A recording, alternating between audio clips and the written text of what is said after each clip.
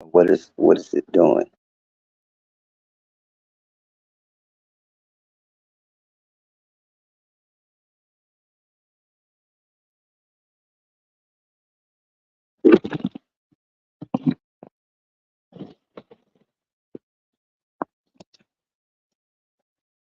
8, 9, 47.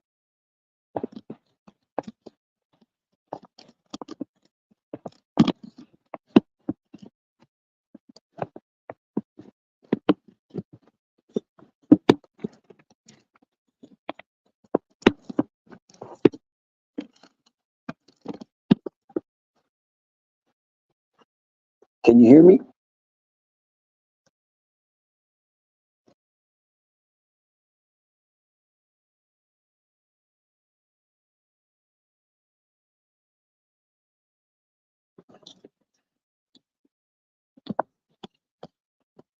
I check. One test, 1 2 1 2. I don't hear anything.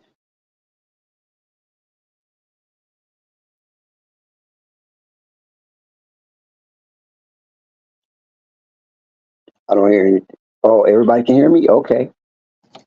I didn't even really know that we was off and running. Okay, good looking, good looking.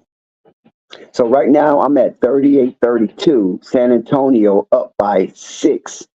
And as San Antonio scramble for the ball, the Charlotte Hornets get back on defense, and they're playing pretty good defense right now.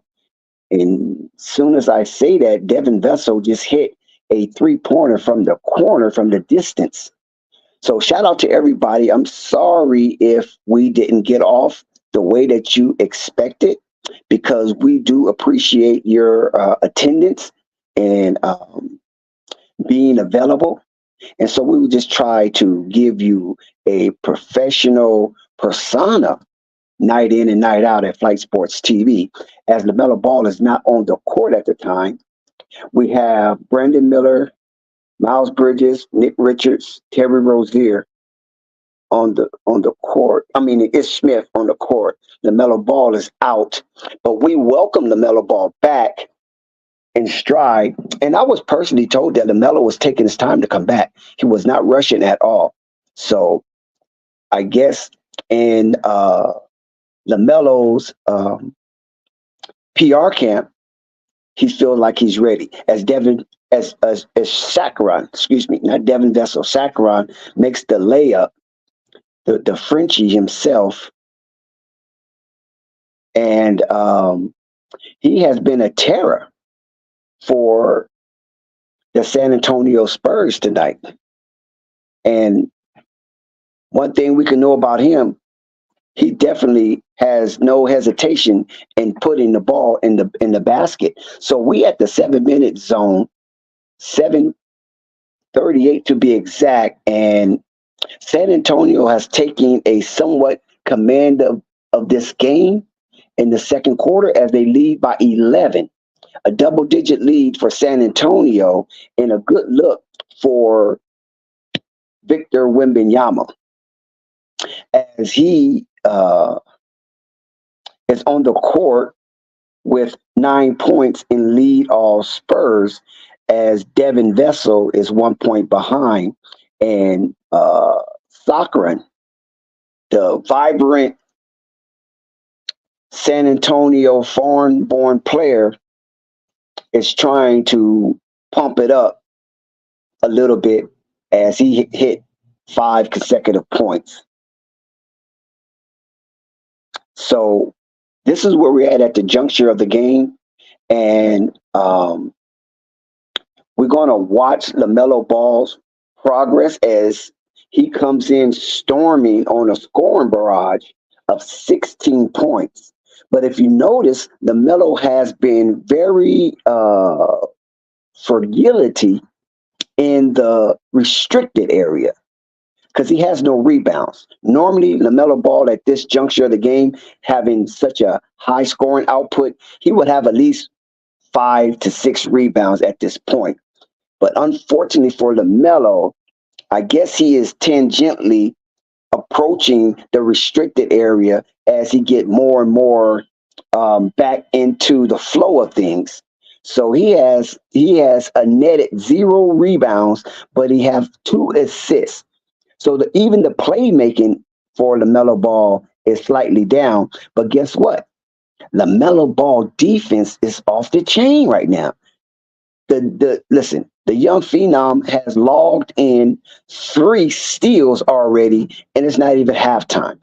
We still got more than half of basketball to play, and it's not even halftime. So the Melo defensive presence is definitely have been showcased this far, and LaMelo is shooting 50% from the field and 50% from the 3-point line. So he is coming back with a stellar performance, and the game is just underway. And we here at Flight Sports TV will log the data as it is uh, telemetry from NBA TV. So here we go. We're back in action. Hornets with the ball. They're looking a little confused. Or is it San Antonio with the good defense? And look, oh, nice shot, but there's a miss. So the Charlotte Hornet comes out of the timeout with a miss. They wasn't able to execute as Wembanyama flexes his agility and skill, and he comes in with a ferocious dunk. So Victor Wembanyama is showing vocal leadership as well as on-court leadership as he just posterized the Charlotte Hornets open, splitting the Red Sea like Moses, and it was very, very minor contention for Wembanyama. Terry Rozier from deep. So Terry Rozier hit a deep one. So Charlotte do break the scoring drought with a distant bucket by Terry Rozier. Victor Wembanyama is playing on top of the key. He's being sweated, he's being blitzed, and he will be fouled by Bryce McGowan in an open area that should not be a foul for a 7-footer. There's no way that Bryce McGowan should be challenging so ferociously Victor Wembanyama in such an far open space as he did and collected that foul. So here we go. San Antonio with the ball. San Antonio comes, dribble drive, throws it up, and no, but there is a foul. So it looks like Devin Vessel will be rewarded for his aggression and penetration towards the restricted area as the San Antonio Spurs still hold a double-digit lead, 45-35. Shout out to everybody out there in the land. Daniel, shout out to Wilt Stumbling, 45. And definitely shout out to Basil Carpenter Jr. Happy New Year to everybody. And if you still are celebrating holiday festivities, shout out to you for that as well. As we give you the programming of the return of LaMelo Ball, and he is trying to pick up where he left off, but the Spurs have a lot to say about it. And LaMelo Ball's been on the bench for quite a while. So I guess they're going to give a minute restriction. Nice pass for the Charlotte, but they're not able to nail that one. They got to be able to nail those inside the paint, and San Antonio is having a field day from the distance. So another 3-point log for San Antonio, 50-35, and I'm at the 5-minute zone as Charlotte just missed. San Antonio with a 15-point lead and the ball, and Devin Vessel wants to dance in the garden, and Devin Vessel, he challenged, and he pulls up a fadeaway, and no, scramble for the rebound, and out of bounds. The ball will go back to San Antonio. Barlow and Nick Richards were scrambling for it as Popovich calls out the plays from the sideline, and San Antonio wins that one.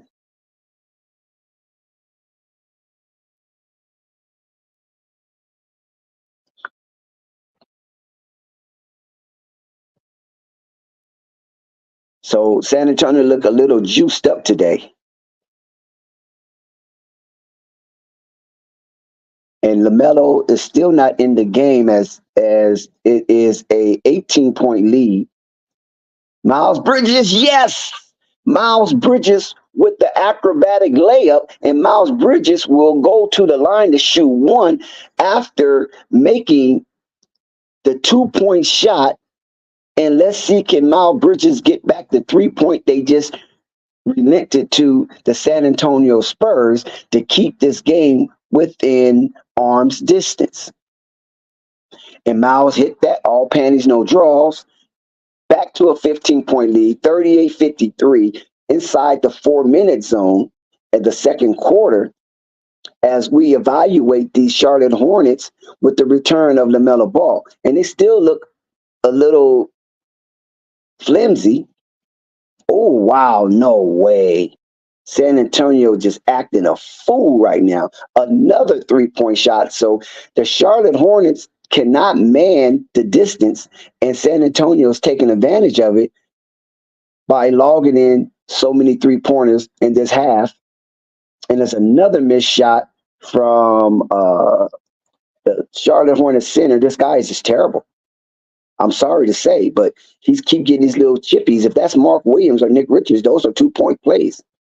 But this guy cannot make a basket to save his freaking life. Yeah, Mensa.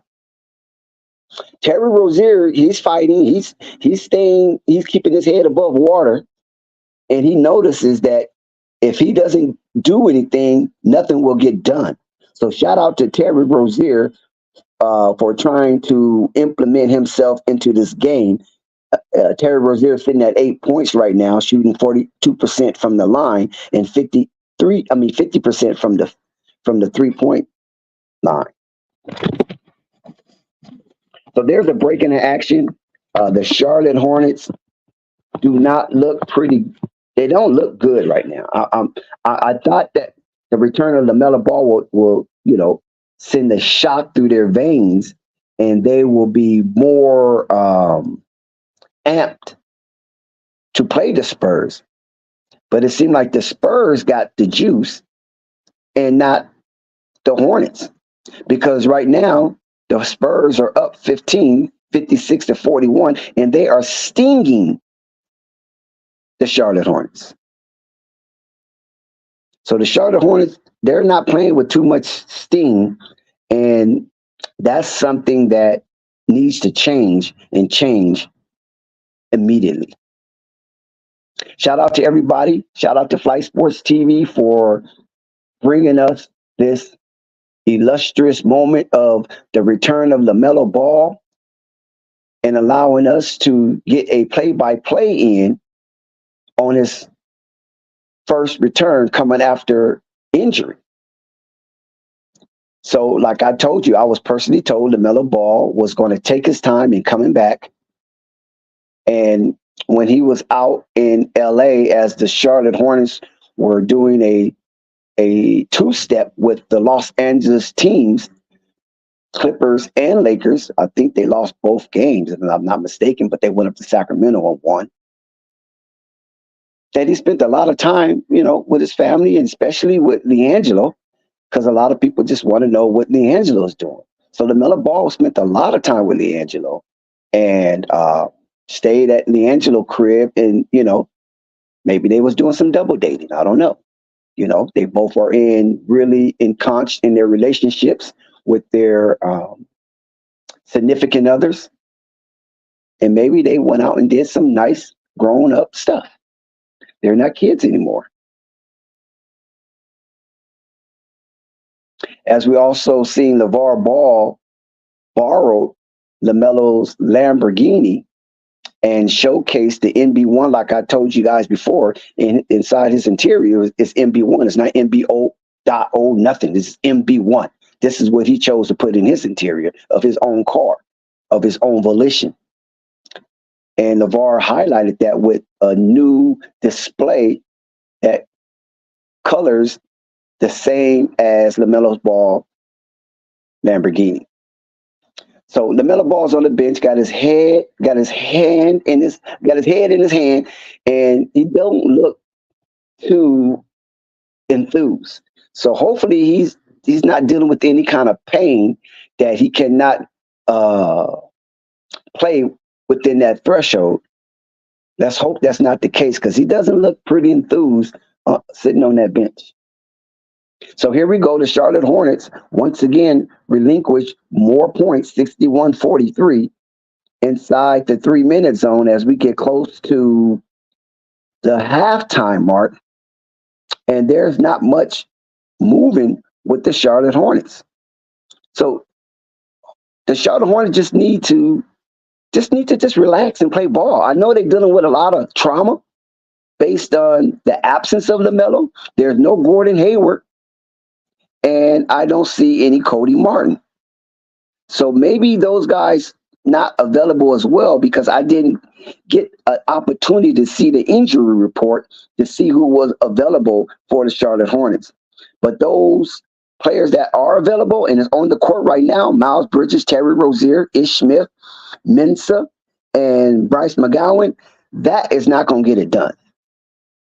So we just basically watching this game as Sakura shoots a one-handed free throw. We're just basically watching this game to see the development of LaMelo Ball as he is back on the court now wearing his neon orange NBO, I don't know. But I know it's NB.O something. So LaMelo Ball's back on the court. He'd be joined with Terry Rozier, Miles Bridges. Mensah is still out there. I haven't seen JT Thor. So maybe JT Thor remains in the doghouse. Here come LaMelo off on the break. Oh, LaMelo slips with the ball. He give it to Rozier. Rozier looks like he wanted to take it, but a taller defender's on him. He asked for the pick and roll, but he don't give it to Mensah. He throws it up to Mensah. Mensah looks and shoots, and he misses again. This guy is absolutely nothing for the Charlotte Hornets. I hate to say that for any NBA player, but how many opportunities you going to get that close to the bucket and not make one shot? So Bryce McGowan with the steal, good defense for the Charlotte as they're down 17, and Terry Rozier just give the ball right back up, trying to do something outside of his wheelhouse. But nevertheless, let's see if they can hold San Antonio on this possession and not allow them to execute so easily as they have in recent possessions. So here we go. Bryce McGowan falls down. They don't give up nothing. They give the ball in and foul on Miles Bridges, trying to come over for a help defense. But Miles Bridges was very late in his rotation, and it cost the Hornets a foul and reward San Antonio another trip to the line.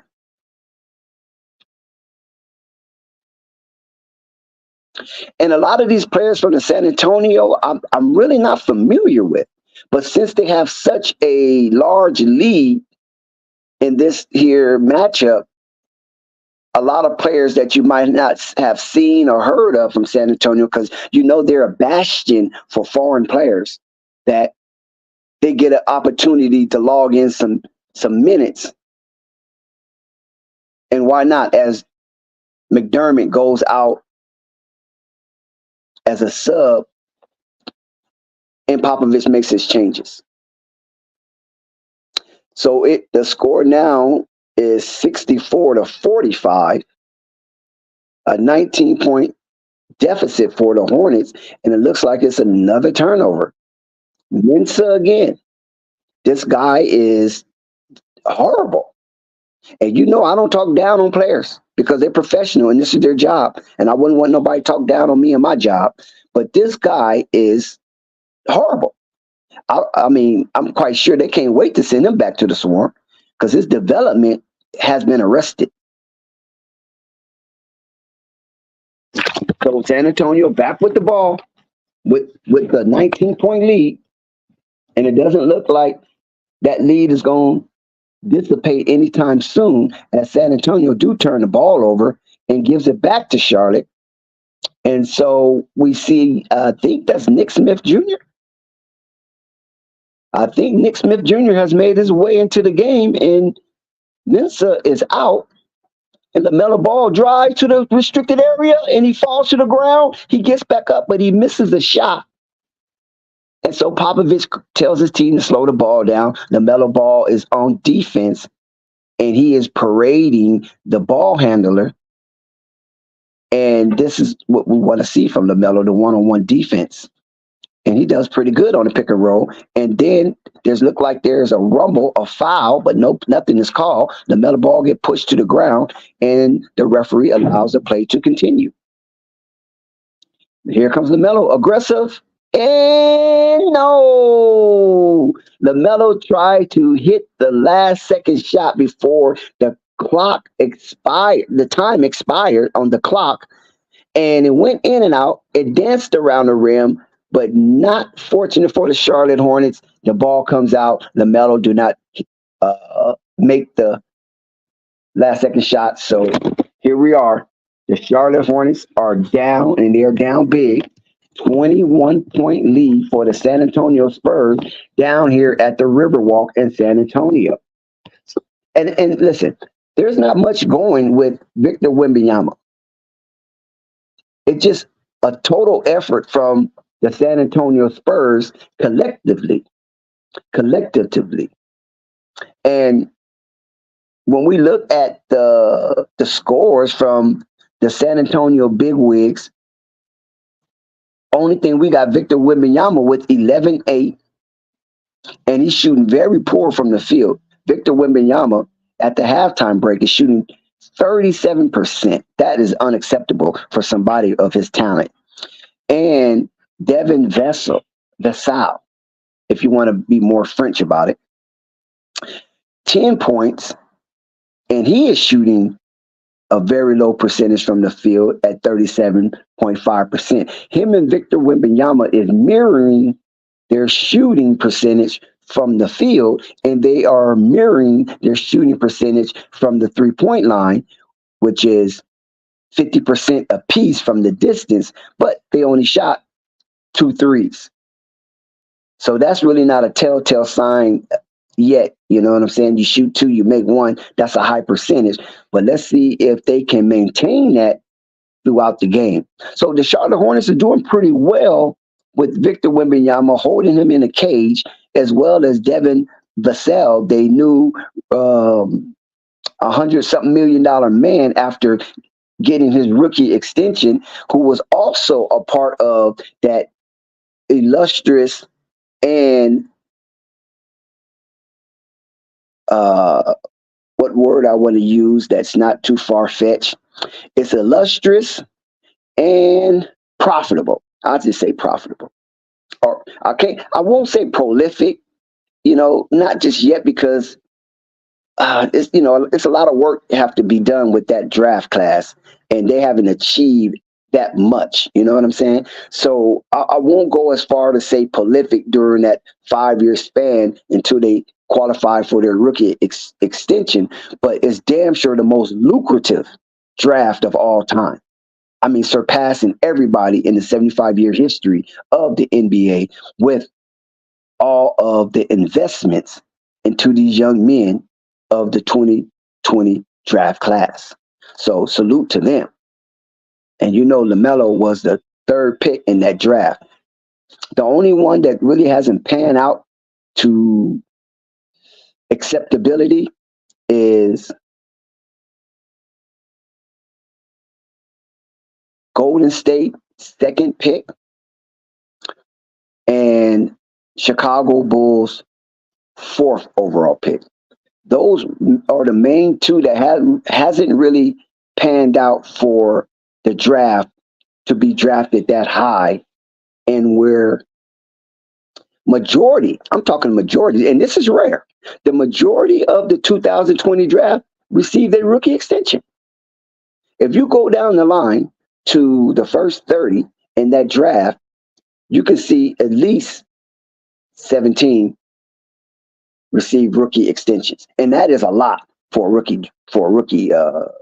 Excuse me, for a draft class, for that many people to receive extensions, and not cheap extensions. Some of them are very lucrative, you know, and some of them was drafted at the bottom portion, which is outside the top 15 of that 2020 draft.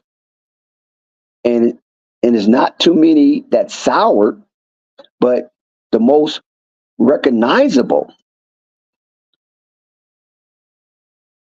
is Golden State pick at number 2 and Chicago Bulls pick at number 4 overall in the first round. Those are the only 2 young men thus far have been underwhelmingly disappointing as far as their growth and development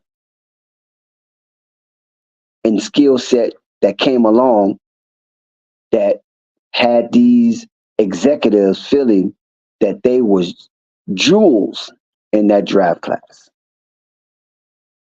So once again, the Charlotte Hornets down 21 at halftime, and let's see if they can dig themselves out of this dark grave down here in the Riverwalk of San Antonio. And Popovich is tough. He's a good coach, and it's very, very tough for a team to come back when Popovich have them down like this. And I can tell you, the Charlotte Hornets look like they have one foot in the grave. Salute to you, Malaya. And welcome everybody aboard. Please hit that like button. And if you have yet to subscribe, hit the subscribe button as well, so we can fluff up this channel and make it grow and make it something of a marvel in the YouTube landscape. And every time that you hit that like button, you help the channel trend in the algorithms, and then others can attach themselves on, and we can be joined by the bumfire of Flight Sports TV, which offer you an exuberant experience. So shout out to Flight for powering this here live stream and giving us an opportunity to share with one another the return of Lamelo Ball. And Lamelo has been nothing short than somewhat sensational. But, help has to come. I mean, we need help from Brandon Miller. We definitely need help from Miles Bridges. Nick Richards is on pace to have a decent game. And you need help from Terry Rozier, because I didn't see the injury report. But from what I'm seeing, that Gordon Hayward is not available. Cody Martin, he might be available, but he has yet to log any minutes. And I don't know what they're going to do with James Bouknight. But I can tell you, Mensah is not it. I can tell you that right now. This guy is not it. And this is what disturbed me about the Charlotte Hornets. You get these players, you play them in the G League. They don't do anything in the G League, but you keep them on your roster because you want to have a thrifty type team, because you want to pay 1 or 2 players, and the bottom portion of the players, you only give them $1 million or 10-day contracts, but you play these players like they are fringe all-stars. You give them so many minutes. And these players are just not ready. They're not good enough to log so many minutes in their meaningful game. And that is what's despicable about the executive staff of the Charlotte Hornets. There's no way that we can sit here and watch JT Thor, Mensah, and some others and be like, what are these people still doing on the team? What are you trying to do? You know what I'm saying? Is it so much of a business decision that you will just spit in your fans' face, despite your fans being intelligent enough to see something just not right with the way that you construct your roster year in and year out. And you have players like Mensa and JT Thor logging in minutes and not producing. I mean, not producing really anything. I mean, anybody, I can shoot a three every now and then.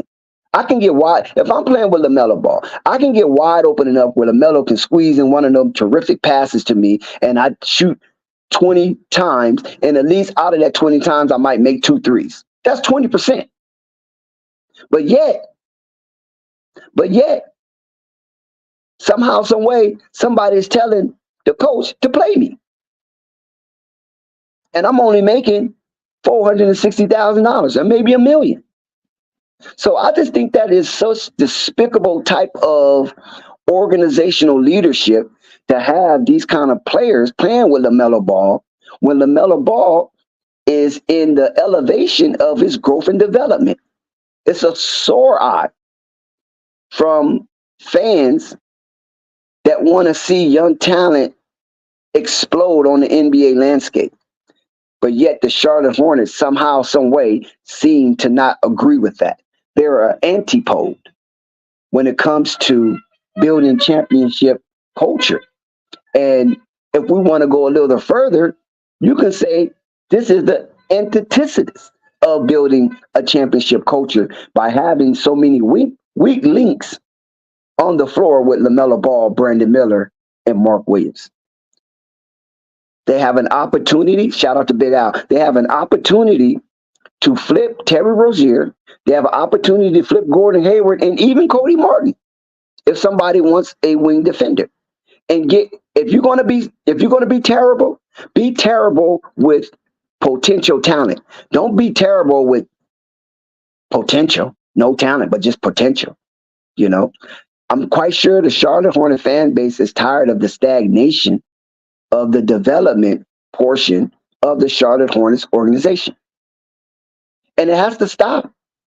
I mean, it's become a sore eye. It has to stop sooner than later.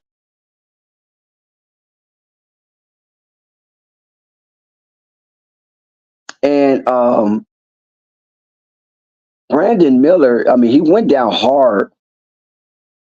I mean, it was a great effort for Brandon Miller to take up the challenge. And now that he has a lower back contusion and he's doubtful to return. So Brandon Miller is probably out for the night. And so he went up for a vicious slam, which we like. We like to see that kind of aggression from the young players. But he fell awkwardly on his back. And so, he bumped his booty. And now it looks like he might be out for the night. Now, to me, Brandon Miller's coming back. If this is my organization, a play like that, he's coming back. It's not no lower extremity injury or nothing like that. He bumped his booty. You know how that you bump your booty when you come on the slam? Okay, you got a little pain. Okay, go back and play through that, Brandon. You know what I'm saying? Just play through it. We're not expecting you to hit 50 points, but let's see if you can play through it. And, so in the future, when you have these type of incidents, you're not afraid to attack the rim. Because now what they're doing is that they're creating a psychological softness in the culture that as soon as somebody bump themselves, oh, we're going to sit you down. Oh, you're not going to play the rest of the game. And this is why people like Stephen A. Smith, people like Skip Bayless, and other talking heads say this generation is soft. We done seen plenty of people hit the ground like that. Get a little bruise, especially Scottie Pippen. Get a little bruise. Okay, put a little ice on it. Come back and play. And you play your way out of the pain. You play your way out of the stiffness. When you go ahead and sit down and relax, now it's even worse. So if you could play a little bit, get that blood to flow through those muscles and eradicating some of the swelling, then you can play the game, and then you might be a little sore, but then you go and get your ice bath. A lot of these players don't even do ice baths. Trust me, I know. They see that ice bath, they don't go nowhere near it. They'd rather take a warm shower. And we know the ice bath is what you need to prevent swelling.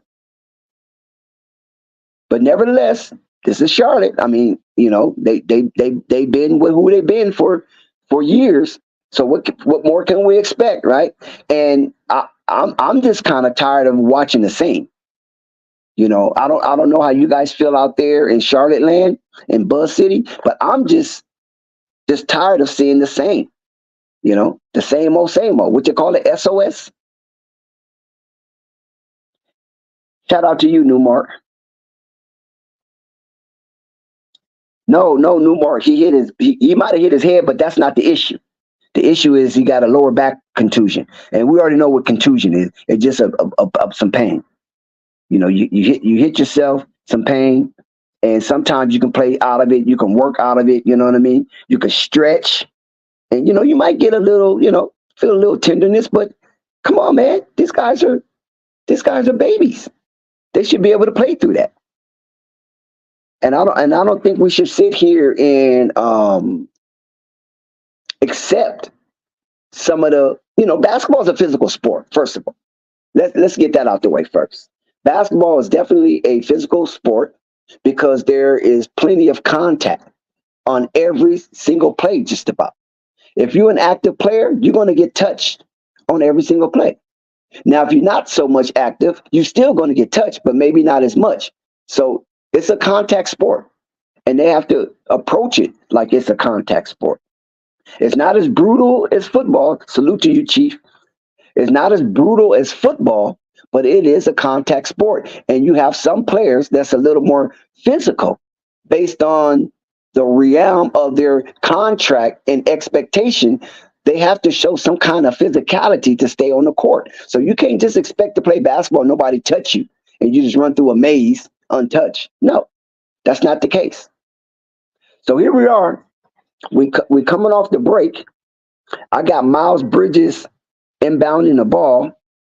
Lamelo is being harassed, but he do break free and gets the ball, cross dribble. Lamelo back behind his back. Okay, Lamelo dancing in the garden. Here we go. Lamelo looking up. He gives it back to Miles to safety Terry because he's not scary anymore. And oh my God, something happened again. They call an offensive foul on Lamelo. As much as Lamelo get bumped and bruised, they're going to call that chippy on Lamelo. And LaMelo's like, oh my God, this is ridiculous. So LaMelo, be careful. Be careful, LaMelo. I know you want to guard and show your defensive prowess, but a lot of times referee's going to pick on you and test your psyche. Now look at this. No offensive foul. So the referee just saw LaMelo get pushed, but no offensive foul. And Wembanyama makes the Hornets pay as he hits a distance shot, and down is 66-45. So here we go. Miles Bridges hesitate. Miles Bridges challenge all the way to the rack, and Miles Bridges score. I wish Miles Bridges would have punched that in with authority, but he chose to be a little finesse. Oh, Wemby, backdoor. LaMelo can't do anything with that 7'5" frame up in the skybox. So here we go again. LaMelo for three, and no, it's off. And rebound to the San Antonio Spurs, Soccer to be exact. He gives it back to Wemby. A lot of ball movement. Vessel to Wemby again, back-to-back alley-oops to Victor Wembanyama. And the Charlotte Hornets have no answer as they are being pulverized by the San Antonio Spurs, despite not that many being in the seats. Terry Rozier, blocked by Wemby, foul by Wemby. 73-47, 24-point lead. Oh, excuse me, 27-point lead. My bad. I'm sorry. 26, yeah. So it's a 26-point lead as Wembanyama gets a pick and roll back-to-back for thunderous dunks against the depleted defense of the Charlotte Hornets. And then came back down, and Wembanyama fouled Terry Rozier in the act of shooting. So Terry will shoot two. He makes the first of his stimmies, missed the second, so he's one of two at the charity strike. And here we go again. LaMelo Ball, they trying to get him in a pick and roll. And Wemby, oh my God, no way. No way. This is going to make Sports Center, and it's not going to be looking good for the Charlotte Hornets as Wembanyama again with his third dunk in a row against the Charlotte Hornets, and now the crowd is in a frenzy. This is not what the Charlotte Hornets came to San Antonio to see. And the return of Lamelo Ball. This is what the Charlotte Hornets defense is giving Cliffy. And listen, I know Cliffy is very perturbed. Why wouldn't he be? 75-48, and you're only 2 minutes into the third quarter after the halftime break. Where were the instructions? And if there was instructions, did they adhere to what Cliffy tried to espouse during the break to make the necessary adjustments in these pick and rolls with Victor Wembanyama? Because right now, Victor Wembanyama is looking like the prize of the 2023 draft. 20 points, 8 rebounds. You know he's going to have a double-double. And he was shooting 37% going into the break. And now it has enveloped to a 58.3% from the field. Him and Devin Vassell were shooting the same percentage going into the break. Now Victor Wembanyama has separated himself from that deplorable showing of shooting percentage, as he is 7 for 12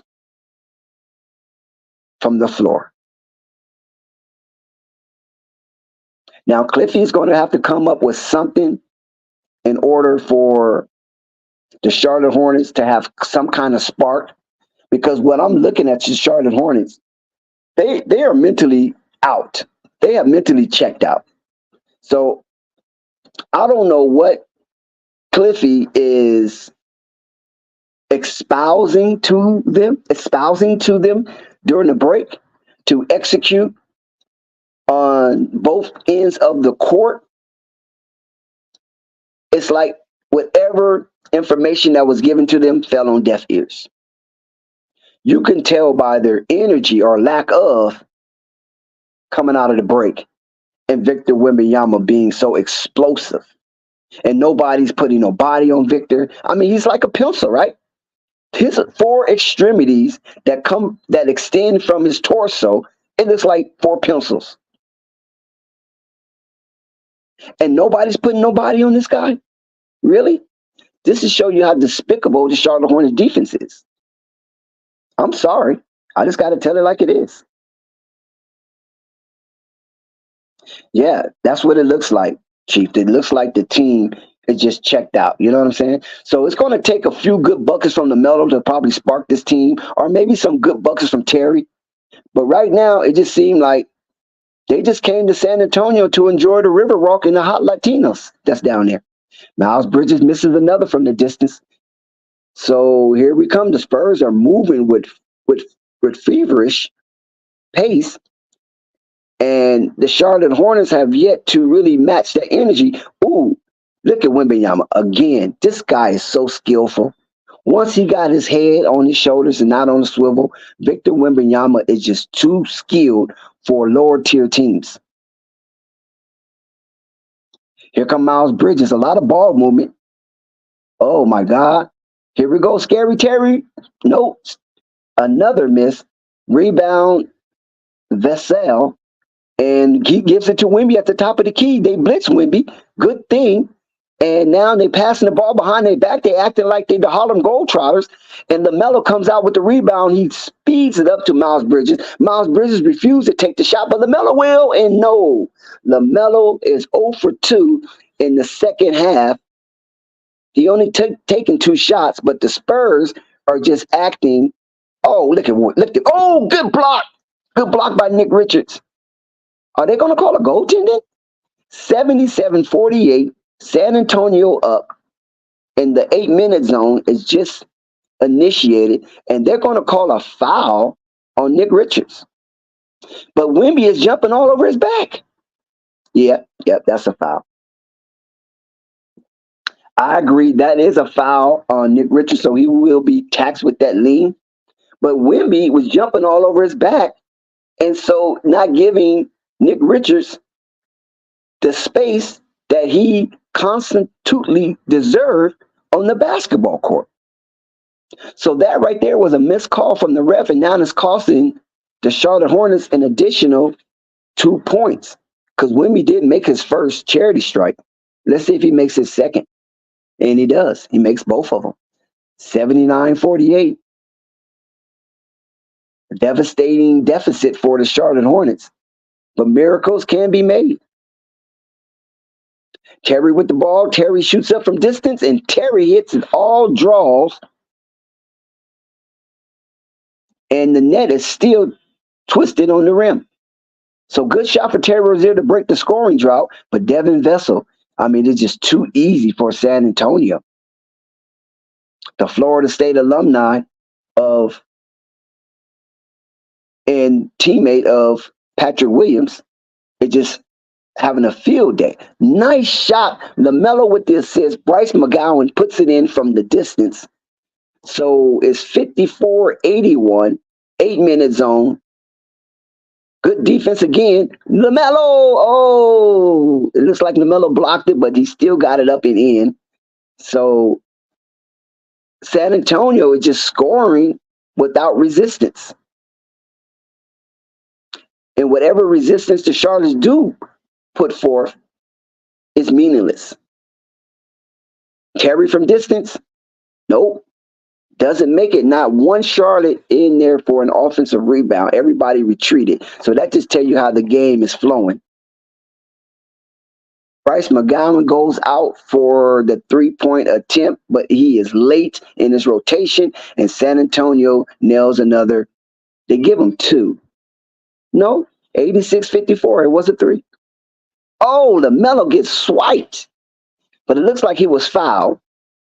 Victor Wembanyama followed LaMelo ball all the way to the cup, and he gets swiped. So the Charlotte Hornets will have the ball back after they give Victor Wembanyama that block. Nice help defense from Victor Wembanyama to keep LaMelo scoreless in the third quarter of this game so far. Shout out to Billy and shout out to the man 9000.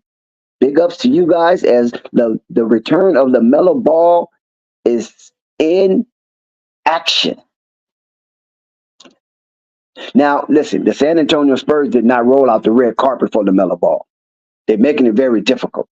Wait a minute. They changed it from a block to a foul. So LaMelo's at the line, so they give Wembanyama a foul on that one.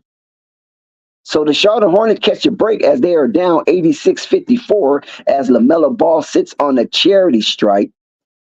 7 minutes, 16 seconds remaining in the third.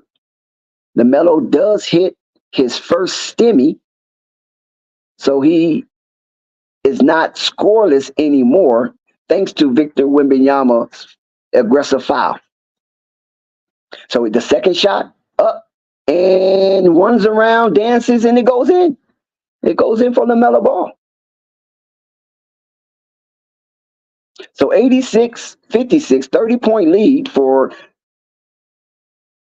the San Antonio Spurs. And how often have we said this year San Antonio leads anybody by 30 points? LaMelo Ball with the sky rebound. He dribble. Ooh, LaMelo dancing. LaMelo crossover. LaMelo loses the ball. So turnover LaMelo Ball. And here comes San Antonio. They're playing at a fast pace. They shoot. They miss. Tip. The ball goes around. There's a hustle for it. Terry Rozier gets it. And there is a whistle. There's a whistle on the play. And it looks like it's going to be a foul against San Antonio.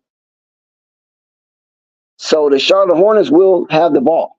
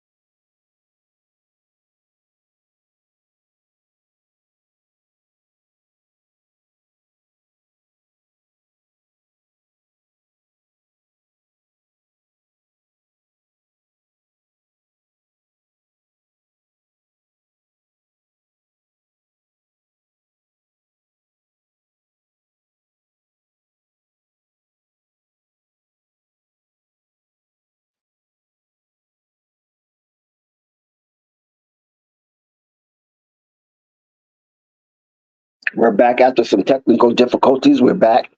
Thank you for holding down. Charlotte, 58 to 86. They cut into that 30-point deficit by two, and they get the rebound. And on the court for Charlotte is Miles Bridges, Nick Richards, Terry Rozier, and Lamelo Ball. Let's see what this outfit can do for Charlotte. Miles Bridges looks like he's fouled. Oh my God. They clobbered Miles Bridges. San Antonio is not allowing anything easy. And that foul will be attached to Osman. San Antonio is letting the Charlotte Hornets know. If you want to be at the bottom of the dungeon, so be it, not us. You're not coming in here sneaking a win on us. Miles Bridges hit the charity. Yeah, that's despicable, Newmark. Charlotte Hornet bench is just depleted from scoring power. As the San Antonio Spurs, it's just flourishing from their bench. But Miles hit both of them. Now the Charlotte Hornets finally reached the 60-point threshold. They're down 26, so they're making a slight comeback. And now they give up from the distance. Ish Smith is in the game, and they just gave up from the distance. See, and this is the thing about the Charlotte Hornets. As the basketball continues, Charlotte Hornets with the ball, turnover, Bryce McGowan trying to do something that he has not done all season, throwing a lob to Nick Richards. How successful he thought that was going to be. San Antonio is also aggressive on the offensive boards because they're sending two players to the boards. Miles Bridges with a wild layup. Nick Richards with the follow. Yeah, so what I was saying about the Charlotte Hornets, I just find it very disturbing that they just keep wanting to put an undersized guard out there, and it has yet to work. And the San Antonio Spurs are just running circles behind that. They go to the area of Terry Rozier and Nick Richards. I mean, not Nick Richards, excuse me. Terry Rozier and Ish Smith. And they feast because they can just shoot right over them. Good defense from Miles up to Nick, and it's out of bounds.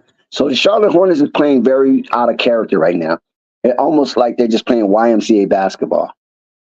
So that's why I said they checked out mentally, because I don't see any plays being called, nothing designed, no defensive sets. It just whoever gets the ball, dribble, shoot, and whatever happens, they just live with it. So Terry Rozier missed from the corner from looked like that was about a 18-footer. He was inside the 3-point mark. San Antonio with the ball, another three, in and out. What a break that the Charlotte Hornets can catch at this juncture of the game. 91-62. Terry Rozier is being aggressive. Terry Rozier goes to the lane, and Terry Rozier scores. And it looks like Popovich will call a timeout.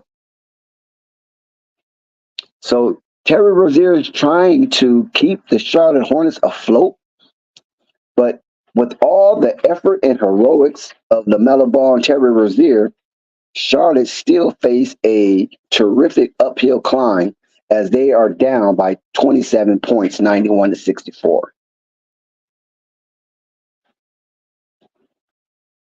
So we reach a commercial break, and to talk more Hornets basketball,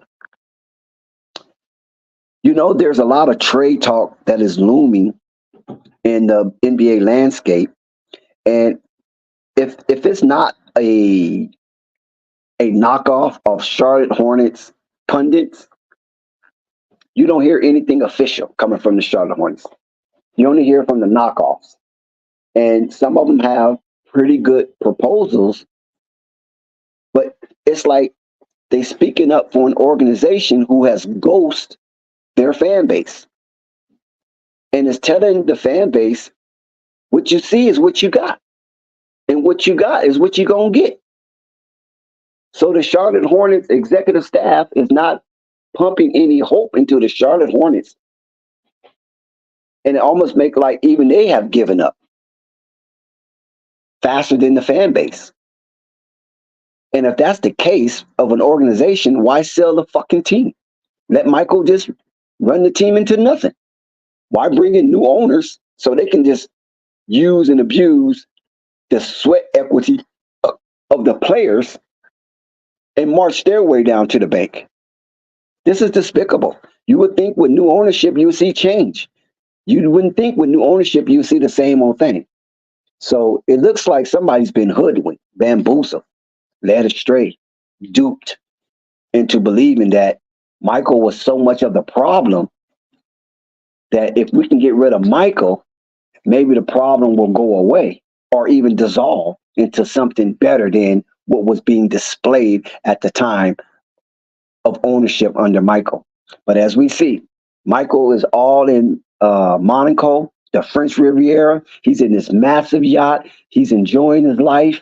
He still have stake in the Charlotte Hornets, and him and his wife are just on a world tour, while Charlotte Hornets is just falling to pieces brick by brick. Who is the big bad wolf that's blowing the house down? It's not from the outside. It has to be something internal as we get back to basketball. So here we go, 91-64. Another from the distance, and this one is fouled. Oh, my God. Oh, my God. It looks like McDermott came down and his ankle looked like he's done. He might be done for the night. And looks like Nick Smith Jr. will be tagged that foul from the distance. Yep. He landed on Nick Smith Jr.'s foot. And so McDermott twisted his ankle and now he's in severe pain as he grimaced, grabbing his ankle, and he shuddered. This man straight shuddered.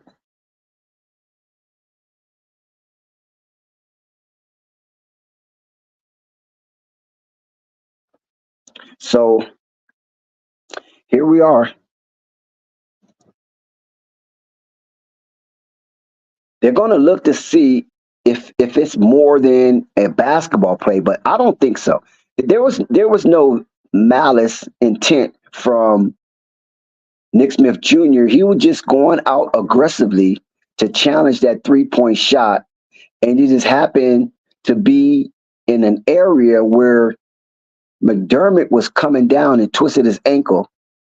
And so they're going to see if that is more than what it appears to be.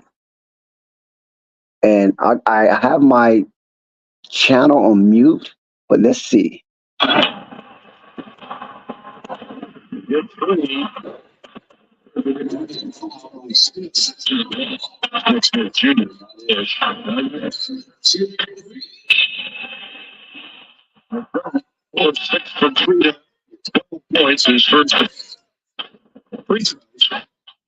Yeah, it looks like from appearance that McDermott will shoot three and the Spurs will retain the ball because there's no one in the free throw area to challenge any missed shot coming from his last.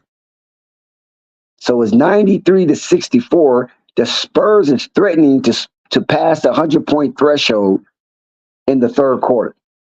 Now, McDermott did miss the last attempt from the charity strike, so the score remains 93-64, 29-point advantage for the San Antonio Spurs as McDermott walks to the corridor down into the locker room for x-rays, and it looks like he might not return as well. But I don't think they need McDermott. The way they're squashing the Charlotte Hornets. And so they do retain the ball. The San Antonio Spurs, that is. And more ball movement. They kick it from the distance again, and that is off. Rebound Mensah. I guess Mensah's getting these minutes logged because the Charlotte Hornets have no other big man. They log jam the guard the guard position, which is a lock for LaMelo Ball and Terry Rozier, but are seeing where the beef needs to be. Pause. So that's backwards basketball. As Miles Bridges hit the 3-point shot, that's backwards basketball. You want to be a little thick in the big man position, whether power forward or center. Because in the way the NBA is designed today and played, you can interchange power forward and center at any given time throughout the course of an NBA game, even an NBA night. Now, the way the Charlotte Hornets have the guards, they got a bunch of little guards, Maladin, Ish Smith, Terry Rozier, and company. But the taller guards, the Nick Smith Jr.'s and the James Bouknight, don't get no rep. They get no rec. Miles Bridges with the miss. And so the Charlotte Hornets blow another opportunity to chip at the deficit. Ooh, LaMelo Ball with the steal. No way, that was so nice. He almost turned it over, and yes, he turns it over. Wow, LaMelo Ball with the quick hands, with the isolation steal. I don't know why people knock LaMelo Ball in his defense. That's crazy to me. But I guess they just don't like LaMelo Ball. LaMelo Ball with nice defense.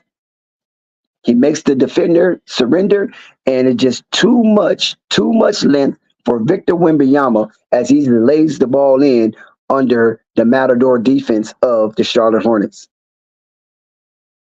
And if you don't know what Matador defense is, LaMelo with the, nice pull-up LaMelo for the mid-range. If you don't know what the Matador defense is, that's the Ole. You know, the guy with the bullfighter with the red flag, and he teasing the bull, and as soon as the bull come for the flag, he just moved out the way and let the bull have his way. San Antonio answers from the distance. 98-69. LaMelo with the crossover underneath the rim, and no, but LaMelo goes down, and LaMelo fouls. Listen, only person I see go to the floor more than LaMelo in recent years is Allen Iverson. Every time he goes to the rack, if there's a defender around, he goes down, and then you gasp for air because you don't know if he's coming up.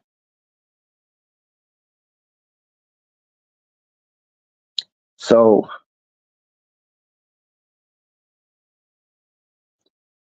LaMelo hits his free throw. So the Charlotte Hornets, they had 70 points. So, I mean, you know, this is where you kind of normally be at this juncture of the game, 70 points. It's just that the San Antonio Spurs were just shooting like lights out early on, and it basically has continued throughout the course of this game, because how do you defend against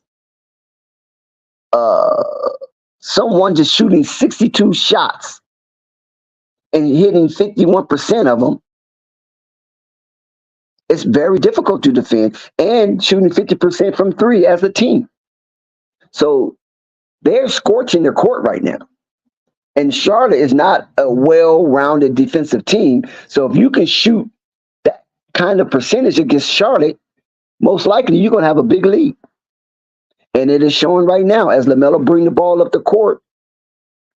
They're down 27.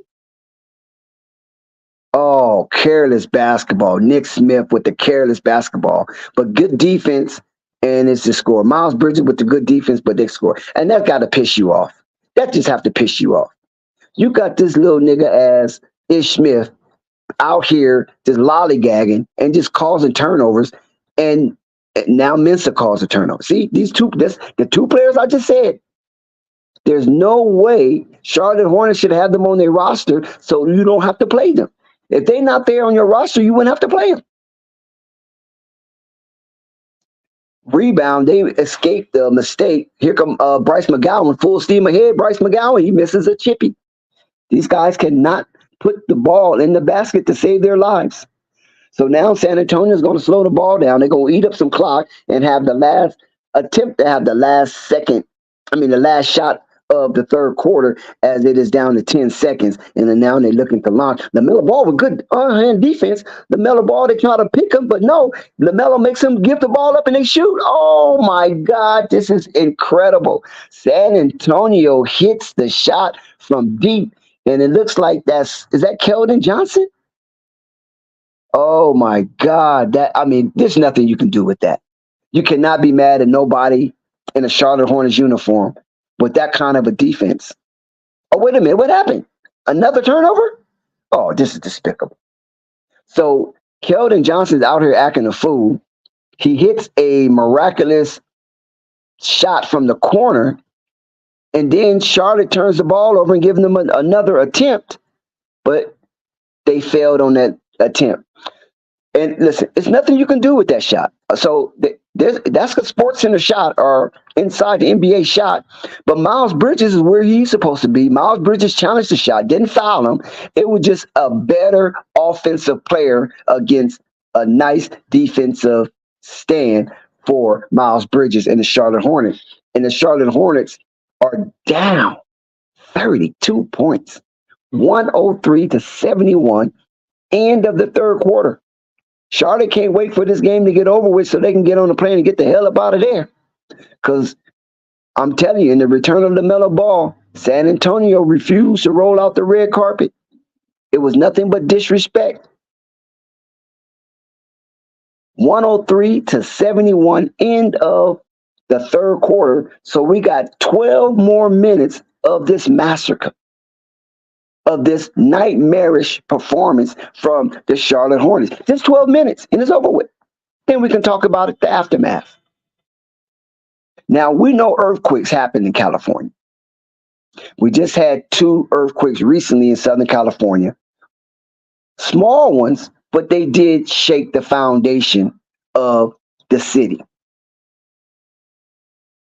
San Antonio has put Charlotte Hornets on an earthquake.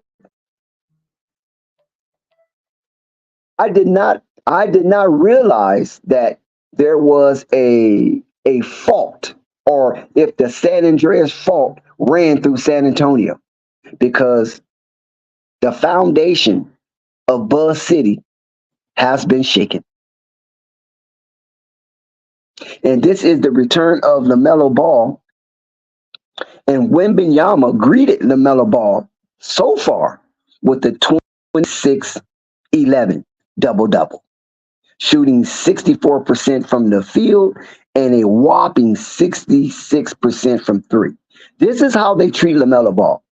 And this is why it is despicable that LaMelo Ball have to endure such gross negligence from the organization by not putting qualified or all-star talent around LaMelo Ball. I mean, this is one of the only teams in the NBA refuse to put fringe all-stars in key positions around their star. And speaking of LaMelo Ball, with a steal as he read the defense, and another foul, and yes, LaMelo Ball do not capitalize on the and one. And he's a little frustrated. He know he should have made that shot. But he'll take the 2 charity strikes instead. The clock stopped, and Charlotte has an opportunity to score 2 points without being contested. I mean, that is a break and a relief for the Charlotte Hornets and Cliffy to be able to score without being contested and no time off the clock. LaMelo hits his first stimmy from the charity strike. Let's see what he do with the second.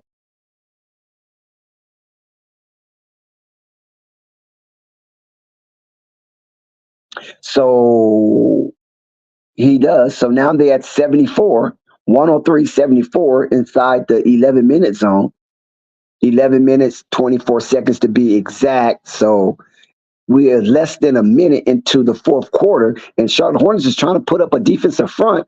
And let's see, JT Thor is out there, and JT Thor gets scored on. And JT Thor makes the foul, and LaMelo puts his head down and discusses, like, when will this nightmare be over? Why do I have so many teammates that is bereft of talent? I mean, JT Thor hit the man right across the face. I'm surprised they're not even reviewing that for an excessive foul because he was nowhere near the ball. And he had no opportunity to block the shot because JT Thor took a bad angle towards the defense as Saccharin went in on the drive. I mean, that's just despicable. And he makes the and one. Oh, this is hard. This is hard. I'm telling you, people, this is hard. But the return of Lamelo Ball has been met with stiff competition. Ooh, nice pass to JT Thor. He fumbles it from Lamelo Ball. And this is another thing. Now the defense can recover, but Bryce McGowan, Nick Smith Jr. cleans it up. It was an easy layup for JT Thor. He just couldn't handle the ball. Butterfingers. Okay, Nick Smith Jr. transitioned from offense to defense. And here we go. He's looking. He gives it to Bryce. Bryce misses and rebounds San Antonio to try to expand on their 29-point lead. Mensah is for the foul. San Antonio is getting the benefit of the referee's breath as they blow their whistle constantly against the Charlotte Hornets. But nonetheless, the Charlotte Hornets is a vibrant participant in this shellacking. The way they are playing, or in other words, not playing, this is the results you get during a basketball game. 106-75. Make it add one. 108-75. Lamelo dancing in the garden at the logo. Here goes Lamelo. He's looking. He's scouring. He's studying what's going on, and players are just not where they're supposed to be. And once again, JT Thor lost in the sauce, moving around recklessly and without aim. And these are the things that we observe, and so we report. Hurry up and throw the ball, and you got 5 seconds. Another turnover. This has got to be disgusting for them. Oh, he missed a dunk, and JT Thor missed a rebound. This has got to be disgusting. Okay, Nick Smith, let's see what you got. He's dancing. He gives it to JT Thor. He launches. JT Thor misses as normal. That's a normal thing for JT Thor, missing a wide open shot. San Antonio from deep? Yes, San Antonio from the distance. Another 3-point shot, 111-75. And here's Lamelo with the ball. And these players are looking like the G League players that LiAngelo is playing with as Lamelo shoots an air ball, over-forcing the situation. Yeah, these look like the same G League players that LiAngelo Ball was playing with. And they keeping the ball away from Lamelo like they kept the ball away from LiAngelo. And LaMelo's a franchise player. So how disrespectful is this? If I'm the coach, they're gone. You guys are gone. I just play with real G Leaguers because you guys are despicable and you're making the organization look very bad.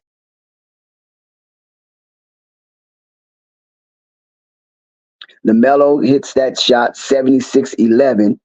Lamelo stats are improving, 24 points, 3 and 5, but Lamelo has 5 steals tonight. So we can't say Lamelo just out here stat padding. He is running around, getting steals, and disrupting the San Antonio attack as best of his ability. But if he can get some players to come along with him, it'll be all right. The only player to have steals besides Lamelo is Terry Rozier with 2, Miles Bridges with 1, and Brandon Miller with 1, but there's no return in Brandon Miller. He's out for the rest of the night. And once again, the water just keeps flowing down the hill for the San Antonio Spurs. Ooh, nice move, Lamelo. Foul. That's got to be a foul. And it is. So LaMelo's still playing with relentlessness. See, that's one thing about LaMelo. He got one switch. Oh, Devontae Graham is out there. That's why LaMelo's going so hard, huh? Devontae Graham is actually on the floor, and the foul is on Devontae Graham. So Lamelo saw his little prickly ass and say, "You the one that fucked it up for my bro, for real, and I'm gonna do you." Because I was wondering why Lamelo Ball was so aggressive going to the rack. And now that I see Devontae Graham is out there, and Devontae Graham got the foul, miniature snacks, I can see why. But like I say, Lamelo just got tagged with a foul. I think, to get out the game. Okay. I think Lamelo fouled to get out the game, and that's what it is. That's exactly what it is. So Lamelo is done for the night because he got a cheap foul, and I was wondering what was he thinking. But now I see that he's out the game, and Cliffy has surrendered at the 9-minute mark. So I don't think LaMelo's coming back into this one. 113.79. JT Thor just looked like nothing out there. Just looked like an oil stain. Nick Smith, nope, too short. Good hustle. They give it back to Mensah, and Mensah can't even hold on to the ball. Turnover.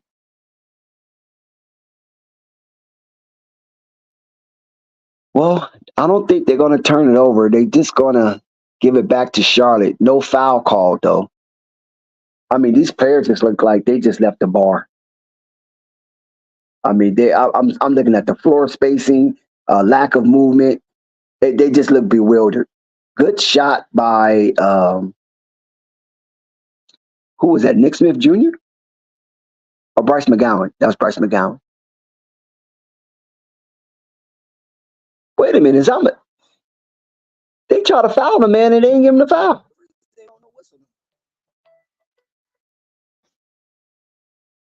Ish Smith drives, penetrate. Nick Smith Jr. Yes. Nick Smith Jr. with the length from the corner.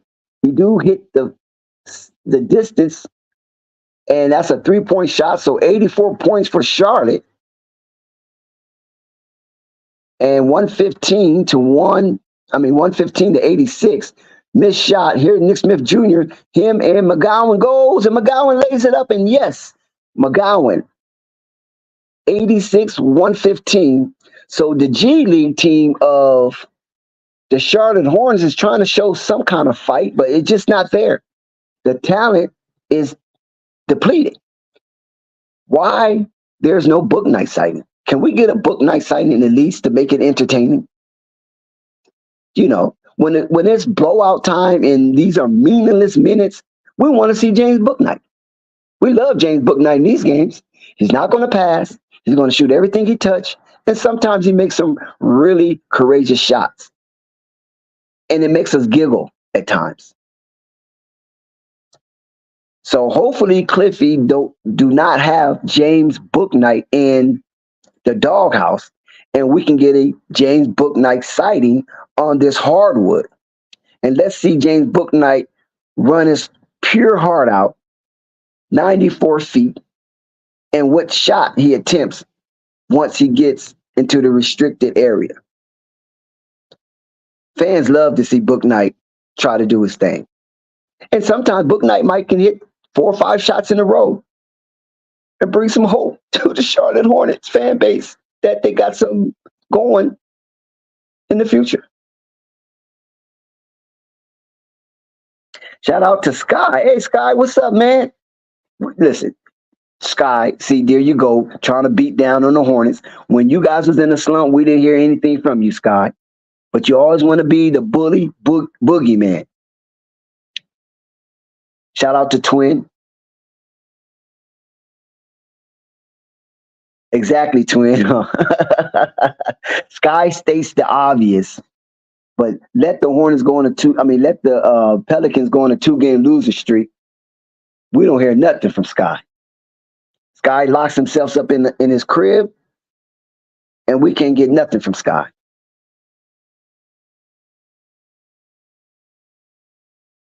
So this is where we're at with it, fellas, ladies and gentlemen. The Charlotte Hornets has not played well tonight, despite the return of LaMelo Ball, 28, 3 rebounds, 5 assists, 5 steals. His shooting percentage was low, 35% from the field. That's got to improve. And his shooting percentage from three was low, 33%. So the bulk of the Melo Ball points, at least a chunk of it, came from the free throw line. But that's what you have to do. If you're going to be a star in this league, you're going to have to score from various sectors of the hardwood. And that is beyond the arc, the mid range, the restricted area, and also the free throw line. Wherever you are qualified to get a point from, if you're going to be a star in this league or a superstar in this league, you better get your points from wherever you can to keep your team afloat.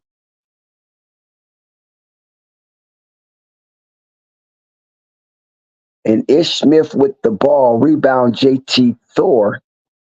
It's not much to report now at the 7-minute zone, 86-115.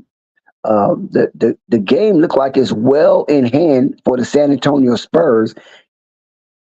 And Coach Cliffy did surrender kind of early. Normally you surrender at the 5-minute mark, but he had enough. Brandon Miller went down hard. Mark Williams already out. Gordon Hayward's already out. Lamelo Ball was just keep getting thrown to the ground. So I guess he said it's enough. And so this is what we got right now. We just got a bunch of remnants running up and down the court, passing the peel and trying to put it in the bucket. Nick Smith Jr., oh my God, what a nice move. He out here looking like Tracy McGrady.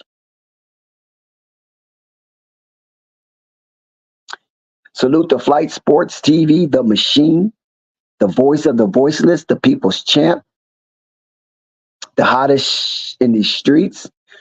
Listen, we're bold enough to give you the Charlotte Hornets, despite where they sit at number 30. Oh my God, another turnover. This is ridiculous.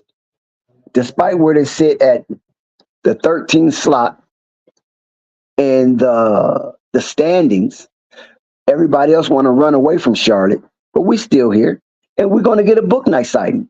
Didn't I say we want a book night sighting? Let book cook. Ain't that what Chief Bartran said? Let book cook. So Chief Bartran, we finna see book cook.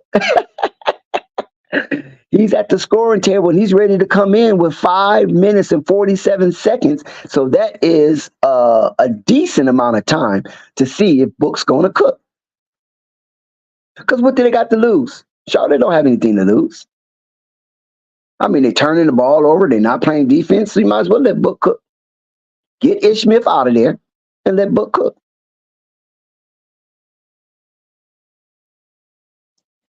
Oh my God, he did exactly what I just said. He got Ish Smith out of there. And JT Thor. So this is going to be something to explore, watching these Charlotte Hornets back up and see if they can win the battle of attrition in these last 5 minutes of the game. They might not win the game in totality, but let's see, because the game is not too far out of hand. Yes, it is. It is 27 points. But if the Charlotte Hornets can reach that 100-point threshold in the next 2 minutes, then maybe we might have something to really watch, and Lamelo might get back into the game. So let's see. Let's see if they can win the last 2 minutes and keep the San Antonio Spurs scoreless. And that's one stop. Oh, wait a minute. What did they call? Did they call a foul? Yep, they called a foul. Dang it. That was going to be a stop for the San Antonio Spurs. And why do Mansa look like a poor, homeless, Skid Row living Julius Randle? Have anybody noticed that about Mensa? He looked like Julius Randle retired 10 years and living on Skid Row. The Spurs, they missed their free throw. If they missed the second free throw, then we might be on to something. Look at Popovich. He's looking a little nervous, even though he's up by 27. He got it. He got the free throw, but it's all good. Let's go. Let's see what you're going to do, Nick Smith. Nick Smith is curating the offense, and Bryce McGowan, another young Oh, ooh, Book launched that, but he missed.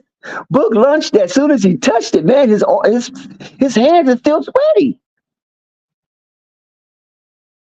Oh my God, they just launching. They launching. They try to get numbers on the board. I just want to see Book cook. Somebody called him James Ass Night. I think that was Juju. Oh, right in his face. Damn, right in Book Knight's face. 121.90. This is ridiculous. 31-point lead. Let's see. McGowan dancing in the garden. McGowan looks up to shoot. I mean, Nick Smith look up to shoot. He misses. So this is that G League version. Remember, I warned you guys about that G League version. They do not pass the ball. All they do is just get it and shoot. They reckless, aimless, and have no target destination as far as executing the offense. So let's watch it. I mean, it's horrible to watch, but it's funny at times. I can give the Charlotte Hornets that. They can be very comical at times with this G League version that's out here, where everybody's for themselves. Because they got Leaky Black out here. There's no way Leaky Black should shot that early in the shot clock. But Leaky Black won his name in the record books.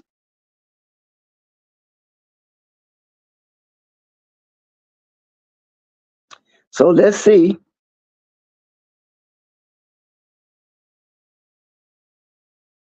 San Antonio Spurs do hit a free throw. It looks like we got the Greensboro Swarm versus the San Antonio Mariachis. Nobody has a starter in the game. The only player that's close to being a starter is Bryce McGowan for the Charlotte Hornets due to the fact of injury-laden players on the Charlotte Hornet roster. Oh, he gets blocked. Bryce McGowan's get blocked. And San Antonio's off and running, and San Antonio is looking just as sloppy as the Hornets. Listen, let's go. Get it up there. Okay, Leaky Black with a nice alley-oop. Now, that is uniform basketball right there. You know, two-man fast break, and the ball is released from the dribbler and allowing a free guy to make it. But San Antonio, they bounce right back. So right now, San Antonio sitting on 125 points, and Charlotte Hornets sitting at 92 in the 3-minute zone. Nick Smith? No. So it looks like he'll go to the line, foul Devontae Graham. Listen, look how the mighty have fallen. Devontae Graham is playing significant minutes in garbage time. You see how your career can turn so fast when you do dumb shit? When you think you're too good and you're the teacher's pet, or you the company guy, and you do one thing and they just drop you like a bad habit. Oh, nice shot from Bryce McGowan. It looks like an and one. So Devontae Graham was runner-up to most improved player of the year in the same season that Brandon Ingram garnered the accolade and looked like he was going to be a promising cornerstone for the Charlotte Hornets moving forward.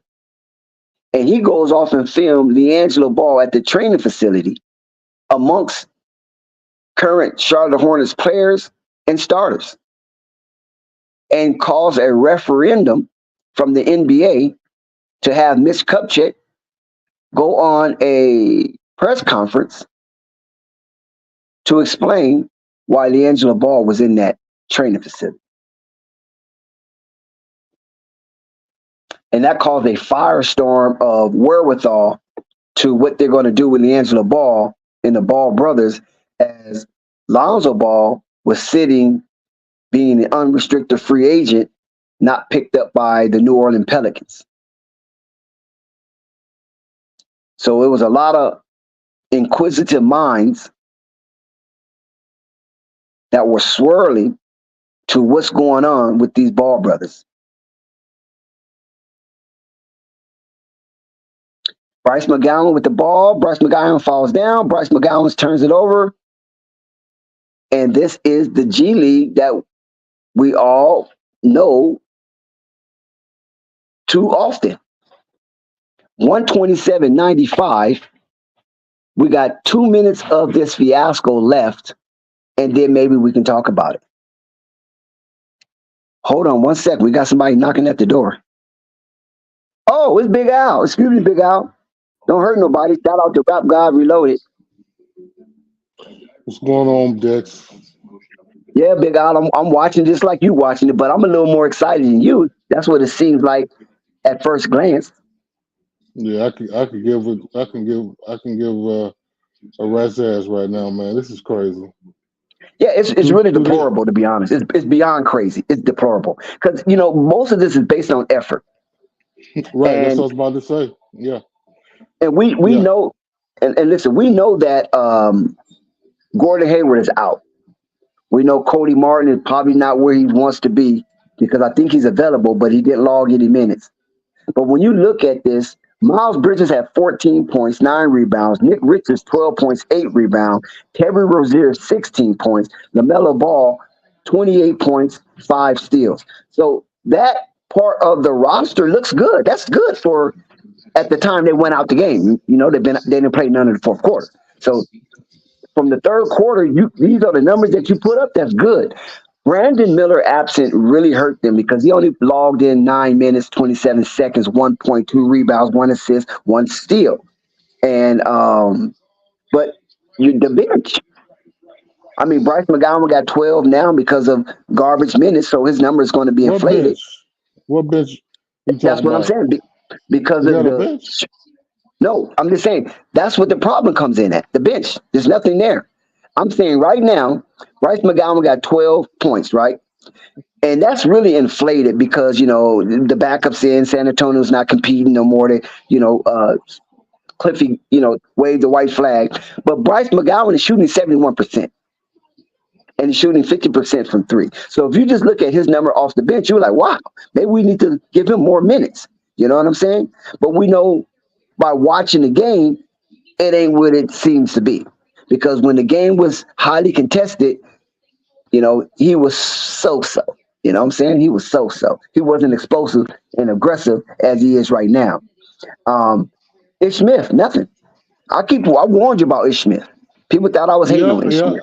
Listen, I was cussing at the screen Salute casual. because yeah, I was cussing at the screen when Ish Smith was on the court, and we could have had Nick Smith in at crucial minutes. I would have rather had Nick Smith than Ish Smith in those moments because Wimby Ish dropped had 26 and 11, Rap God. I'm sorry. You asked what Wimby dropped. 26 and 11. And he didn't play. I don't think Wimby played the third quarter. If he played the third quarter, it's like the first 5 minutes of the third quarter, and he was done.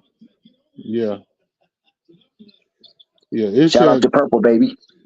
Ish had several open threes, and he couldn't pull them because he can't shoot threes, and that's what we put on the court. And, and, So and listen, I used to be a little upset and maybe overcritical for Cliffy, but he only can play who he got. He can't invent players. It's not 2K where you can create your own player. You know what I'm saying? Based to your desire. So if these guys not on the team, then he don't play them. And but this he is falls why. in love. He falls in love with the wrong players. Why was Ish But Smith on the court instead of Nick Smith? Nick Smith has shown the ability to be in the game during crucial time. Why was he on the court? Why was he not on the court? I'm gonna tell you, this is just based on opinion only and observation. This is, I can say he just trusts this Nick Smith because he's a veteran. But But his yeah, trust of this yeah. veteran is not producing anything. It's more of a hurt because Theo Maladin can do what Ish Smith is doing and maybe a little more on defense because he's taller. So, and if you don't want Theo Maladin, then Nick Smith Jr. Let him bump his head on this road of nowhere. You know what I'm saying? You're on a road to nowhere. So let Nick Smith Jr. bump his head. Put that height next to LaMelo Ball, and let's see what will come out of him playing the rest of the season. Ish Smith does not bring anything. And that's what is so disturbing when you looking at it. But yet somebody's telling him to put Ish Smith in the game. I guarantee you that. Spurs 135, Hornets 99, and this looked like that might be the final score.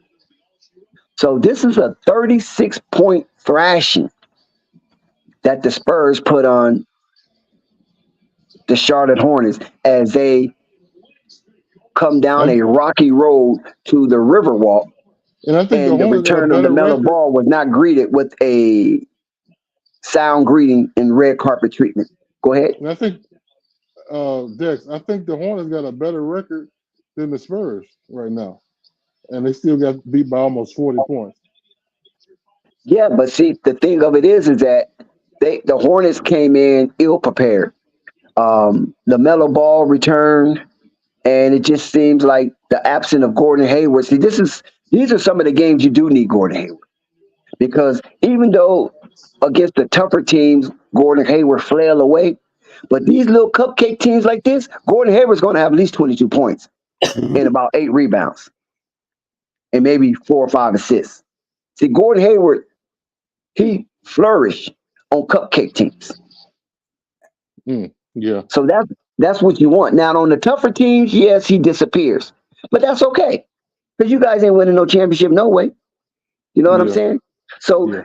you can still have Gordon Hayward in the lineup when he's healthy. When he's healthy, of course, because they always break down during trade talks. And you can have Nick Smith Jr. Hey, because this ish. I'm okay. 1 second, Purple. I'm sorry. This Ish Smith experiment has blown up in the laboratory, and we don't want to see it no more. Go ahead, Purple. nah, did you see Terry Rozier's interview? No, ma'am. I sure didn't. I don't watch anything Charlotte until Lamelo gets back. Lamelo's back now, and I'll be more It focused.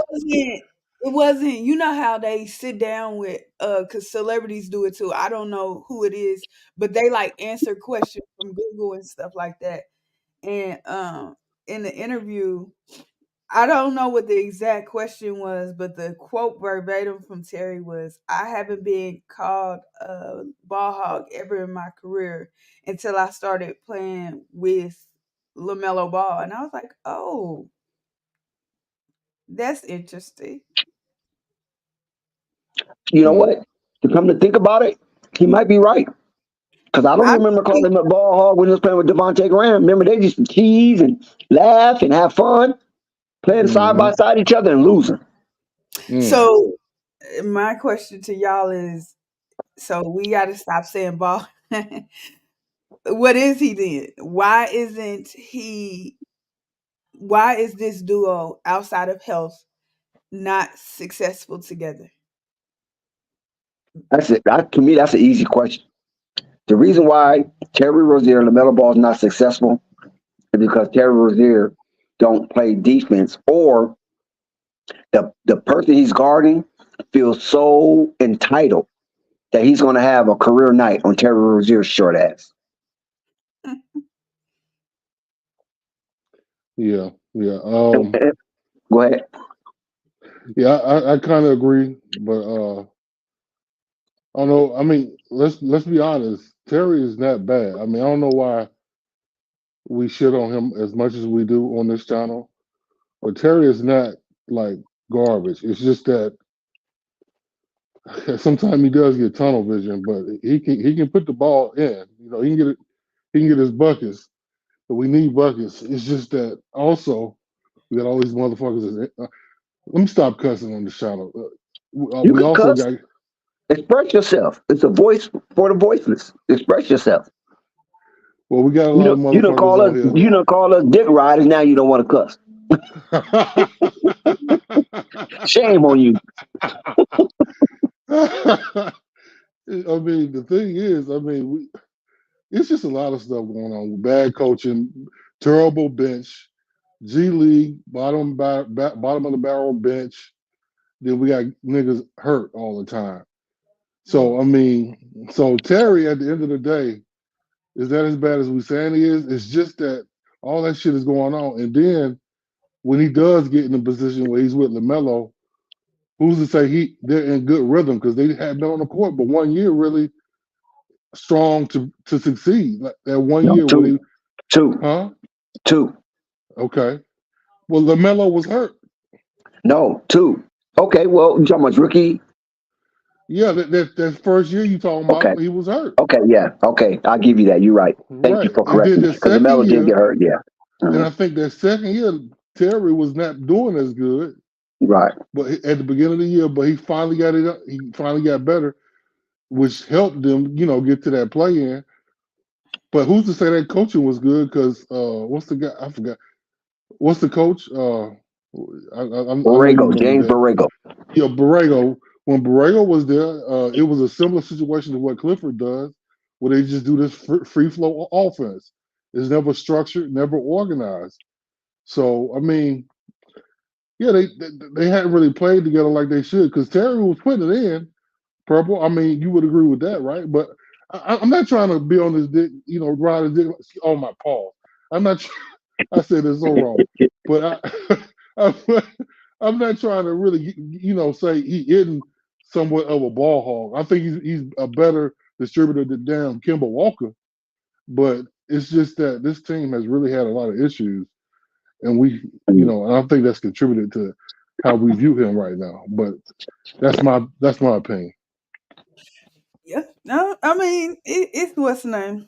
So I like fine. He's not a ball hog. I would say I don't know what you call a guy in the NBA, not just people like Terry, but guys that play like Terry, where you give them the ball and like I'm cool with if the of play has broken apart and you make something out of nothing. But I just feel a lot of the time when like it was a what year was that? This is 2024, 2023, 20 whatever year that was. I think Terry came into the season injured or whatever. To me, the team for those, I think it was like almost 10 games that he was out. To me, the ball flowed better, and I felt like the movement was better. So if he's not stopping the ball, I don't know what it is then. He's not the only ball stopper though. I mean, I think this it's the coach of this team too, because a lot of these guys, even the scrubs, they get to the point where they determined to take a shot. Like even JT Thor does that bullshit. I'm like, That's what is he crazy. doing? Yeah, it's crazy. Because I swear I saw is one play JT Thor had the ball at the top of the key, and Mm, Terry was in the fucking corner wide open. And he right, and wouldn't he he wouldn't needs pass it to him. He took a terrible shot, a layup right, against three guys. I'm like, what the fuck are you doing? yeah, He he wanted to needs put So numbers on the board. That's what he was right, doing. right. He That's the like, coach. I'm trying to get my name down in the echoes of history. Right, right. Like But anybody give a fuck. I want to know this though, Al. Do you think Terry's trying to save himself? Like Yes, the trade that's talk the and stuff issue. like that. That's Like the issue right there. like I think well, I'm if not this this go ball ahead, my hog. fault. No, I'm not this ball hog that people think I am. Like I can pass, I'm just not going like I don't like because I know he passes the ball, but it's just hard to explain. Like I just think he trying to save himself and spin a particular narrative. Because although he might be right that he's not a ball hog, then what are you, sir? Like, why do it seem like the offense when the ball is given to you that it just stops? What is it called? Yeah, I got you. Yeah, I think you hit it on the nail. It's just a lot of these guys see the painting on the wall and see how the team is not successful and they just trying to get theirs. I mean, that's the culture of the team right now. Mm. I mean, because anybody can tell if this team. I don't know if we had a better bench and guys weren't injured. The key guys, Yeah. we could be competitive. I mean, that's how I see it. I mean, somebody might, some guys might not see it like that. Sky, some of the other Sky ain't gonna cats, never see it like right? that. you know, Sky gonna say y'all trash regardless. He call right, everybody trash. regardless. So I mean, that's Yeah, all I'm saying. yeah. Even Kelly Oubre, look at Kelly. I mean, he's playing a little better because some people would say he a ball hog. At least I that's what don't I think said. he's a ball. I never Kelly Oubre, when he like played with the Hornets, I felt like he was a ball hog. I'm sorry. okay. Casual didn't come up. That's interesting. Um, Did he want to come up? Is he in the background or something? No, yeah I or don't no. see him. Eh, Oh, but I was about to say my problem with Kelly Oubre was I don't know the exact story outside of Golden State fans and stuff saying he was just out there just shooting when he wasn't supposed to be. That's So what I'm that's saying. That's what I'm saying. I mean, why look, the man ride a bike. I mean, come on, man. The man ride a bike in downtown Philly and don't know what happened. How you don't know what happened to him? He did do that, didn't he? Yeah, how you Yeah, don't know what happened to him? right. and I seen Nick Young recently in an interview, and he said Draymond didn't play that. I went over there shooting the same shots as Curry, and he was yelling at me, and I said, and it made me chuckle because I was like, I wonder if that's what happened with Kelly. Because who did Kelly come with when he was wasn't it Wiggins? Him and Wiggins was on that team, or was it him and Russell? I forgot who he was. I I was like, think it could have been Russell. I said, for Yeah, them to keep this man and say, yeah, you got to get out of here. What did you do? Like, that's the only reason why I was on his head top. So when people was like, oh, he playing well in Philly, I said, he better be. This is his, because he was with the Warriors and he was on another playoff team. I Washington. said, Oh yeah, no, Washington. it was Yeah, after. he's with Washington. I know Oh, he after was that. in Oh. Washington, but it was Golden State before he got to Phoenix. That's where he. Yes, yeah, I was about to say Phoenix. Yeah. I'm like, he better straighten up and play well because he would be on playoff team. Like when he came to Charlotte, and I knew I was like, when I would be watching him, I said, "That's why you here, sir. You can't be just you not a star. Play your roles, man. Like you out here trying to be a star and stuff." No, he was trying to be a pretty boy. I don't know if he was trying to be a star. I Or think he was worried about the color of his hair, how he looked at the free throw line, than getting wins. Yeah, and yeah, painting his nails right. Yeah, he was trying to say, "Oh, I got some good highlights." I'm talking about hair highlights, not highlights in basketball. My highlights look just wonderful under these lights. shut up, Dex. Yeah, Yeah, I know you like. I know you got a thing for Kelly. no, I don't. Uh, like Al said, I just think, you know, Terry, at the end of the day, if you, I don't forget it, you just the question mark. I'll still stand on what I say. yeah. Okay, That that's fine. backcourt will put up points, but it won't lead to wins. Okay, but what about forget Kelly Oubre. Okay, No, let's I'm focus saying, more on the Charlotte. Yeah, let's focus on the Charlotte Hornets tonight. Purple. Did you watch the game or any portion of the game? listen, no, I wanted to keep my blood pressure down. So it was Smart, it was smart on in woman. the background. It was on in the background, but I was getting, ready for the presidential election that, trying to figure out what's going on that front. That was more important. Mm, Okay, I don't interesting. knock you for that. But listen, you did your eyes a great favor by not watching this game because it did nothing but make it bleed. That's all it Yeah. would have did. Would made your eyes bleed. Even though it was a return of Lamelo Ball down there in the Riverwalk, they did not roll out the red carpet for Lamelo nor Charlotte Hornets. You see, they couldn't wait. They was like, they were so thirsty to get their mittens around the Charlotte Hornets. That was the best team to come in at the time for the San Antonio Spurs as they trying to develop wins as themselves, right? And so what great time but the Charlotte Hornets. And they come down there to San Antonio and they're witnessing all these little fine Latinos walking up and down that river walk. They were just so out of focus, man. I guarantee you that's what it was. Mm, They done put them girls up under that tent. impossible. And you know what I'm saying? I mean, I'm not talking Yeah. about like for the metal balls and PJ Washingtons and the Miles Bridges. They don't. They've been through all that, so I ain't talking about them. But from the other cats, oh man, they was licking their chops, man. Seeing them little hot Latinas down there, man. Oh man. Yeah. They Fall. didn't have no energy, right? They didn't have no energy. Hey Dex, this is another And it's a thing that I young want. team. Hey Dex, can I say this? This is another thing that I saw that I didn't like. I mean, let's be honest. The NBA is shitting on the Hornets too sometimes because the Mm. refs and the way they call these fucking games.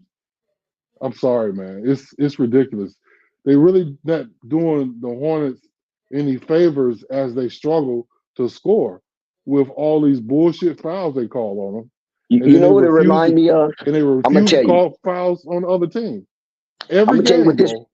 Yeah, listen. I'm gonna tell you what this remind me of. It remind me of the NBA is reprimanding the Charlotte Hornets for something. I don't know what it is. It's something behind the scenes that's going on in Charlotte, and the NBA is not feeling it. And I remember when Mm, Mark Cuban first bought the Dallas Mavericks back in the mm-hmm. 90s, Mm-hmm. and he come in as some hotshot owner, and they was penalizing the Dallas Mavericks as well until he kind of got bent into shape, and they end up winning the championship. So now they give Mark Cuban a larger voice. So I don't know what's going on behind the backgrounds with the Charlotte Hornets in the NBA, Michael Jordan, and all that luster that kind of faded away. But it seemed like they are out to get the Charlotte Hornets. I'm not gonna lie, they're not good. Charlotte Hornets is not a good team, but the Mm-mm. NBA want to make it worse. Yeah, You they know what I'm all make saying? The it. They NBA rub it want in to their stump a face. mud hole in the Charlotte Hornets for some reason. I do not know. I'm not going to pretend to know.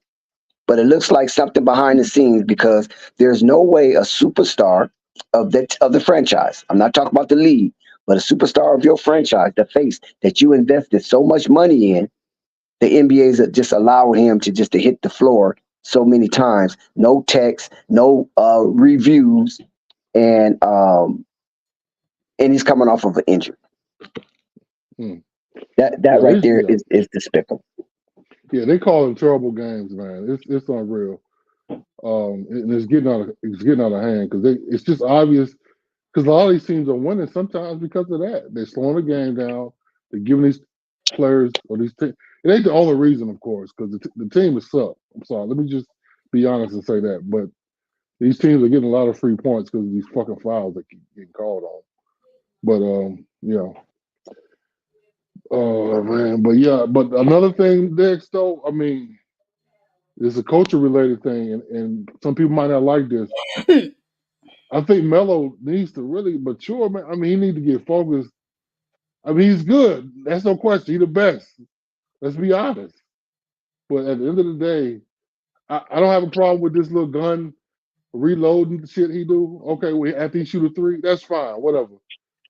But these niggas need to get focused. They don't give a fuck about winning or losing. They on the bench laughing and they don't give a damn. So I mean, Because like I was explaining to you earlier, and that's just some whimsical thought. You know what I'm saying? It's not yeah. nothing evidence in concrete. Mm-hmm. That they down there at the Riverwalk they playing. I'm talking about some of the younger players because there was no energy coming from that bench. It was like they had weak legs, man. They out there Zioning. That's what I'm gonna Yeah, call it. but let me say this, Dexter. That shit is coaching then, because the San Antonio, I mean, it's not like the Hornets are all that good, but the Spurs came in with mad energy. They Yeah. didn't treat this. They treated this like this was a game that hell. So they saw him at the clubs. It was like, oh my God, they got there. Popovich was like, "Yo, this is a game that you gotta win. I don't give a damn how much you think the Hornets are bad. They can come in here and steal a game from you." And Popovich coached him and said, "Yo, you gotta win. You gotta come in focused. Now, don't want you to fucking blow this because you don't think the Hornets are good." But the Hmm. Hornets came in like, "We don't give a fuck. This Right, is it's just San another Antonio, game. one of the worst teams in the NBA. Right? We can cruise to this win." Yeah, That's how the Hornets came in. we could Like take their what? girls and then beat them on the court. Right. And that's coaching. That's coaching right there. That's gotta be. These guys gotta be focused. And Clifford is with their weak ass voice. I mean, he's a good guy, but I don't know. He don't seem like the kind of guy that commands a team, or teams are inspired by. At least I might be wrong. I might be wrong, but that's how it seems sometimes. Yeah, I was casual. You could chime in whenever you get ready. Oh, casual? Yeah, he's on now, but his Uh mic is oh. muted. Uh oh. I would say this.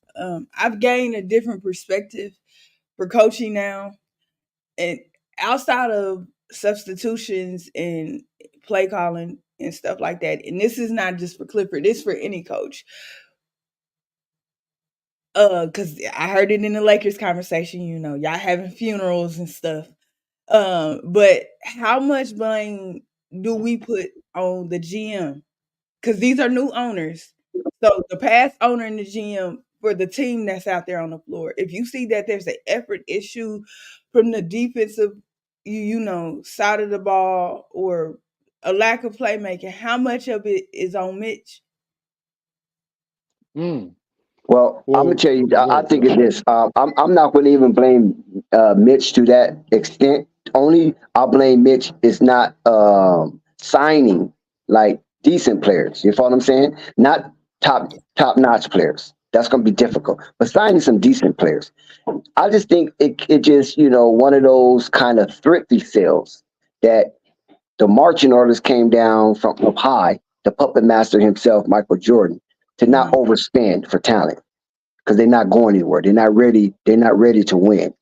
So that is still part of the transitional phase of the executive portion of the Charlotte Hornets. And so when the new owners came in, they explained to them, this is what's going on. We want to make sure you guys reap a profit, and we're not going to overdo it just on showmanship, just to not just get swept out of the first round, and then you lose a bunch of money because you got these high paid players playing. Mhm. We got the playoffs, but we got swept out of the first round playing Boston and Milwaukee, or what's the other boys? It's the Sixers. Right. So this is what we're doing. Just we're going to get it right, but let us weed out this business model, because that was the business model of Michael Jordan. We already know that. That was Mm. he wanted to go 50-50. You know what I'm saying? Give them hope, but don't overspend where now their hope is so high that I'm forced to spend, or I'm an asshole. You follow what I'm saying? Mhm. So with Rick Snall and Rick and Gabe, they coming in wanting to make money, of course. Gabe is already familiar with certain aspect of the business model. He might not have been privy to, the real intricacies of it, but now he can see all the paperwork. So they probably slow things down. They're looking at the paperwork and looking where they can build from there. So the thing of it is that they trust the old regime enough to stand pat to some degree and just sign some mediocre talent. Frankie, you know what I'm saying? RJ, and give out some 10-day contracts, and make it look like they're making some motion, but nothing of significance that will get the Charlotte Hornets out of the cellar. Then they don't know how much Lamelo Ball they're going to have for the season, because he's coming back off of injury. And look what happened. He was supposed to wear ankle braces. They decided not to allow him to wear ankle braces, and he still cracked his ankle, and he's still fighting the braces issue. So now they have to figure out how much sustainability that LaMelo Ball will have during the season. I'm talking about the health meter, Right. that he won't crack something else in his fragile ass. You know what I'm saying? So Okay. so I understand some of the seesawness. That's why I don't really put too much onus on Mitch, because one thing I can tell you about Mitch, and this is from a Laker fan, Okay. he's been part of multiple championship as player and GM. So it ain't like that he don't know how to do it. It's only if they allow him to do it. Because the Lakers, they spend money, right? Yeah. Michael always crying broke. Ain't that the truth? And we know that Charlotte's nowhere near broke, being sold for $3 billion. See, that was a lie right there. And I warned a lot of the Charlotte fan base, is that here you are in Charlotte, the second largest financial hub to New York is number one. There's no way that franchise is broke. and they're linked to Bank of America, there's no way that franchise is broke. You follow what I'm saying? So he's crying broke. He's giving the fan base just something. You know what I'm saying? Just third to NASCAR, right? You got the Carolina Panthers, number one. Then you got the NASCAR Hillbillies, number two. And you got the freaking Charlotte Hornets just sitting there at number three. I mean, even the hockey team at one time was pulling in more than the freaking Charlotte Hornets. So it's just one of those type of seesaw things that do you want the fans to enjoy basketball or you want to line your pockets? And I just felt that the NBA said enough is enough. And all this gambling and all that other type of stuff people throw out there, I think that's just malarkey. There's no way he could still be in the NBA and, he having gambling issues and things of that nature and have to pay off debts. So salute to you, Golden Child, as well. But I just think that most of the Mitch Kupchak thing is a seesaw because I know he can put a team together. It's evident. It has shown he can put a team together and make a good trade. But will they let him? That's the key. So he's only probably working within the parameters of the budget that they allow him to work in because they know that team is not ready to win yet. And I don't know if they'll ever be ready to win. And The that's way my they business model. problem. That is a huge issue. Because now because this is what's about to happen in Detroit. Now you're gonna have to start building up. Well, if you consider Lamelo's talent already built up, now if you smart, you get as much as because he's gonna be not just Lamelo, Miller too. He can start to become discontented, because you losing all the time. So you got to figure out something to keep your star happy. Well, one thing about Miller, I don't think that's bothering Miller right now because Miller didn't win anything in freaking college. So he doesn't have that winning mentality just yet. You know what I'm saying? So you have to bring in players that have experienced what winning feels like. That's how you can be harder on the players. If you bringing in players that never really felt what winning is like and being in intense moments constantly, because that's what winners are, overcoming the intense moments in their athleticism, then these players will fall on soft rocks if you come hard at them and tell them to do more and more and more to become this when they have never experienced that. So I think what the Charlotte Hornets should do is start trying to bring in winning players. Like six, for instance, the Bruce Brown, right? Winning player. You ain't gonna have to pay a whole lot of much for him. You know what I'm saying? Find winning players on some of these winning teams and just bring them in. They don't have to be the top notch. And that's why I say Charlotte is bringing in fool's gold. You know what I'm saying? So if you bring in those type of players, they know what it's like to win. They're used to winning, and they love the feeling of winning. So they will bring you a different kind of culture. They will hold other players accountable. That don't mean you have to beat them up, sock them in the head, and all that like Golden State to win a championship. But you can have other players making you accountable or making you a pariah. Which one you want to do? You want to be a real player or you want to be a pariah? And it's easy to make you a pariah. And we can all point the fingers that this guy don't want to win. Look how he's playing. He don't show up to practice on time. When he in practice, he goofing around. We smell alcohol on his breath. You know what I'm saying? He's always laying up with chicks in that strip clubs. So these are the type of bad behaviors that keep teams like the Charlotte Hornets sunken in a bad place. So that's what Mitch have to do, and that's what I'm surprised that he haven't done. Not top notch players, but bringing players off of winning teams like a PJ Washington. You know what I'm saying? Those kind of players like a Portis. You know what I mean? Don't have to be the top player, but just players that know what it feels like to win and be expected to win. That's a mentality that needs to be integrated in the Charlotte Hornets culture. Yes, Dex, you got a point. Did you mean PJ Washington or did you mean somebody else? No, PJ Tucker. Oh, That's you what I said PJ said. Washington. No, you said That's Oh, right. PJ. I He mean, said PJ Washington. Okay, yeah, I meant PJ Tucker. I'm sorry, PJ Tucker, because he came from a winning situation, so he knows what it feels like, and he's one of them type of players that will hold you accountable. You know what I'm saying? Yeah. And Yeah, that's yeah, what, and I think that's I what they agree. need. That's what they need to be ingrained in the Charlotte. You don't have to get the all star off these winning teams. If you can, cool, but you don't have to. Just get the players, pay them a little more, and just start adding them in slowly but surely. You know what I'm saying? Inculcating them into a new atmosphere, and that would turn everything around. And I guarantee you, Charlotte would be a perennial playoff team. They would be one of them teams like the Cleveland Cavaliers. Hmm. You follow what I'm saying? In Yeah, that tier. yeah, you're spot on.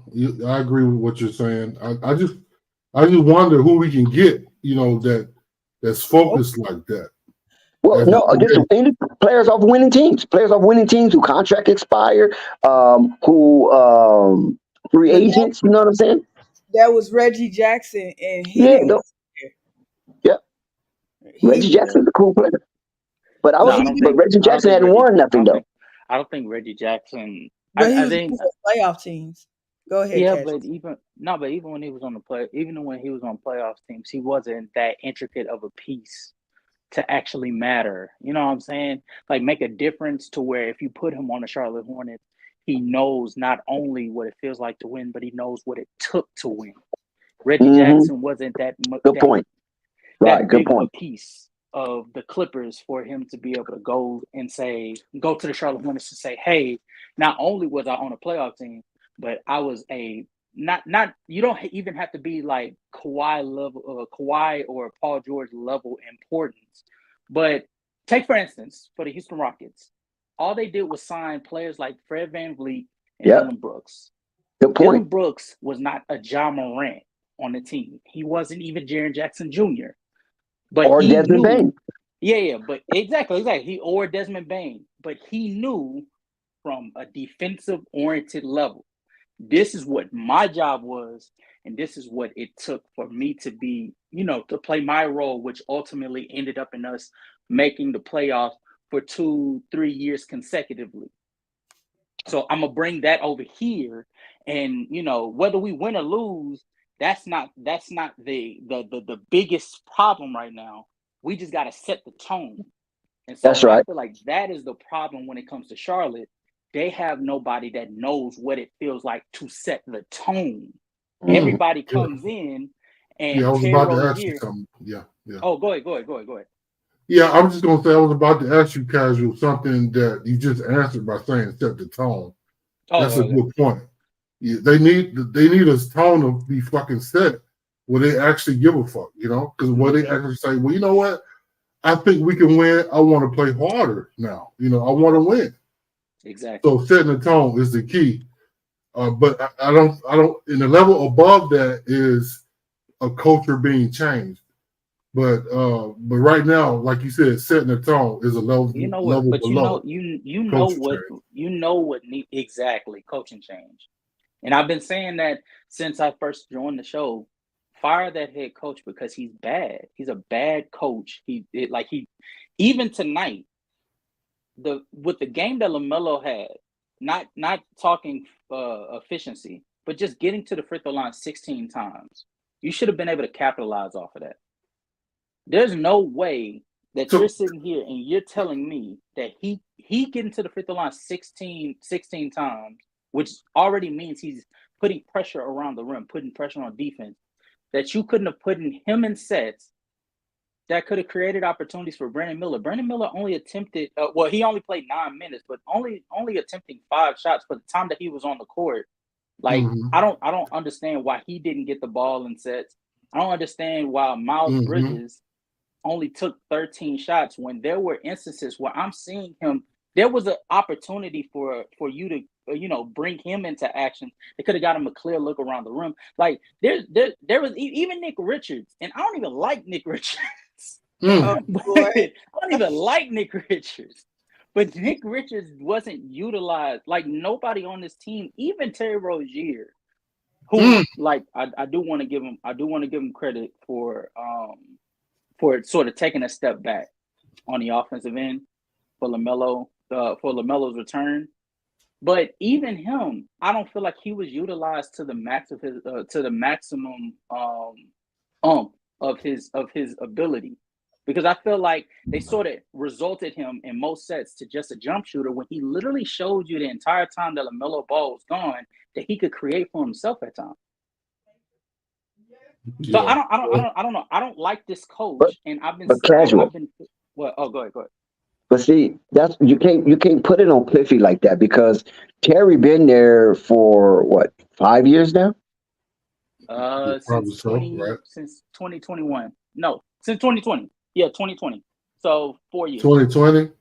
Yeah. That sounds too short. No. 2019. 2019. Yeah, 2019. 2020 season. 2020-2021 season. Yeah, 2019 is correct. Season. 5 years. So 5 years. 21, 22. I know he came there with a 2-year contract, and they okay. I'm sorry. This is his 5th season. Yes. Yeah, 5 years. Yeah. Okay. Yeah, that was right. So you can't put the onus on Cliffy because last season Cliffy was dealt a bad hand. Okay. Now the thing of it is because LaMelo was hurt. Yeah, not only LaMelo was hurt, Gordon Hayward, Cody Martin, the team it was a plethora of injury. Dennis Smith Jr., even Terry Rozier was hurt for a minute. PJ Washington, you know what I mean? No Miles Bridges. But I got to say this. That's another issue in and of itself because these guys getting hurt and Clifford is not being properly evaluated because what Casual pointed out is an issue. We cannot ignore that. But because people are getting hurt and they're not playing, we're giving Clifford an out basically, and we're saying maybe he'll have another year because if the guys are better, it doesn't matter. That part doesn't matter. Let me tell you this. Listen, let me tell you this right here. Why Cliffy don't never start Giannis Antetokounmpo? Why he don't start him? Who? What's the deal, y'all? Antetokounmpo. Yo, is that Flight? Yeah. What's up, Flight? Flight. What's the deal, man? What happened with this game, man? Break it down, man. What the fuck went on? But you have time? Listen, I just seen some of the Hornets got blitzed, but I don't understand. What happened? We try to go through it right now, Flight. We trying to we're dealing with the trauma. We're dealing with the trauma. I think you need to put that hat backwards, Flight. Oh damn! Man, I want to show how to represent the thing. Real quick. Yeah, it look good though. Let's be honest. They want to fly the Okay, let me finish the fact that I was trying to make. Okay, go ahead. See, the reason why I'm saying you can't put the onus totally on Cliffy is because his first season, first of all, he was just shoved in there, right? Because of Mark Atkinson. So he was just shoved in there. And then once he was shoved in there, these were not one of the players on the Charlotte Hornets Cliffy brought with him. Okay. So he inherited what we are witnessing. And he's trying to make do of what he got. And the reason why I asked why he hasn't played Giannis Antetokounmpo, because Giannis Antetokounmpo is not on his team. So he only can play what's there. When they're healthy or when they're injured. And when he plays what's there, it's really not much there to play with, even when they're healthy. When I say the Charlotte Hornets are bereft of talent, they are bereft of talent. And this is the episodes you get the results because of that. So when it comes down to the players, Mitty and Mikey are the ones who are doing the evaluation and signing their John Does on these players. They're not consulting with Cliffy what would be best to run in your system. They don't. They disrespect Cliffy. Here you go, man. Do what you're gonna do with it. They ain't gonna do nothing much anyway. But do the best you do with it. Dex. We have 37 games into this season. Can you please tell me what is Steve Clifford's calling card? Is it defense? Is it offense? What is it? It's supposed to be defense. It's supposed to be defense, but they're 29th defensively. But if you don't have defensive players, who's their best defensive player? I would say Mark Williams. Is he good? Mark Williams. But if you feel like, hold on a second, but if you feel, no, I would say Mark. Where's Mark Williams? But But if Miles Bridges is your guy, that's fine. No. I'm not saying who's my guy. I asked you. Oh, You said Mark Williams. Yes. I think Mark. Where's Mark Williams? Is he present or absent? Is he available or unavailable? He's played 19 games this season. Is he available now or unavailable? He played 19. He's played 19 games. Answer the question, dog. Come on, man. No, he's not on the floor right now. But I'm talking about the totality of this season. I'm talking about the totality of this season. Right? You follow what I'm saying? So casual. His defensive presence affected only 19 games. How many games have they played? No, it didn't, because they were 29th before he went down. Okay, you said he's the best defender. So he didn't affect anything. Do you understand? According to what you said. Time out. I think wait, Big Al. I just want to add. Okay, go ahead. Wait. Hold on. Dex, do you see what you just said? His impact in that 19 games for as good of a defender, even if you don't think he's the best defender on this team, we all shout out to Anjam. We all should understand how good of a defender, a rim protector Mark Williams was for the 19 games he played. Yet they still were bottom. Like when I say bottom, they were 29th defensively. Mm-hmm. That's right. They were 29th. The only team that was behind them at that point, because I'm looking at it right now, was the Washington Wizards. Yep. And the that's large true. part, and that's why Mark Williams was playing. That's when Miles Bridges came back. That's when Brandon Miller was playing, because Brandon Miller has played the majority of the season. PJ Washington has played the majority of the season. Stop. So I'm telling you, there's long, lengthy defenders that have capability at the very least to show some progress. Yet they have not done so, and a large part of that is because the head coach and Steve Clifford, he does not have any type of sets, neither on defense or offense, to go to. He has no calling card. He's going with the wind. He's basically telling these kids to go out there and just show me what you got. But he has no idea what to do with the talent he has on this team. And that's the problem. Okay, now hold on. Even if that is the case, right? Which I don't think is the case. I just think the players disregard him. They know that he doesn't have the power as a real coach. You follow what I'm saying? Like K&T's always say, he's just a bridge coach. They just waiting. And probably Sam Cassell will probably be the next coach of the Charlotte Hornets. We'll see. But even if that is the case, casual, then it's on the players still. Basketball is a mono sport, right? No. With 5 other players that you have to associate yourself with. So as a collective, you should want to win games. And the only way you're going to win games if you stop your opponent from scoring more than you. That's simplicity. So why are these players coming out, dribbling behind their back, trying to go coast to coast, and halfway running back on defense when it's a turnover? We done saw on so many occasions, if the ball is turned over, regardless of who turned the ball over, you only got 1 or 2 players running back on defense. And other players is waiting for you to inbound the ball to bring it back down court. They don't even come past half court. Is that the coach? Dex, let me ask you a question. When you go to the rec, right? And when you go to the rec, right, and you see a whole bunch of people running around on the court, and you got Knicks, and you've seen these guys play before, but typically when you see them play, they're not playing in any type of constructed offense, and then on defense, they have no reason to push back because there's no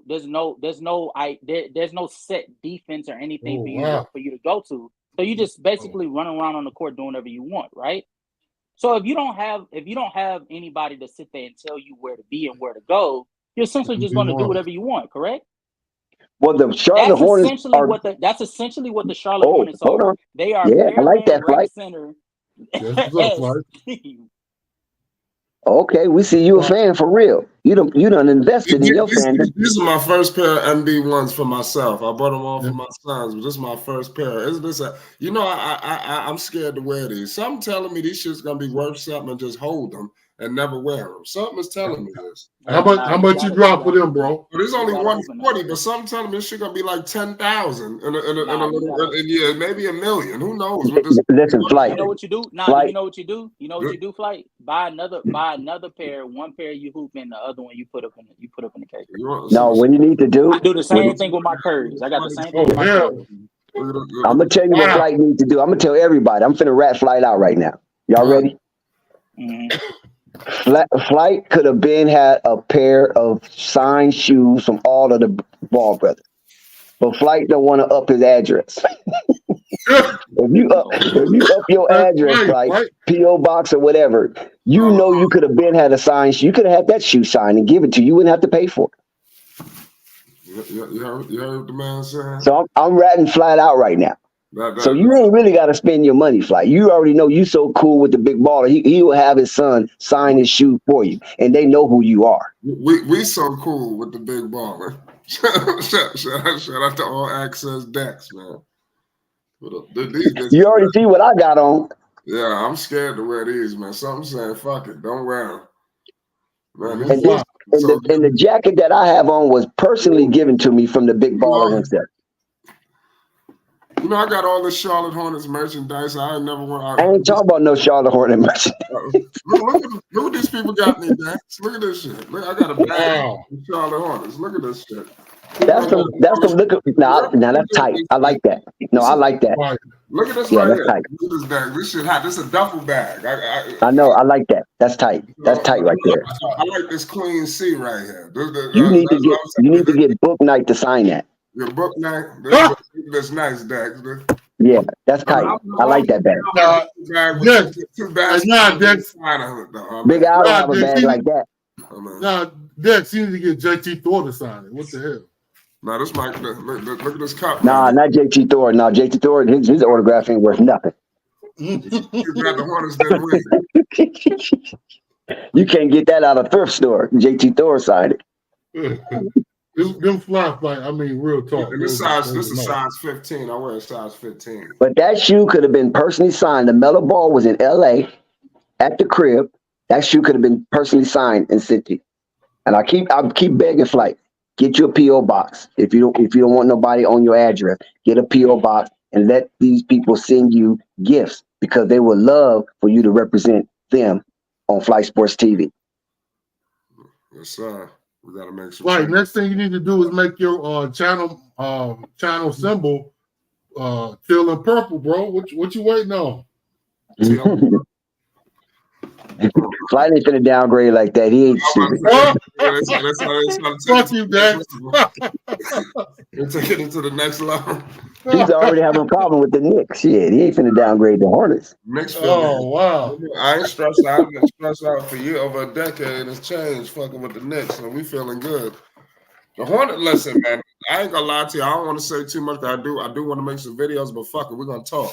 I don't like the fact that they're renovating the arena and they're not renovating the roster. So I need to discuss something with the nigga Gabe, Plotkin, and whoever the fuck else, Snell and all them dudes. They got some explaining to do. Lamelo Ball just came back, put up some numbers. They got blitzed. I mean, this shit is. We just need to get this shit over with. You know, we need to figure out what's going on. Is he staying? He's what? Because what about Miles? Are they paying Miles? I could see Miles walking. You know, the Hornets roster could continue to get more and more depleted. I don't think we understand what's going on with Charlotte. You know, this is a serious fucking situation. LaMelo Ball is playing on a horrible organization and a horrible franchise. Somebody need to get this man up out of town. I might have to start leading the charge. I mean, it's time for him to just don't start that bullshit, Flight. Really, bro? No, listen. You got me on here? You trying to get me on here? No. All right, cool. When Anthony Edwards in the conference finals or some shit, you're going to have Halliburton. You know, all these dudes are going to be in the postseason, and LaMelo is going to be sitting on the outskirts. And also, next season, it could be the same bullshit afterwards. You understand? So I don't see the sunshine. You know, it's bullshit now, but there's daylight. You see the day. I don't see the daylight. I see more darkness. You know, for the Charlotte Hornets. This is crazy. I see darkness and complete destruction for Charlotte. They on treadmill, going nowhere fast. You know, and your man Clifford is just like I said, he gonna be the scapegoat. He needed to get fired too. You know, they just need to clean house, you know, from top to bottom, because Mitch Kupchak lied. He said in the beginning of the season that everything that the Hornets needed was in the system. I remember that shit because I was listening. You know, he said that they were gonna win this year, and he said that everything that the Hornets need is here. You understand? So the things that we is in here. This is in the system. That you laughing. Right. So he needs Hold to be that. Shut that door. Huh? I'm talking to my dog. Oh, my bad. Yeah, Clifford got to go. Not Clifford. Kupchak got to go first because he lied to everybody. You know, he sold us a bill of goods. He hasn't improved the roster. And then, like I said, what's the name is just going to be collateral damage because whoever comes in, he'll be out the door too. He's not. He need to get fired at the end of the season. The way it's going, they clean house. You know, we talked all this shit about dude. He was fucking around Melo with the roster and all that. Talking about James Borrego? Listen, I mean, I'm just saying, you know, it wasn't this bad under Borrego, record-wise. Can we agree? I agree with that. Strong. Shout out to Jessica. So I'm just saying, you know, Purple, you not going to challenge Flight? You accept everything that Flight is saying right now? I'm just, you know. She discussed. So Flight. What? You didn't want the Borrego fight. No, I'm not going to say that. The thing was, I wanted Borrego fired, but I didn't want Clifford. I was on record as saying I wanted Mike D'Antoni to be the head coach of the Charlotte Hornets. People tripped out on me, this, that, and the third, but D'Antoni would have been the unit. We could talk shit about it. You know what you're getting with D'Antoni. You understand? This guy's a joke, man. This guy Clifford. And it's not so much his fault because, believe it or not, he pretty much took over the organization, the Borrego, and he gave him nothing, you know, to say, hey, here you go, we've improved the roster. He just had to take the same fucking pieces and do whatever. But go ahead. Yeah. See, now the thing about Borrego, because I did happen to meet him, and I saw James Borrego speak with Lamelo Ball and D'Angelo Ball family, and more so Tina than LeVar, where he had an extensive conversation with Tina and showing his appreciation for the availability of D'Angelo Ball, right? And LaMelo, you know, having two sons that, you know, were very respectful and highly IQ'd into basketball and always in the gym shooting around and appreciating, like D'Angelo was like a mentor confident to LaMelo, you know what I'm saying? And he was a soft space. So if LaMelo was having any kind of, just a young basketball player being pulled one way, pulled another way, D'Angelo was always there as an arbitrator to go to the gym and just put up shots, right? And so Borrego and Mitch Kupchak was very delighted that, D'Angelo wasn't no just party guy and, just want to hang out with the women and drink alcohol and do drugs, whether soft or illicit, and just living the life of Riley as a young celebrity with money in his pocket. They was always at the gym. So when I'm ear hustling and listening to Borrego interact with Miss Tina Ball, I'm thinking D'Angelo is going to be, a sure win. I even bet money. Remember, I bet money with FYF. I'm like, this dude is in. There's no way he's out. Yeah, he's still waiting for that money, by the way. No, he's not. No, he's not. You got the wrong guy, partner. Yeah. You got the wrong guy. I don't renege on my bets. My bets are paid. I don't owe nobody nothing. Flight. Am I lying? That nigga, he waiting for money from somebody. I don't know. No, it's not me. It's not me. I don't know who. You may have got somebody mixed up. Yeah, it's not me. But anyway, you think I'm owing him money like that, and I'll go on his platform? He doesn't say anything. Come on, Casual, don't do that. Oh no! I said somebody. I don't know who. So let me finish telling that story before I was rudely interrupted by our good guest Casual. So when I'm looking at all of the the clamor and dog and pony show that surrounded that brief moment, you think that LiAngelo is in. James Borrego is the coach. LiAngelo is in. James Borrego attached himself to LaMelo Ball's training camp. Even made his son, James Borrego's son, participate in it and things of that nature. It just looked like it was going to be a happy crunch. James Borrego got that doggone extension. That's when things flipped. Now, I don't know what was talked about in the dark alleys of the Spectrum Center of accepting this extension. You have to accept this too. But once he got that extension, things start to change for LiAngelo Ball and LaMelo Ball. He wasn't so on hands. You follow what I'm saying? And this is after. Now, keep in mind, this is after the Tay-Bay incident, because James Borrego was fonded. He was fond of Devontae Graham. We all know that. That was his pet peeve. I mean, that was his pet toy, Tay-Bay. You know what I'm saying? So when he did that, he immediately attached himself to LaMelo to keep his job intact. You follow what I'm saying? So I kind of, now when I revisit it, I see how this shit unfolded, because I was there looking at it live, right in front of my face, how these things are unfolding. You see what I'm saying? Dex, I had a question for you, man. So you gonna honestly tell me LiAngelo Ball being on the team would have made the team win? I'm just be honest. No. We're just dealing with the mentality of James Borrego. So because Flight went to that. Okay. So I'm just opening the history on that incident of how close he was. First, he was distant from LaMelo. You follow what I'm saying? And then when Tay-Bay got released, you know what I mean? Then he attached himself to LaMelo. It was all about LaMelo now. Because remember, Tay-Bay was the little engine who could for the Charlotte Hornets. They prompted him up and promoted him as the little engine who could. And the fan base relished in that. And they reveled in that. You know what I'm saying? Because Charlotte Hornets is a small market, and they was kind of getting some publicity because of the Terry Rozier and Devontae Graham connection. Devontae Graham was runner-up to the most improved player. So they had something to promote. And they got behind that because he is part of their development system. You understand what I'm saying? So these are the tricks I'm just saying, the tricks that Charlotte Hornet play. That's what I'm getting to. And some of this I've seen with my own eyes behind the scenes. But so the tricks they play, because they're not trying to really win.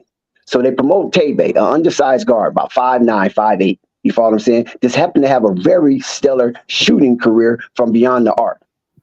And then LaMelo comes.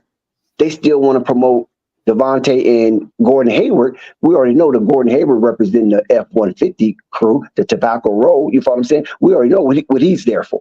So they can have something to cheer for. You follow what I'm saying? And then that episode happened. So like LaMelo kind of was in the background. He had to forge his way. And since LaMelo Ball, listen to this, guys, in Flight, because I don't want this to go unhinged.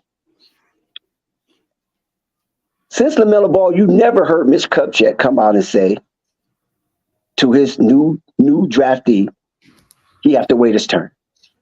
He's not going to be, entitlement is not the place for entitlement. He's going to have to earn every minute. Just think about this. The presser that Mitch Kupchak gave to the Charlotte Hornets fan base about a sensational guard since high school coming in with his own fanfare, his own marketability. He doesn't need the logo to market him, having to wait. And that didn't sit well with a lot of Charlotte Hornets fan base, because they thought that was weird for him to come out to this guy. You know what I'm saying? Tall, light skin, showmanship. He can bring people into the seats. And you telling the fan base they have to wait to see this? They have to wait to Devontae Graham do his thing, Terry Rozier do his thing, and Gordon Hayward do his thing? You know what I'm saying? That was egregious in itself. And you never seen him talk about that since. When Brandon Miller got drafted, he got drafted higher than LaMelo Ball. Don't forget that. Brandon Miller was a second overall pick in the first round. LaMelo Ball was a third overall pick in the first round in his prospective draft. And he come from the most lucrative draft in NBA history, right? You didn't hear Mitch Kupchak come out talking about Brandon Miller. He has his issues in college. He was immature, and he was a person of interest in a felony caper, and he has to sit back and wait for Miles Bridges to you didn't hear that bull crap, did you, or did you not? No. Of course not. So that showed you right then and there was some kind of agenda against LaMelo Ball. This is what I'm just trying to prove, was against LaMelo Ball. So regardless of the record that James Borrego had with the Charlotte Hornets for those 2 years, there has always been some type of agenda. And even, like I said, when he attached himself and sat with Tina Ball for practically 20 minutes at least, after the game. This is after the game. He didn't go to the dressing room to the presser and none. He went straight over there, shook LeVar's hand, hugged, and then went to Tina and sat right next to her and started talking. And I'm trying to ear hustle. That's what I'm trying to explain to you, how these dog and pony show goes. And after that, he got an extension.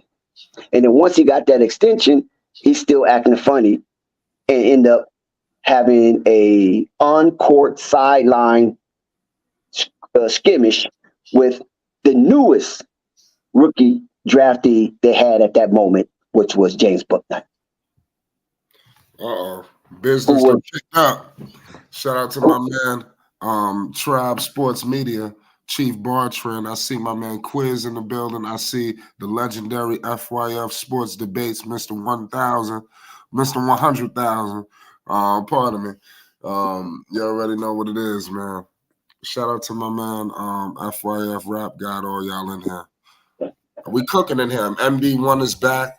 There's a lot of madness that we need to discuss. Listen, y'all done came to the right place, man. We ain't got time to fuck around. We got Bartran up here too. We're gonna put the cameraman on. You got those right. I got these. What's up? What's that? Oh, triple B's. Hold on, stop. Hold on, man. Listen, I always go somewhere with the triple B's. Don't do that. Look at my keychain. Don't do that, Nothing else, Dex. I'm popping out with something that Okay. Flight, can you beat this jacket though, Flight? I can't beat. I mean, them shoes is tight, but hey, listen. Them shoes is tight, but hey, I don't know if you got some hardware like this though. See, pause. I ain't want to tell people, but I always keep something BBB on me. You feel me? If nothing else, the keychain is here. Hey, we could do that.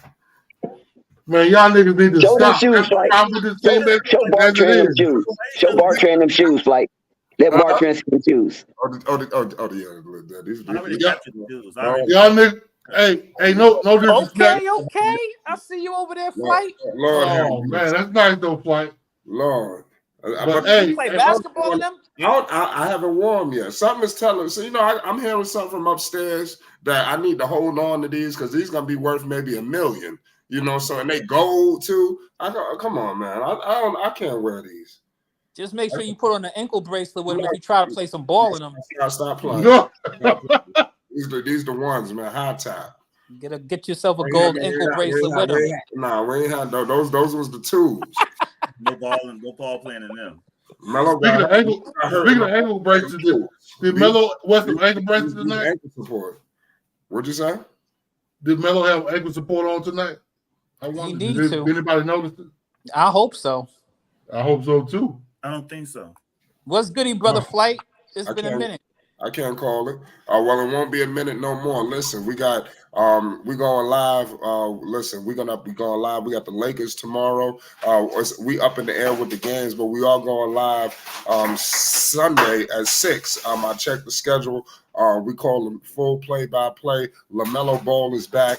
Business has picked up. We ain't got time to fuck around. We ain't gonna talk about what we're gonna do. We just gonna do it. Okay. So I ain't got time to tell you what I'm gonna do. You're just gonna see it.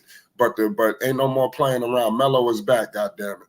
I see you with them fire gold MB joints. Them joints. I mean, I'm messing around with you, but them joints is kind of fire, bro. Those are the best ones. I know they do. That's what I'm saying. I can't wear these. So, I mean, these got to be put up. I don't know. This is gonna be worth $1 million one day. I'm telling you, call me stupid, but I'm telling you, these are all gold, man. All right, you reaching. Yo, how about this? Not $1 million. You know, we from New York. A whole lot of fucking money. I know what you know what I'm talking about. Like, you know I'm fucking with you, brother. Yeah. It's gonna be worth a whole lot of fucking money one day. This was $140. This is gold MB1s. You know, this is more than quadruple. Definitely don't put those on to play no basketball in though. So you trying to be funny. God damn. Things happen, man. You can't predict injuries, man. That's true. That's why you gotta go with Melo the truth and a half too. Motherfuckers is lucky.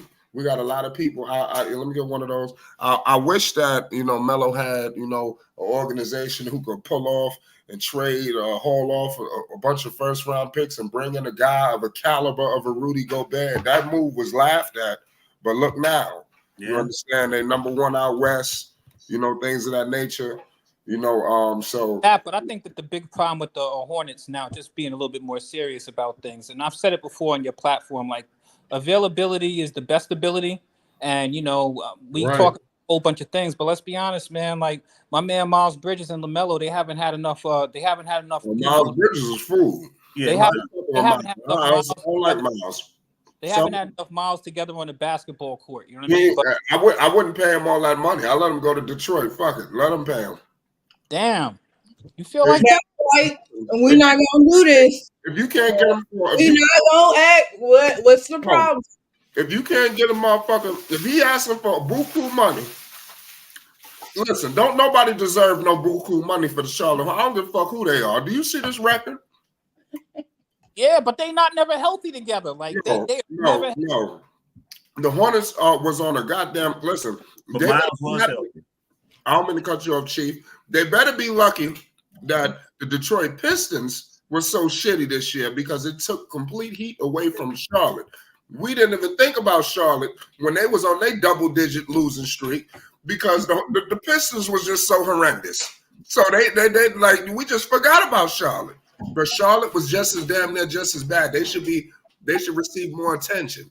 You understand? People should be afraid to walk the streets of New York. Pardon me, of Charlotte. Let these motherfuckers be in New York playing like this. These motherfuckers would not be in no restaurants, no clubs, no nothing. They would be put up somewhere tough.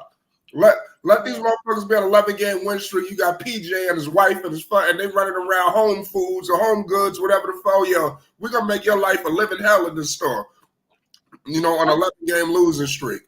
But in Charlotte, anything goes.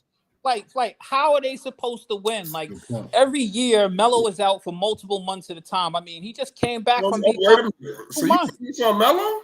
Even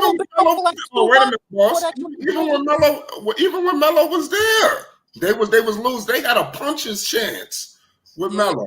You understand? They still didn't have the best chance. Check it out, Flight. Yeah. You got you got Nick Richards, who I like, right? You got Mark Williams, who I like. Those dudes ain't never healthy at the same time. Miles Bridges was out a whole damn year.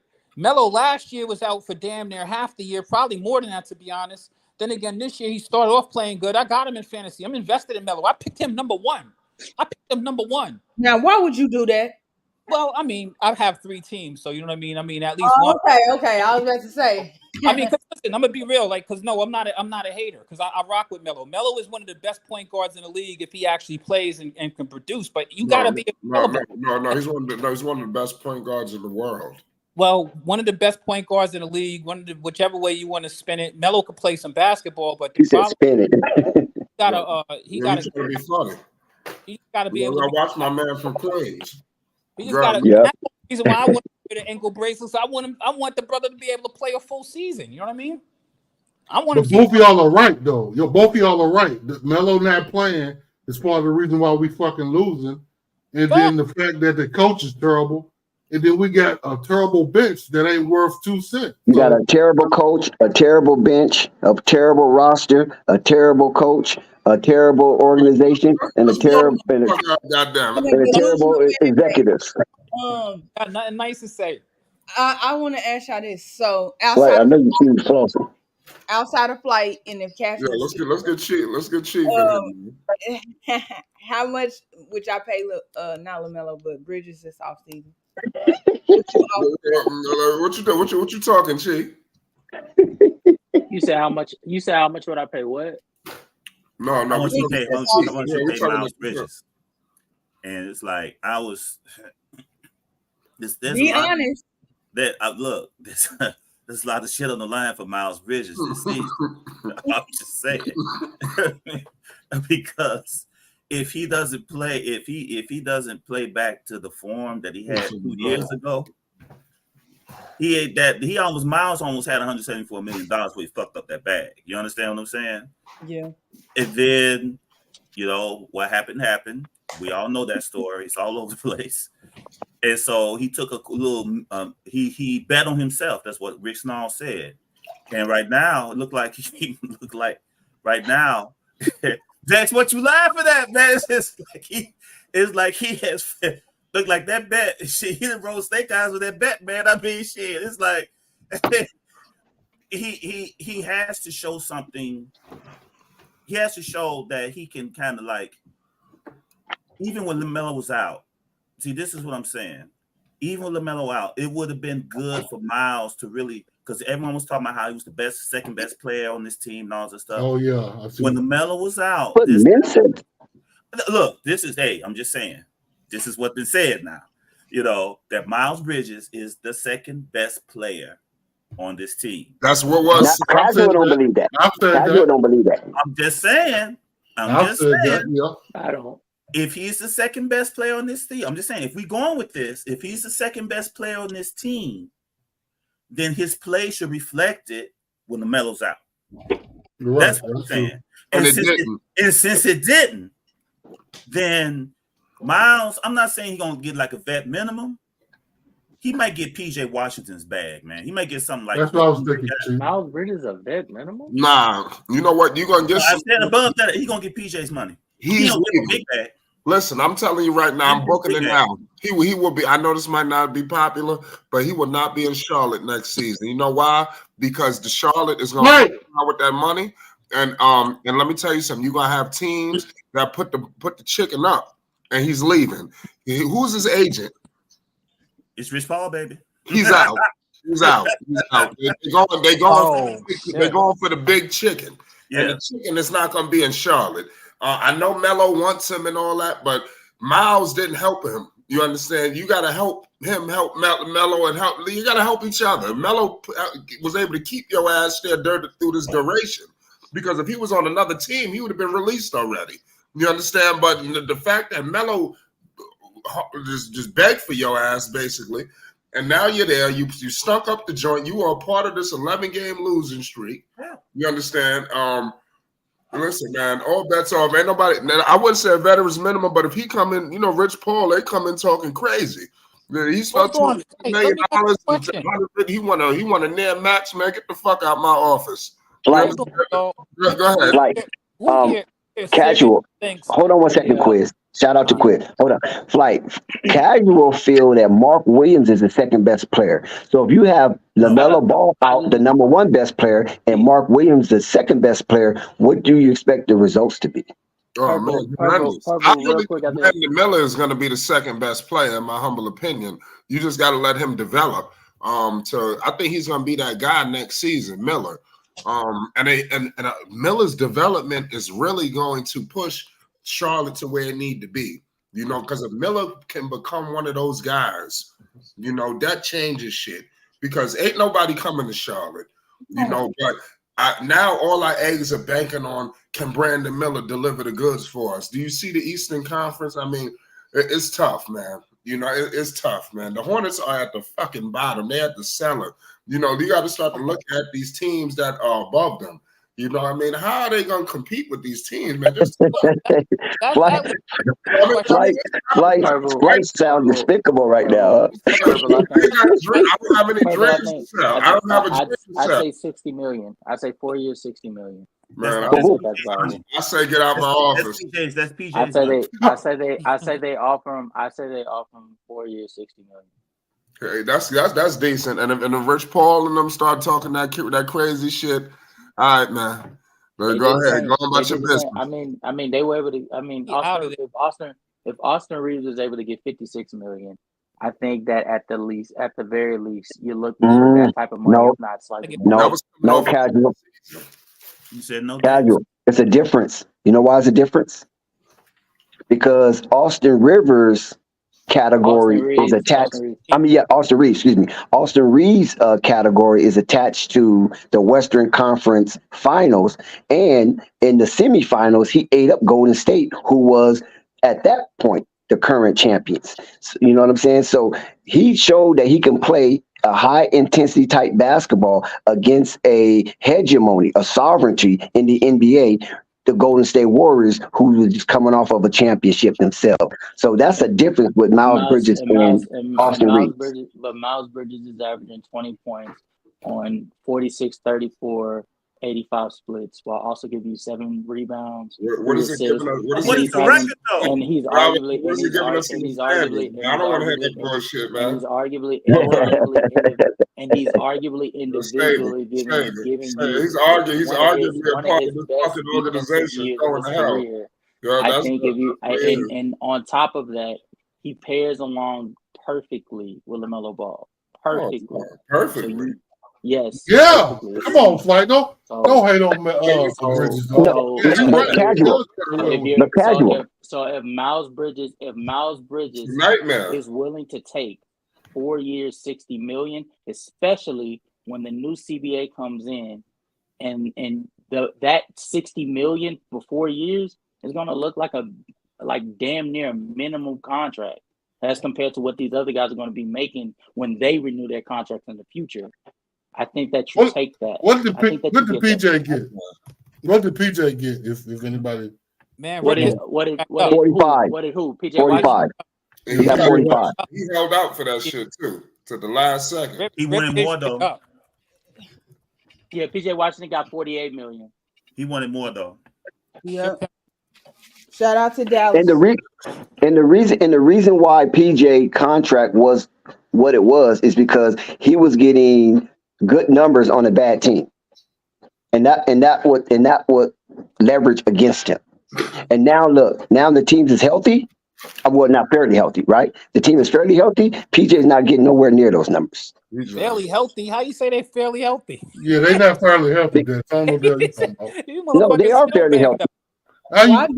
That's why I say fairly healthy, because they still got their number one point guard. They got Terry Rozier. Let me finish.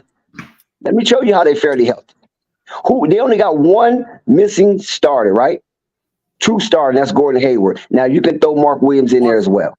Mark Williams, Gordon Hayward, the kid Brandon Miller, he ain't even there either. Quiz. Brandon Miller is there. He just got hurt tonight. Brandon Miller was there. Melo's first came back from being hurt. That's what I'm talking about. He just came back. These dudes stay hurt. Yes. This team is like my man from the movie Life. They just can't get right. Okay, go ahead, Big Al.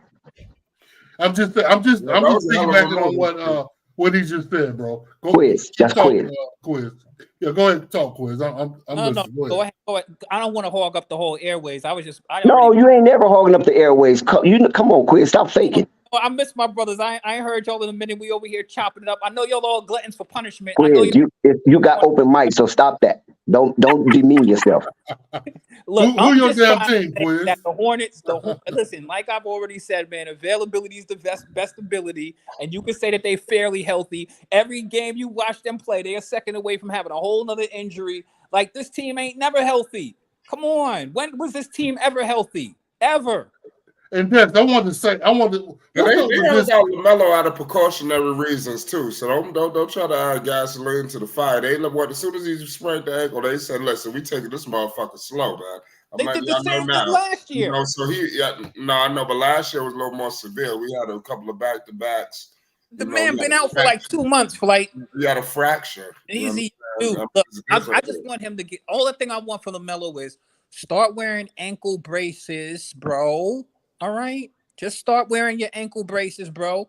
And you know what I mean. Like you got to show me that you can last out a season. Because LaMelo right now, man, he's out most of the time. Like it ain't even fair to the fans. It ain't fair to me. It's not. But my hey, number one pick, hey. I gotta go and find other people. You can't replace a number one pick. So what's fair for the fans for LaMelo to go out like some fucking sideshow? You understand? Nah. In the middle of this I just bullshit, think that's what you're looking for.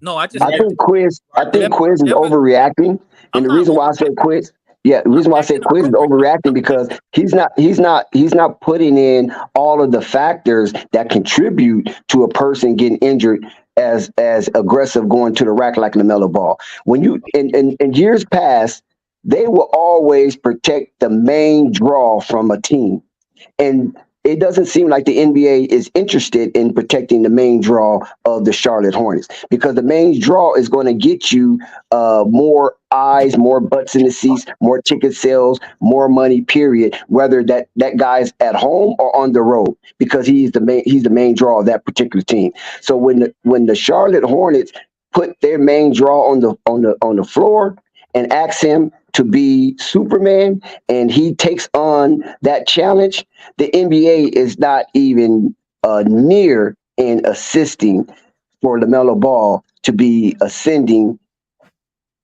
right now before our eyes. I guess they got their eyes on somebody else. So when it comes to LaMelo, how many times do you see guards like LaMelo Ball with that height going into the rack, just getting thrown on the floor, just thrown everywhere, pushed in the back, slapped aside the head, and not even going to the free throw line? Listen, man. Look, I disagree. He said, "Listen, man. Could you answer that first?" I disagree with you. LaMelo is not the first person we've seen come into the NBA and have ankle issues, i.e., one of We're the not greatest talking about ankle issues. Steph See, Curry. that's not what I'm talking about. That's what he's always out for. You say No, I'm talking about. Listen, hold up, overreacting. quiz. He's always out for that same ankle. But listen, quiz. Listen. I know what you're trying to allude to. Oh, we just fanboys for LaMelo and blah blah blah blah. But listen, I'm just saying for somebody direct about his actual issue. Hey, listen, because you saying player, we're not talking player. I just stated for subtext that he is the franchise ticket. Yeah, he's the ticket for the team. And so if you're a ticket for the team, the NBA is supposed to protect those type of investments. I'm not saying cheat for him. I'm just saying just give him what he's due. And most referees reward you for your aggression going into the paint. That's always have been a part of the NBA. You get rewarded. That's where you get your fouls. But when you try to move away and go, play softball and basketball, they don't give you that. They don't reward you with that because that's not the carriage of the NBA. But LaMelo was told, listen, I'm telling you something that I know for a fact. He was told to be more aggressive and he would be rewarded for his aggression, and he's not. I mean, you're not always rewarded for your aggression. We just got finished watching the Toronto Raptors play against the Lakers. The disparity of fouls, you know what I mean, was crazy in that game. And that happens from time to time in the NBA. But that's one game, right? So you think that so hold on. I'm just trying to make sure that I follow you here, Dex. So you think that the NBA is failing LaMelo Ball because they're not to some degree, yes. To some degree, yes. You think that they're not protecting? You think they're not giving enough calls? I think he's the only person ever played in the NBA that went to the hole. Even if you remember when Michael Jordan first came, you see this shit that Quiz is doing. You see this bullshit Quiz is doing. He said, "Player." We're not talking about player. We're talking about the ticket. Right? We're talking about the ticket. His first year he was out. Now his second year he played. His first year he was out. Half of the season. For the same reason, going aggressive against the Clippers. And the Clippers real talk. Let me ask you a question. So, but he's the NBA is, according to you, the reason why Melo is struggling. And in a way, I definitely agree with that. But what, let's say that does not change. What do you think needs to change with LaMelo so he can stay on the fucking court? Because obviously he's the key to us winning. Obviously. What do you mean? No, What you this is mean? what I know what you mean. Hold on. You can come after me, Bartran. Listen, only thing I'm saying is Lamelo is doing what was asked of him in order for him to be able to shoot more free throws or have access to the free throw line, right?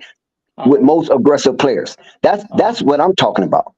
I'm not saying show favoritism. I'm not saying cheat and help. I'm just saying be fair because LaMelo have a constitutional right as an NBA player to be able to have access to that restricted area. So basically, what the NBA is telling him by putting the thumb up their nose is like, stay out of here and you won't get fouled. You won't get pushed. But that's not true though. That's not true because whenever Okay, go ahead. he is aggressive, he gets to the line No, very, not all the very, time. very, very substantially. No, like don't. when I'm telling you this as a Bucks fan, he went up against my Bucks, and this is one of the few times where I saw him actually be aggressive at going to the rim. Because I watched him the next game go up against the New York Knicks, and he wasn't as aggressive going towards the rim.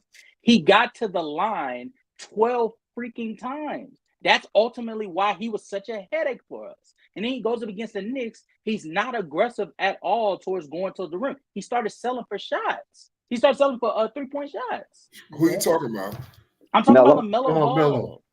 I'm talking about Go ahead, he's Chief. trying to You can respond to that. he's pushing an agenda that LaMelo Ball is going to the line. He's just not being rewarded, and that's simply not true. That's not true. But Casual, do you agree that the refs are calling these games terribly though? Because I'm in between. I'm an actual Hornets fan. That is a different topic. I completely with you. I agree with you on that. The referees, there's too many times where they choose to not blow the whistle. Well, that's what Dex is saying too, though. But that's not. But it's not. But it's not on. It's not on LaMelo as much as it's team. It's team. It's team play that the referees choose not to blow the whistle for. They're selective. LaMelo Go ahead, is not Bartran. the one that's left out. Let Bartran breathe. LaMelo himself said in the press conference he called the refs out himself. Yeah, I remember that. I thought he was gonna get fined for it. They didn't fine him. I don't think they did. They didn't fine him for it. But when he made that complaint, the calls went down for at least 3 or 4 games, 5 or 6 games. You know what I'm saying? Because he was getting the calls were increasing at first. Because we thought, oh, finally they called him. They can making calls for LaMelo Ball, the franchise player for the Charlotte Hornets, who's getting paid $260 million. God damn it! I mean, so, but LaMelo did voice his dissatisfaction with some of the calls, and then it went down. You know what I'm saying? So that hasn't always been the case. You know, when LaMelo Ball will go aggressive. LaMelo Ball has asked the referees what does he have to do in order to get the calls. They've told him what he needs to do. This was reported. It was mentioned here on, it was mentioned on Flight Sports, but was also mentioned on in other places that LaMelo asked, what I need to do. And so he did those things and the results did not change, and he spoke to it. And then he got, then from there, it was bad for a while. And then we was talking about it. And the fear was he's going to continue, but he's going to continue to go to the basket. He's going to continue to get knocked down. And eventually he's going to get hurt. And it happened. Hey, Chief, so this is my question to you. So do you think the NBA has gotten out for LaMelo because of his father, LeBall Ball? Let's be honest. Oh, well, that bias gonna be there until that's always gonna be there, Big Al. They don't like they don't like LeVar. But honestly, I think at this point they need to get over it. LeVar is busy riding LaMelo's whip, showing the green shoes now. I mean, what is this? LeVar play no more. LeVar is in LaMelo's whip, man. Yeah, LeVar pushing the shoe. LeVar ain't played for the past couple years, so he's LeVar is not out there in the public the way he used to be. So that if they're using LeVar as an excuse, there's just something else going on. But I do believe, and to your question, Big Al, that of course there has always been some bias against Brother LeVar because of the way he is, the energy he carries, and everything like that. And James, LaMelo 676 should always go hard for the dunk, But see, that's the thing. LaMelo Ball ain't got that type of bounce, and he just don't. He don't have that bounce, which actually I'm happy he don't, because then it would depend too much on athleticism. I want him to use skill. My issue with LaMelo has always been, I don't like that his LaMelo likes that jelly for some reason. He loves that, he loves that jelly. And so I'm saying, do the jelly, LaMelo. His layup package is insane. So he can get away with the jelly, but he can go and get a little contact, then finish the jelly. You know what I'm saying? At least go to the free throw line. So I've been calling for him to get in that gym and get to the rim and seek the contact. But when he seek it out, the refs got to make the call if he's doing that though. Refs to bail you out, man. It's the NBA. These NBA refs been terrible. It ain't like it's something new. With Trae Young, you talking this in the league with Trae Young and James Harden in it? Trae Young playing terrible. Dame Dollar, don't forget Dame Dollar. Dame, the way they lived off of the refs, off the calls. Refs, they've been terrible. Been terrible. It ain't nothing new. It shouldn't be a shock to anybody that the NBA refs are terrible. The refs are terrible, and they play games with those little flops, and they sell the calls, and you do all this, you get the foul calls. This is the game. All that stuff. And what's your name again, bro? But real talk, bro. You said the refs are terrible, but that's Quiz. His name is Quiz. Quiz. Quiz. He's a New Yorker, so you already know he's kind of biased. Yeah, that's the thing though. You say the refs are bad, Quiz, but they go a tier lower when the Hornets play. I mean, to be fair, LaMelo did get 15 free throws tonight. So he got the line 15 times tonight. So it's his first game back, man. I like LaMelo. It's his first game back. Yeah, it's the first game back. What's the matter with the Charlotte Hornets? I'll be honest with you. It's not a fair situation, but life ain't fair. They have a lot of issues pertaining to their personnel, availability, being on the court. They're young. I hope they get rid of some of them old dudes they have on their squad, like Gordon Hayward, Terry Rozier. It's time for those dudes to move on, which I'm sure they'll be done after this year. And we need to be able to see Miles and Melo be able to stay on the court and be healthy. Now, Quiz. That we all been crying out loud for that, you know what I'm saying? But it seemed to be falling on deaf ears. But Al feel that Terry Rozier is an integral part to the Charlotte Hornets moving forward. And my contestant to Al, 1 second, hold on, you can debunk it or come back at it. My contestants to you, Al, is that Terry Rozier didn't come to Charlotte to win. That's the only thing. I'm not saying he's not a good player. He just didn't come there to win. He came to parlay. Well, to respond to that, I mean that's essentially what I said earlier, Dex. He plays in a way because the Hornets aren't winning. At this point, he acts like, okay, well, I'm gonna get my points since we ain't winning. I'm gonna just get what I can get. But that same mentality is across the board for all the players on the team. So I wouldn't say Terry.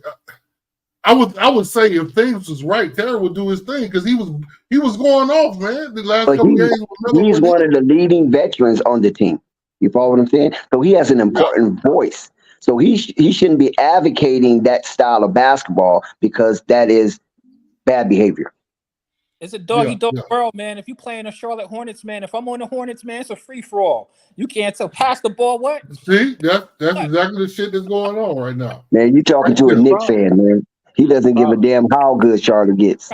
He just here to destroy any kind of momentum Charlotte has. But Dex, the bad thing about that, though, is real talk. These players are all thinking that way. Even fucking niggas that's garbage. But we've been saying this. That's what I'm saying. We've been saying this, and people try to destroy us for saying this and calling us dick riders, and you were one of them. Big Al. What the fuck are you? Hold up, Dex. Reiterate the shit you talking about. Yeah, Al called us dick riders, meat riders, dick riders, and all kind of stuff. Because we exposed, it was me, Nico, and I think Rico Recap, right? We exposed the Charlotte Hornets for what Big Al was saying right now.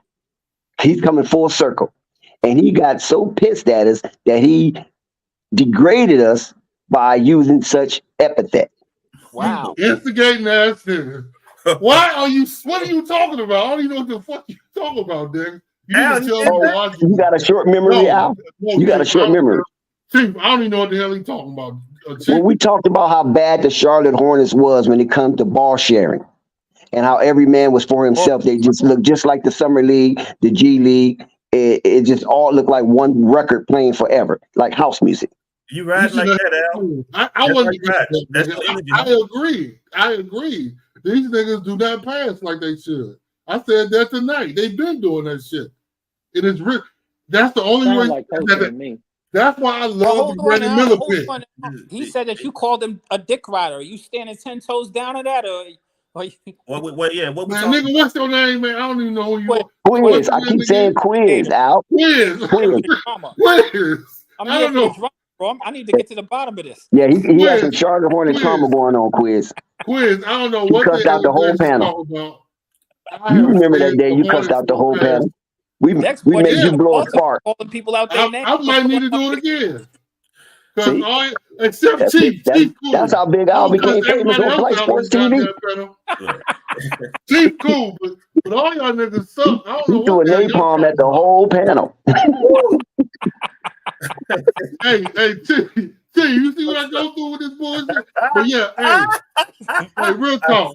The Hornets, they really need to be focused on guys that give a damn about actually winning. That's really the issue. Brandon Miller, I believe he gives a fuck.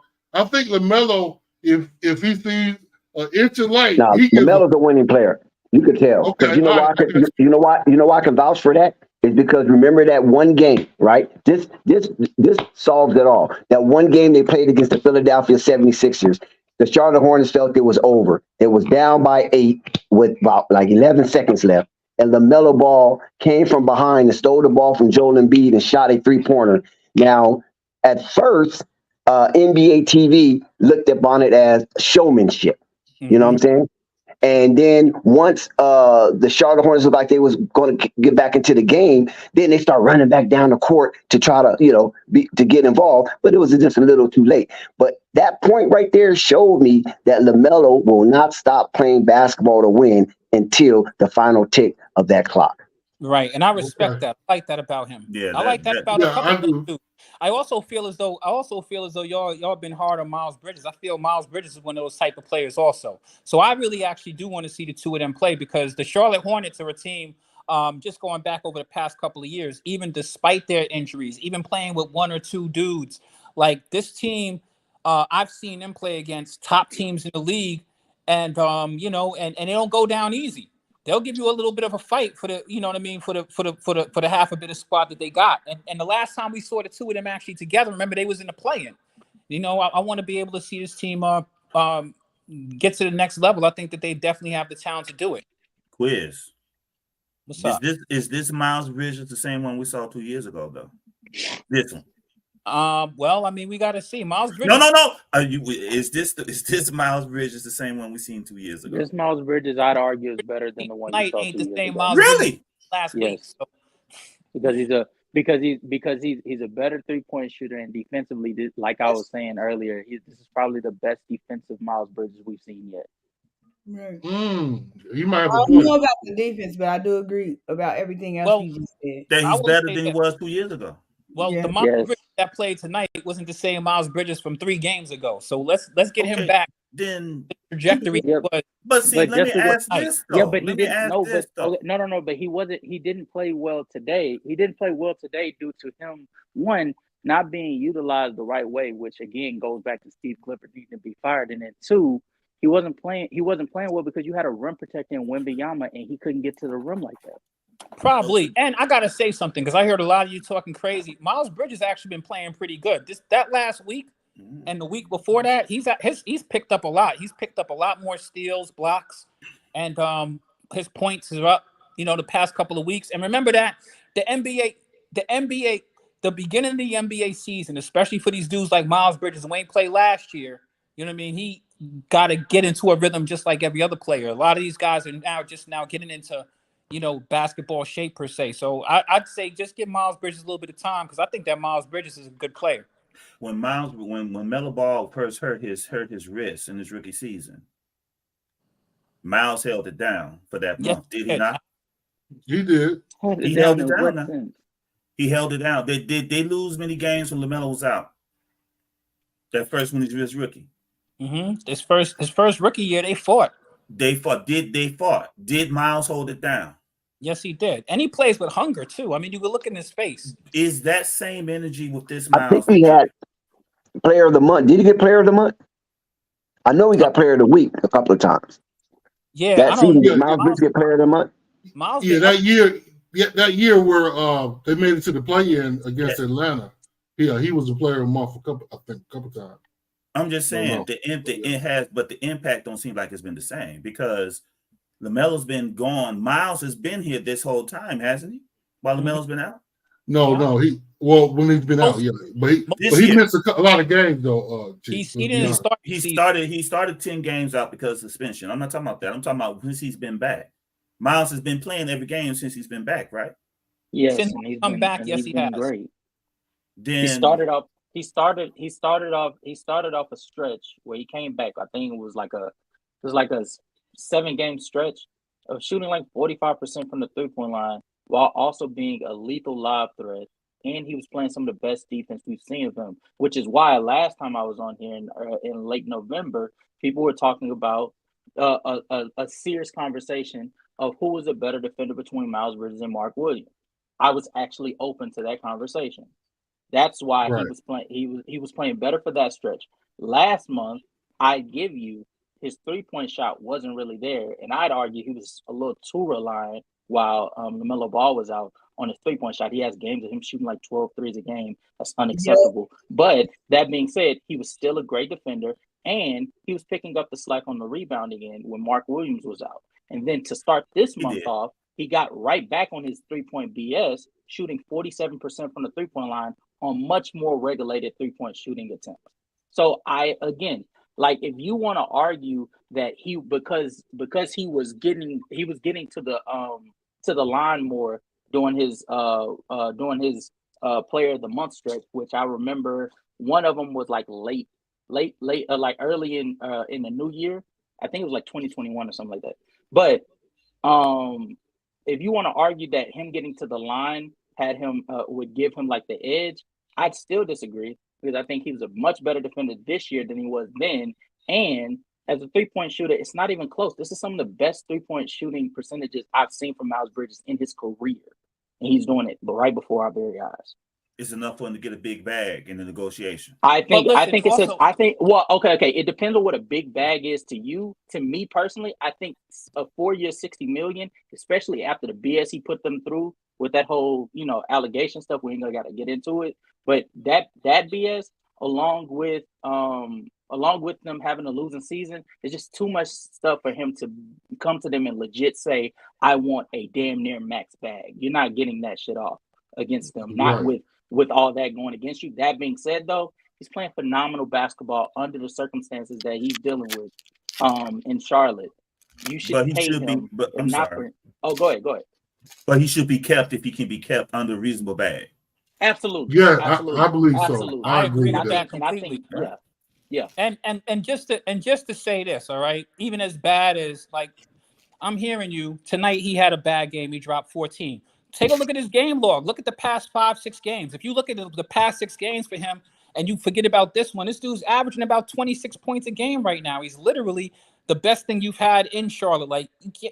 He's the best player they got over there right now. Short of Melo, it's Melo, it's him. Then if you want to say Mark Williams, who isn't healthy, maybe a Nick Richards. Gordon Hayward is out of here. I don't think that Terry Rozier is around anymore. They don't need Terry Rozier no more. You need these young players. I definitely need space, think and they just need to be healthy. So they need some veterans. They need some veterans that understand that they're not the guy. They're not going to be the guy, and they need to be making their priority of their job, making sure that the actual guys are in the best possible position to succeed. If they're not willing to do that, then don't sign them. And I think that Dex made a great point earlier. Before I was speaking, I heard Dex when he talked about they need to do like a PJ. They need to do like a PJ Tucker. They need to go get a PJ Tucker or somebody of that ilk to come along. They need to forget about this season. Let this season, whatever, let Gordon Hayward go off into the sunset. Let Terry Rozier go off into the sunset. Bring in a couple of vets to work with this young core. But I think they have the see. I personally think that they do have the talent. I like Miles Bridges. I think this dude plays with passion. I like Lamelo. I like his game. I think that him and Brandon Miller need to become acclimated with running that backcourt together. And then Mark Williams, if you could get healthy, you know what I mean? You got Nick Richards over there. Nick Richards can definitely grab some rebounds and play. Mm-hmm. That's not a terrible team. That team is better than some teams that are doing better than them right now. I'll give you a perfect example. Everybody thinks that the Pacers are trash without Halliburton. They just won 3 games without Halliburton. Everybody on that team's getting like 10 points. They got like 8 dudes getting 10 points just sharing the basketball. That team is not incredibly more talented than the Hornets.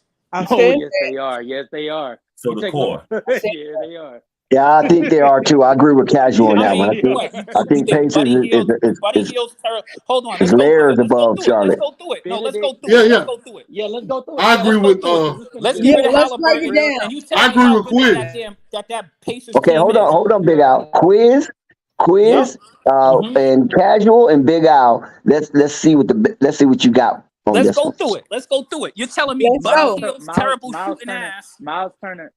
Miles Turner is better than Miles Bridges. No, let's go Wow. Yes, Benedict. No, you can't do that. Turner, No, Mark hold on. Williams. Okay. Yeah, Miles Turner. You have to Turner, Mark Williams.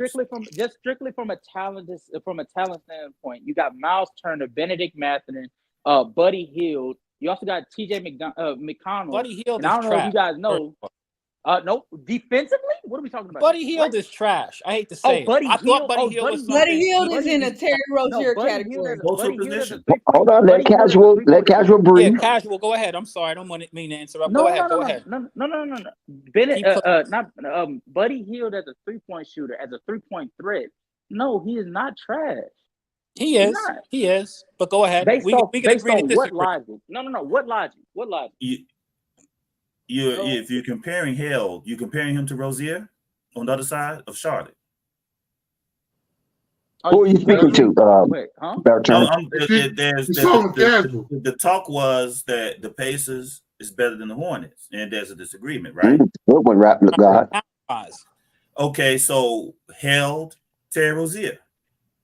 I think Buddy Hield having the team. I think Terry's better than Buddy Hield. Excluding. I think so. I do too. Excluding your star players, so excluding Lamelo and Tyrese Halliburton.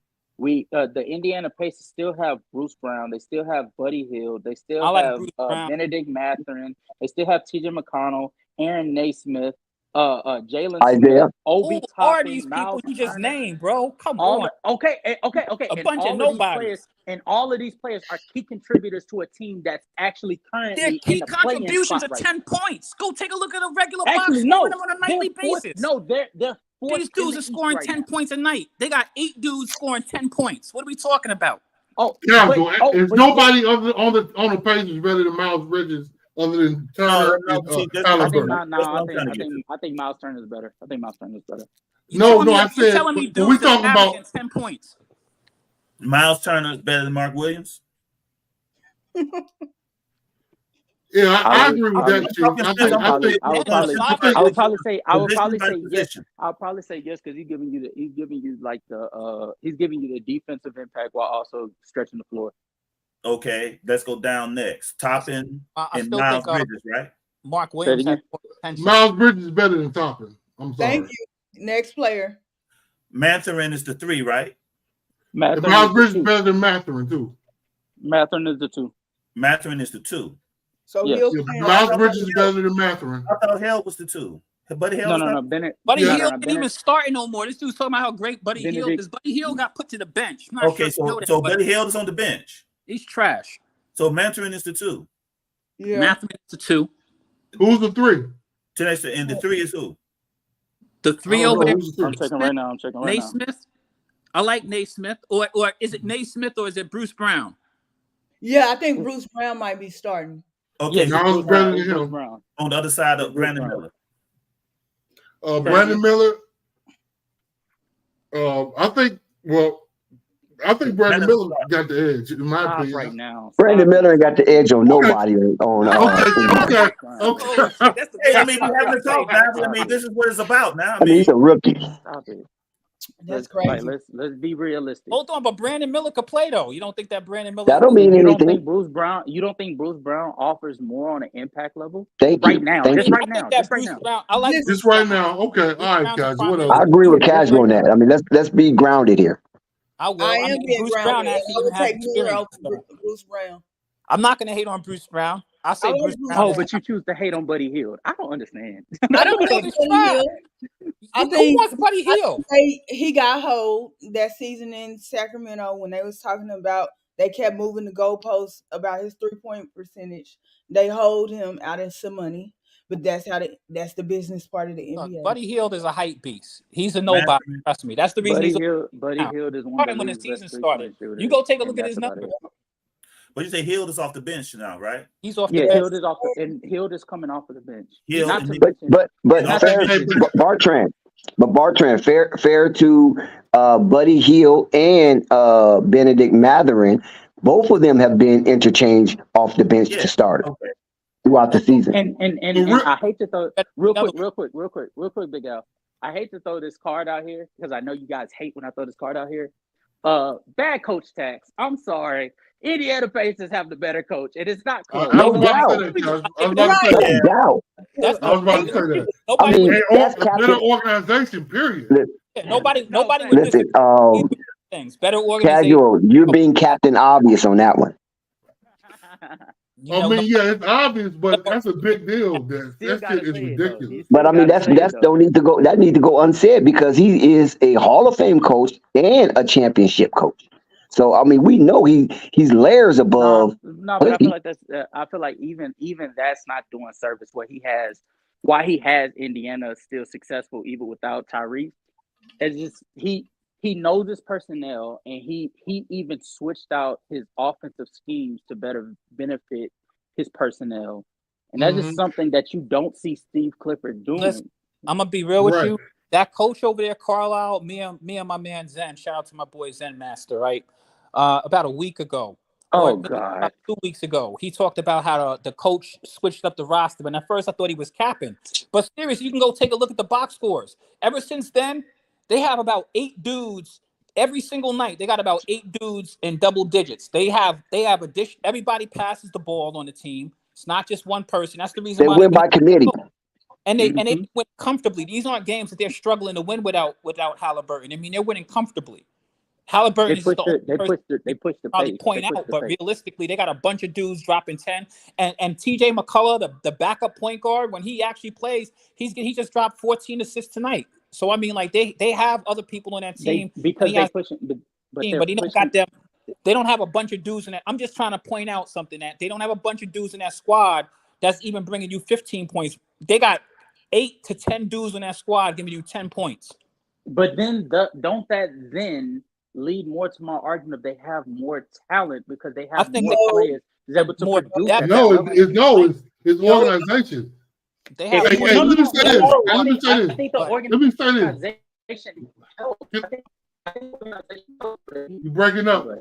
You're breaking up, Quiz. That's not me. Get off that. Who was that? Who was that breaking up? That was me. Casual. No, that's me. Casual, you ain't threw away that Obama phone yet? Boy, I'm in the goddamn elevator. I'm leaving the hospital. No, Big Al. What I'm saying, what I'm saying is, if you have 4 players, right? Let's say you have 4 players, and those 4 players can give you 15 points automatically, right? But I have 8 to 9 players that are on standby that can give me 10 at a moment's notice. Don't that then mean that I have the more talented team? You're top heavy. I think when it comes to Indiana, what makes them so special is even if Tyrese doesn't have it going scoring wise, one, he's an amazing facilitator and he's in a system that leans more to his facilitating abilities, but also you have people for him to facilitate too that are just more talented than what Lamelo has around him. Lamelo has a whole bunch of bucket getters Gordon Hayward will go and get you a bucket. Terry Rozier will go and get you a bucket. The problem is they want to go and get you a bucket rather than be assisted in the bucket being get. That's the problem. Yeah, that's why I agree with Indiana that. system. That's why Indiana systems work and Charlotte's doesn't. On top of having an incompetent head coach, but I'm beating that horse. Yeah, I'm beating yeah. that You horse. beat the Can dead I- horse right there. Yeah. Can I What say you this? think? Hold can on I one say second, this? guys. Calm down, calm down. We got the chief in the building. Chief, what you think about what Casual just said? As far as I think that they have to change the Hornets. See, really, this should have been done in LaMelo's rookie year. You know, they've wasted 4 years. The moment LaMelo I remember there was a press conference, right, where they asked Terry Rozier and some other players, when did you all know that LaMelo will be special? They said That's practice. the first practice. Yeah, exactly. So once they found that out in the first practice, whatever they thought, whatever they made, whatever their misconception was over what LaMelo would bring, once he showed what he could do in the first practice, Gordon Hayward should have been called immediately to Mitch's office. I've said this in the past, Dex. You know, it's like, look, hey, Gordon, I know we gave you this money and we told you you'd be the guy here, whatever they told him, and Terry. But look, you see what we got over here? See, it was the same thing that Mitch. See, this is something because Mitch. No, I think it was West. Though. I don't think it was Mitch. Jerry West told Shaq the same thing when it was bringing Kobe over to L.A. Did they not say that, Dex? They went when they was bringing Shaq to L.A. They sold Shaq on Kobe. You know, Kobe. You know, so they should have did that with Gordon and Terry to keep them kind of happy. And once they figured out LaMelo's game, especially when they got that triple double from the bench as a rookie, and at that time was the youngest in NBA history. In history, yes, he was the youngest. Then it's like no. Then you begin immediately to build the team around him to his strengths, right? So Terry and Tebe both should have been gone, right? Mm-hmm. And then you bring in what? Unless you want them to be like a number 2 to him, you know, which is no. So you start to build the same way Orlando has built, the same way Houston is building, the same way, even though Detroit is in the trash right now, I don't expect them to be that way too much longer. The way OKC has built, you build that those teams are built to SGA strengths. They're building that team around regardless of what anyone may think about Cade Cunningham. Shout out to Trent. they're building that team around Cade, his strengths. In Orlando, that is Paylo's team. You see what I'm saying? You know, so in Charlotte, they should build the team around LaMelo similarly to Casual's point, similarly to how they have built the team and a system around Tyrese Halliburton. Facts. People who can shoot the ball. People ain't looking to dribble the ball when they get the ball. They want to be saucy. No, LaMelo's there to be the saucy one. He's the saucy one. The shooting guard, 3-and-D. You know, Brandon Miller, I think, is a good pick because he can be a secondary playmaker and he can be a secondary guy, you know, and I think they'll have an advantage in the backcourt. They had him there, 2 or 3, you know, so they got 2. I think Mark Williams is the perfect rim-running garbage pail center for LaMelo Ball. He don't need the ball. He's not Wemby. He don't need all that. He just needs to play defense. He needs to block shots. He needs to rebound. He needs to be a presence in the paint. And if, because I saw him shooting that 3, which I don't like when I see that, if he's shooting the 3, that's only if he's wide open and only if there's no other option. You know what I'm saying? So you don't need no dynamic. You got 2 dynamic players with LaMelo and Brandon, potentially. Now you need to build key veterans around them. Like Dex said, a PJ Tucker is perfect. He ain't trying to do too much. He'll be in that corner, shoot that 3, play defense, put a foot in the asses of anybody who's weak, like he did in B. He looked them right in his face, like, what you doing? You know, you need stuff like that in Charlotte. Like tonight, when Brandon Miller took that hit from Keldon nobody retaliated, right? It's like, okay, so Keldon should have been like, okay, I know I'm about to get touched going down. Yeah, you know, somebody's going to touch. They're too nice. You know, you need dogs on a team to win. You cannot. Everybody can't be the nice boy. Everybody can't be finesse. You know, and I think that is the thing that the Hornets need to get. They need to get an Isaiah out of Detroit. If Isaiah Stewart is available, Isaiah Stewart, yeah, he'd be just great. for his presence, bring him down there to Charlotte, just for his presence. Now, Chief, let me take you back to your opening. When you said that Lamelo Ball got drafted, the Charlotte Hornets should have moved in that direction to secure the team or roster construction around the talent and skill set of Lamelo Ball. But remember when he was drafted, there was hesitancy about the purity of Lamelo Ball.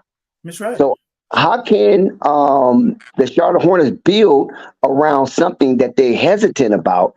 He wasn't their guy initially. James Wiseman was their guy initially, and then they brought down Gordon Hayward from Boston to be featured as their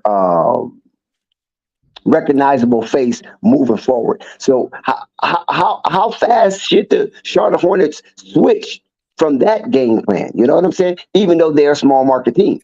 Because they should switch, because just like it was, do you remember what the coach of Spurs said about LaMelo Ball when they brought him to Spurs? Yes, he said he dreamed about it. Yeah. They saw all the stuff. They saw Ball in the family. They saw all this stuff. When the bags, he said the bags arrived ahead of time, Gucci bags and all that stuff. They said, "Oh, LaMelo's coming." You know, they thought he would be this entitled, spoiled, very narcissistic type person. Yeah. And then when he got there, he was the total opposite of what they thought. Right? I am sure, Dex. When Mitch Kupchak said in the press conference that night, Dex, remember. He said, what was the first thing that LaMelo Ball asked him? He said, "Is there a gym somewhere?" Mitch was impressed. He said, "Why?" He said, "Because I need to put some shots up." He said, "All I need is a gym and a bed. That's all I need." Do you see what I'm saying? See, so the attitude going in to me, Dex, when he asked him not for none other stuff, he was asking, where can I get to work? Whatever issues about his maturity level, in my opinion, should have been erased that first night they had dinner, and LaMelo let Mitch know what his priority was at the age of 19. Okay, so regardless of the Gordon Hayward dynamic, you're going to just take a 19-year-old saying that all he wants is a gym and a bed and scrap the millions of dollars you have invested in a player to be the face of your franchise moving forward? But what has LaMelo done to show you otherwise? No, what I'm saying is this: the Hornets the reason why the Hornets landed LaMelo in the first place was they didn't win nothing, and so you bring him in as a high pick, a number 3. You bring him in as a top 3 pick. Normally, that means that if you bring in a high pick, normally you're going to give him some leeway. You give them leeway because he's a high pick. If you didn't, normally, because in my opinion, Dex, is if they didn't believe in him, they should have let LaMelo fall to my Bulls, which is what I thought I agree. The Hornets was going to do. Listen, brother, you preaching to the choir. I'm only asking you these questions as a devil advocate for those who may not understand that dynamic, because you still had Devontae Graham on a surgeons, right? And that's who they thought would be their pet as a Hornet, and Gordon Hayward will come and be their Rock of Gibraltar, and they paid all the money to bring out the F-150s to support the Charlotte Hornets, and now they have a replica of themselves playing basketball at a nice, high competitive level. And then you bring LaMelo the showmanship in just to try to balance out, but you still kind of got a pause button on LaMelo just in case he doesn't taste well to that Tobacco Road fan base. That's right, and he didn't, and still don't. That's why Gordon Hayward is still there, and that is why Gordon Hayward is still there. And I fear if he can, he might remain there, Dex, to feed that fan base. I think this is the last. You don't think this is the last his last hurrah? There are Gordon Hayward said on podcast P's podcast, Paul George's podcast. Paul George. He was talking about how he's comfortable in Charlotte. He was talking about how his family's in Charlotte and how he likes it here.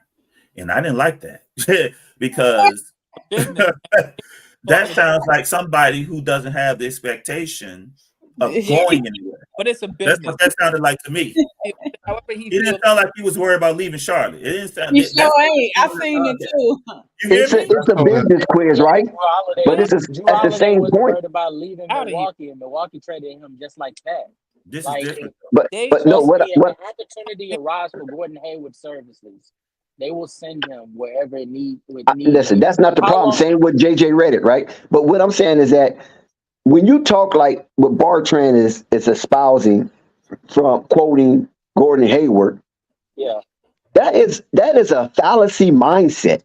Because how do you come off a lofty hill like the Boston Celtics, always in the conference finals or somewhere near, and you come to Charlotte, what is dysphoria, and you saying you comfortable? Yeah. Because like I said, that's not good. That alone is not good. That's what he said. But like I told you earlier, that comes from a player that even when he was making Eastern Conference Finals appearances with the Boston Celtics, he wasn't that big of a contributor to their success. Not saying he wasn't at all, but not to the lengths of a Jason Tatum, to a Jaylen Brown, to a Al Horford, even a Kemba Walker at that stage. Like Gordon Hayward, or like quiet as kept, since he's been since that ankle injury, he's failed to be as big of a contributor to like playoff teams or even just teams period as he once did. So no, it's perfectly understandable for him just wanting to be on a team, stay on a team for a lengthy amount of time and enjoy the rest of his career, because he should even understand at this point, it's not guaranteed the next contract you're going to get or if you're even going to be on this team. Right. He alluded to that. He did in that part. He said, "Well, ain't no telling when it might be over. X, Y, and Z." That sounds like somebody who's looking to chill and fleece a team. And only because he's had a tough career with his injury wise, and maybe is a little bit comfortable in Charlotte. And I don't think that he's a terrible player, but from the Charlotte Hornets business standpoint, I mean, I can't possibly see them having any justification why they would even want to keep this dude around past this year. Him and Terry Rozier. It's time to move those dudes on. You have a young team that needs to move forward. You've gotten the most that you can get out of those guys. There's nothing left for those dudes to prove in the league. Give them an opportunity to go somewhere. I mean, I think that Gordon Hayward, a team like maybe the Bucks or somebody who's been somewhere, he can contribute and be a six man or something.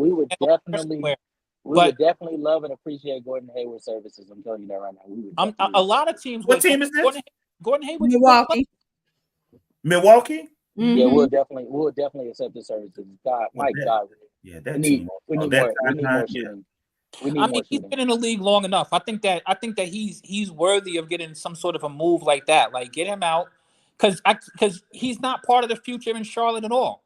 He's only holding up space. You don't need his. I think it's too urgent to move off of Gordon Hayward. Respectfully, too urgent. What do you get? Okay. The reasons why is because I think you can re-sign Gordon Hayward to a reasonable contract. And again, when the CBA is renewed very soon, these contracts that you're not so excited about giving out, they're going to seem miniature to the new contract normal that everybody else is going to be expecting in a couple years. So I would think I can see an avenue. Not saying that it's like guaranteed, but I can see an avenue where Gordon Hayward services could still be used off of the bench to create more room for younger players or players that could just contribute more than he can. I think he's still useful.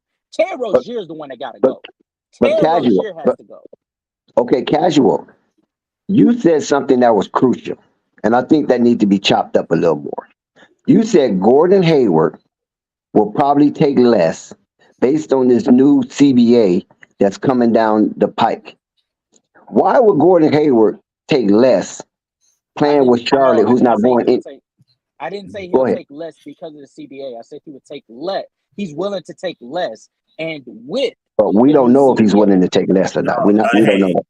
His agent, his agent is Bartlestein, baby. His production doesn't We agree.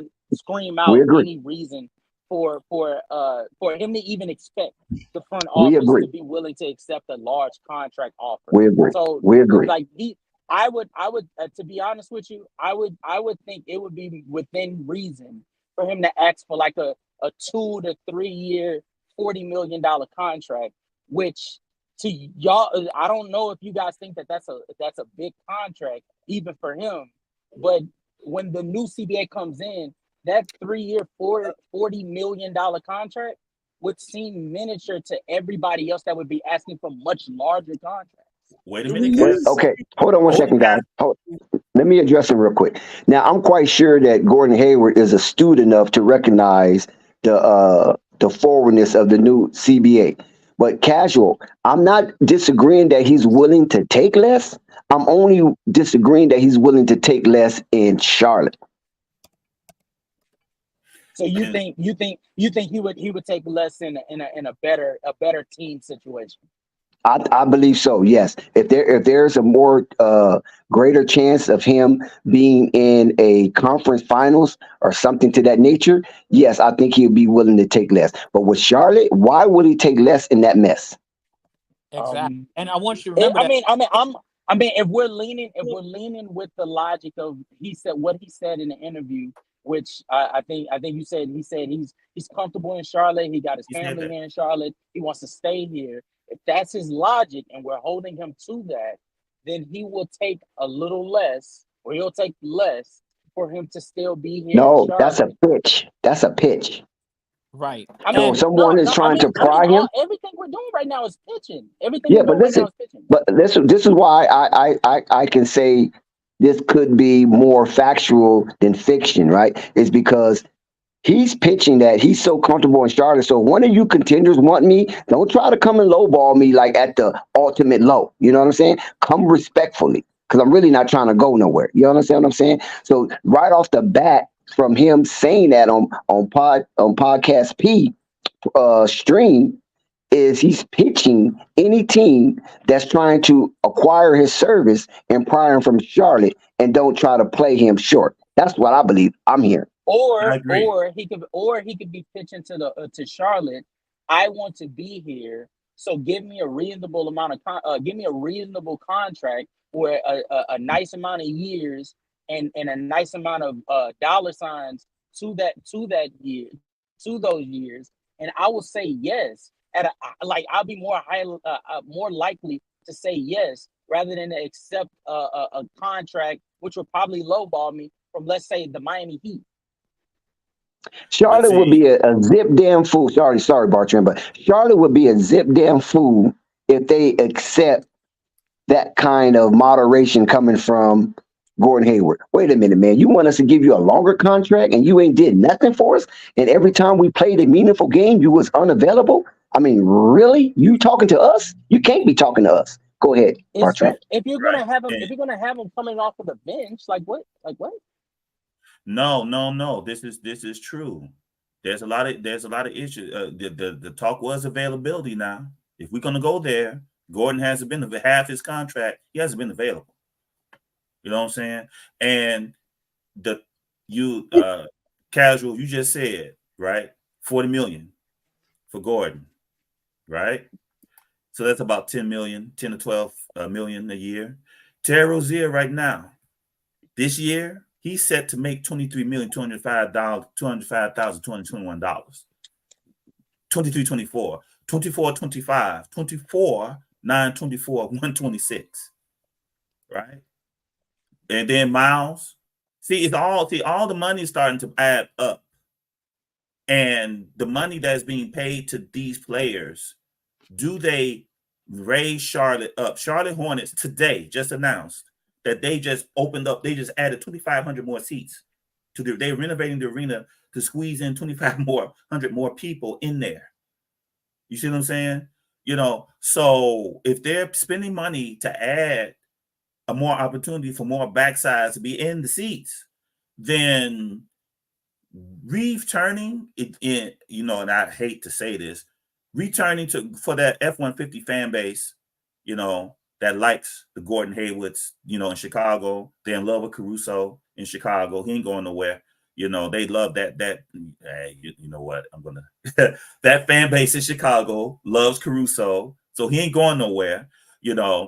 For Gordon, they can find a new toy. They can find a new toy for the F-150s in Charlotte. I think that's part of the reason why Miles is on tenuous ground in Charlotte, because that fan base didn't want the Hornets to bring him back in the first place. And so to give Miles even a seemingly larger bag is going to create controversy with that F-150 fan base.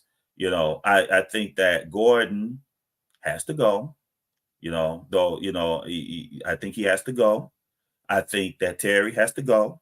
I think that they have to build around the core, which the owners have identified as LaMelo Ball, Brandon Miller, Mark Williams. That's what they say is the core. They did not include Miles Bridges in that. And even with all the careful PR that they did for Miles Bridges to ease him through the first press conference, which was very uncomfortable for Miles Bridges, Rick Snall goes right on WFNZ. Al, you know what? You know that station, with Kyle Bailey and Walker Mile and the rest of that F-150 group over there. And he said this right on there before that audience. He said, "We are giving a convicted felon a second chance." That came from his mouth, right? So he said that, huh? I like these points that you're making, because it's making me also think like that's probably the reason why Miles Bridges isn't included in their core, because they just got finished riding him out through all of this legal stuff that ain't had nothing to do with basketball. This is what I'm saying. So now there's two ways you can look at that. Either you take the PR hit and you keep him for that reason, because why would you bring him back, take a PR hit, and then let him go?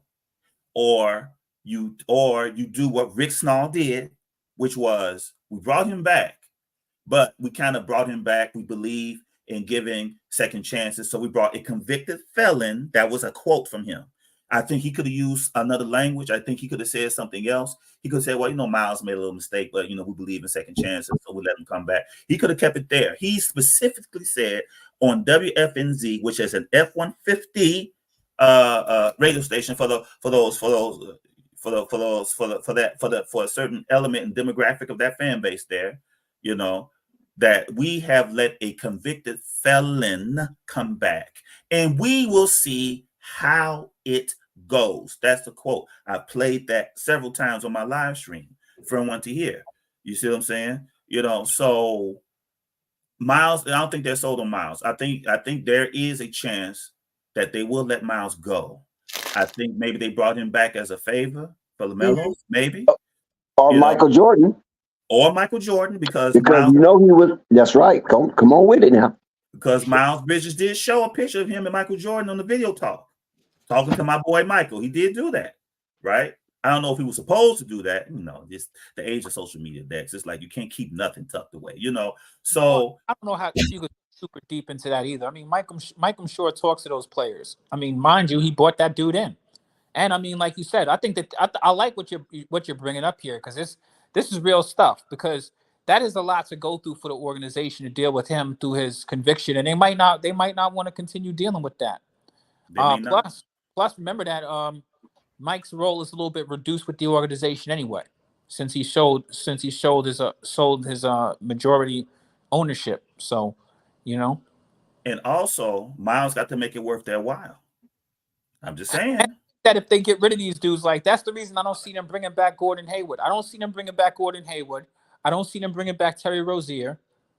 I didn't think about Miles Bridges, but you bring up a really good point. I mean, I like this point, but that's going to free up money for you to bring in some players to grow with this franchise. That they definitely believe in Mark Williams. I definitely like the Nick Richards dude as a backup even, and if not, that's even a great asset. You're definitely not getting rid of LaMelo, and I mean, Brandon Miller's a young player. I mean, what are you going to do? You just bought a rookie in. Like, you Good got him for a upside. few years. So you got him for a few years. So you want to definitely see how these guys play together. I think that you bring up good points. And I think that that's just crazy that the Charlotte Hornets probably maybe trying to set to rebuild again. They need to. The Hornets need to go ahead and do it. But see, a casual of that rebuild may be Miles, because if there's talk about moving, well, Siakam, I think Siakam is looking to go to a contender. He's not looking to go with no young players. I think he done put that out there already. Him dirty But like that. where it is, rumors about Terry Rozier to New York. There's rumors floating out there about Terry going to New York now. Hold up. Terry to New York for who? No, they didn't say who the Hornets will get back. I doubt it. It's at this time of year, it's all types of stuff going on. Right, because the only reason why I say I doubt that is because they already have a miniature point guard. They all got Bronson. And when you get rid of a person like RJ Barrett, you want to replace that size, because RJ Barrett is interchangeable. It's the Knicks. Listen, Dex, I'm a New Yorker. It's the Knicks. Go for it, Quiz. They always do something. Listen, the Knicks are just you're gonna wake flight up talking about the Knicks. The Knicks are just, if you want to see a team that'll make a terrible move, that's the one that's the most likely team to make a terrible move like that. So you don't think they would try to replace the height and versatility? No, Dex. Whoa! Wow. I mean, listen to some of these dudes. These dudes are seriously entertaining. You're getting another little dude in Donovan Mitchell. Like, come on. They don't. That's the last thing that they need between me and you. But they're known to make moves that don't make any sense, Dex. Well, they was gonna get Donovan Mitchell based on the Jalen Bronson thing. That's a bad move, though. They wasn't gonna get Jalen Bronson and Donovan Mitchell at the same time. I don't. It was either or. Remember? I don't see why that would be a bad move. Yeah, Quiz. So you don't like Donovan Mitchell with Jalen Brunson? No, I don't like it at all. Because the thing about it is, Jalen Brunson is a good player, right? You actually forget how small this dude is. How you But Donovan Mitchell was an all-star, Quiz. Okay. That's they're about to make Jalen this year. That backcourt's too small. That's what I'm saying. So RJ Barrett balanced it out with his height. Right, but I mean, they already got the. No, you're wrong. I don't know what, but I think that the Knicks should be paying. Pardon me, I'm gonna make this real quick. The Knicks should be paying attention to my man over there and DeJounte Murray. They should be in the hunt for that. That would be helpful to them to give them a little bit of height. Somebody can play next to Jalen, since that's what they seem like they're dead set on doing. But don't believe the hype. They're not getting rid of Jalen Brunson. The fan base in New York will kill those people if they did that. So Quiz, I wouldn't think they get rid of Jalen Brunson. Said it wrong. It's OG Anunoby, not RJ Barrett. It's OG Anunoby. RJ Barrett just left. That's the trade. Yeah, he just left. RJ Barrett and quickly, and they bought an OG Anunoby. Right. I think the reason why Donovan Mitchell makes sense is because you guys are sort of in one of those situations where like you're like a tweener, right? Like you're okay on defense and you're okay on offense, but you're not good enough to really be in these conversations with the likes of the Bucks. Oh my God, what the disrespect! So if you no, I mean let's keep it a stack. But if you made that trade for Donovan Mitchell, right? Donovan Mitchell as an offensive player then makes you you're ninth right now. I think adding Donovan Mitchell, especially to the system that you guys have right now, I think that pushes you guys closer into like the top 5 range. Not saying top 5 exactly, but top 5 range. And at least you would have an identity, a consistent identity as an electrifying offense and an okay enough defense to where, okay to good defense to where we would look at you guys and say, well, put in the postseason, especially a Tom Thibodeau defense being put in the postseason, having Donovan Mitchell and Jalen Brunson, you guys would be a tough out for anybody, even my Bucks. Casual, I think they have more chance of getting Terry Rozier than Donovan Mitchell. Actually, no, it's actually been reported that Donovan Mitchell's going frustrated with the Cleveland Cavaliers. So if they have one more season, which I'm predicting, they have one more season to get knocked out early on. No, we're talking this year at trading deadline. And Oh you no, have no, no! I don't Terry think he's could gonna get go. traded at trade. I don't think he's gonna get traded at trade deadline. But I definitely think in the offseason, if they No, I'm talking going Terry. into the No, offseason, they play bad, he I'm can be talking traded. Terry Rozier. we talking about Oh, these are oh thing yeah, they oh talking yeah. about right now is for trade deadline. Oh Yeah, well, yeah. yeah, I we don't think talking the Knicks. right Yeah, but I now don't think the to Knicks should go. improve. I don't think the Knicks should go for Terry Rozier because I don't. I think Who are they going to Terry. give? Who are they going to give? What's your trade proposal? Who is the Knicks going to get, or who are they going to give? Who are they going to give? If they get Terry Rozier off the Hornets, Oh, who I are they don't think going to that they give the should. I Hornets? don't think that they should go for Terry Rozier though. Oh, Spike Lee, what's up, bro? Go ahead. You said say that again, Casual. I don't think they should go for Terry Rozier. I agree. Even to replace quickly his bench scoring. Yeah, but but Emmanuel quickly Terry was ain't coming more than off no just. bench. Yeah, but Not no Emmanuel New York quickly. Knicks. He Yeah, What's come off the good, bench y'all? for What's up with the it? Milwaukee yeah, but Bucks. Emmanuel quickly was more than just a scorer. He was also a pretty good on ball defender. When put into position, he actually was a solid playmaker for them. Like I think having Terry Rozier there would answer questions offensively, but he's so bad of a defender, it would just be redundant at that point. At least in Donovan Mitchell's case, Donovan Mitchell has shown like so far in his Cleveland years to be a serviceable on ball defender. So DeJounte wouldn't bring that same thing. I think DeJounte wouldn't be a bad shot either. He'd be much better. He's bigger for sure, and he's dynamic. And I think that's what they're trying to supplement. But either way, guys. I want to make sure it's clear that I'm not a Knicks fan, but I'm very sympathetic to the Knicks as a New Yeah, York. whatever. Yeah, whatever. You just hold out until the Knicks get into a conference finals. Wait, hold on a Then second. all the Knicks in you go come out of you. Do I need to quote my Big L verse? I've said it thousands of times. Hey Diggs. Hey sports. Diggs, I'm logging. Hey Diggs, I'm logging into my computer. Add me up real quick. Okay. Now we got Spike Lee in the joint. Spike Lee, is your mic hot? Yeah. Can you hear me? Yes. Hey, What we got going on, bro? How are you feeling? What's up? I'm doing good, Pro Baby. Now this is not the date game. Hey, no, I'm just Don't chilling, do that, man. Dex. Just tapping in with the bros. Don't you be showing interest in nobody. Big Al, I heard you. What's good, Big Al? What up, Casual? What's going on, Spike, man? How you doing, bro? I'm doing good, man. Don't start no shit with me tonight, but what's going on, baby? Hey, listen, he feeling. Hey, man, I'm in it's not a good night, huh, Al? Yeah, ain't no good night. The niggas on He let the Spurs. He let the Spurs come in there and pulverize them. Yeah, man. Who else is in here? I need another one up here. We got Spike, we got Casual, we got Flight, we got Al, we got Quiz, and we got Chief, as well as myself. All right. So we got array. We got array of voices. Okay, go ahead, Spike. Let me see if I can find. Do you still think Lamelo Ball is better at basketball than Tyrese Halliburton? I'm minding my business. Oh my God, here we go. He come with the controversy right off the rip. Oh shit! I mean, you couldn't talk about Miles Bridges or somebody first to get it warmed up before you just come right off the rip. Oh shit! You know, I've never been with the foreplay. I gotta say, Dex, I ain't never been. Okay, I respect that. I'm going to pass the mic to Casual. Let me see what Casual say first. Me and Casual already discussed this. We already talked about it, G. Well, Casual, we want to hear it on Flight Sports TV because Casual is in the Casual is part. Casual, where you at? Where you leveled at on the debate at FYF debates? Where you at? What number? You said what do I level? Yeah. Last time I debated on there a few weeks ago, I think I was top 5. Okay, top 5. Okay, that's why we want Casual to spread his info because he's top 5 on FYF Sports debate.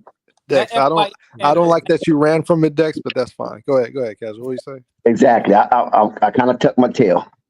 I see. Those dudes in the Casual, we already discussed this. With we've already. No, but let them discuss it. But everybody else haven't heard you guys discuss it. All right, you know what I'm saying? All right, go ahead, Casual. Okay, you want me to answer it? Well, yeah, because Casual is going to ignite something, and you're going to get some responses. Yeah, Casual. I'm going to ask you directly. I'm going to ask you straight up, Casual. All right. Is Lamelo Ball a better basketball player than Tyrese Halliburton? No, not right now. I think right now Salute to you, Chief. Oh yeah, for sure. I think right now the difference between LaMelo Ball and Tyrese Halliburton is truly just efficiency on the same volume. I think LaMelo Ball takes more high-risk plays than Tyrese. The problem is he doesn't execute at the same efficiency or anywhere near close to to Tyrese Halliburton. We're talking about a guy right now that even in the shooting category is shooting like 41% from the three-point line. That's insane, especially when you take into account how much usage he has on this Rick Carlisle offense. Now, granted, I do understand that LaMelo Ball does not have the teammates that Tyrese has at his disposal, but even with that, I'm looking at times where LaMelo Ball is simply being lazy on the offensive end, taking long range shots, ill-advised long range shots at that. And Tyrese Halliburton just not making that. Tyrese is the safest point guard in the NBA, the safest superstar. Well, the safest star level. He ain't no superstar. Yeah, safest star level point guard we have in the NBA. Yet over Drew Holiday. Yes, even over Drew Holiday, because Drew Holiday doesn't have the same volume that Tyrese has. Not only that, the numbers validate this. Like yes, Tyrese has the volume. He has the same volume of, let's say, a Trae Young as far as ball handler responsibilities. The difference is in Tyrese that puts him over some of these players like Trae Young, like LaMelo Ball, is the fact that no, he does not take the same high leverage plays that they do to create advantages for their teammates.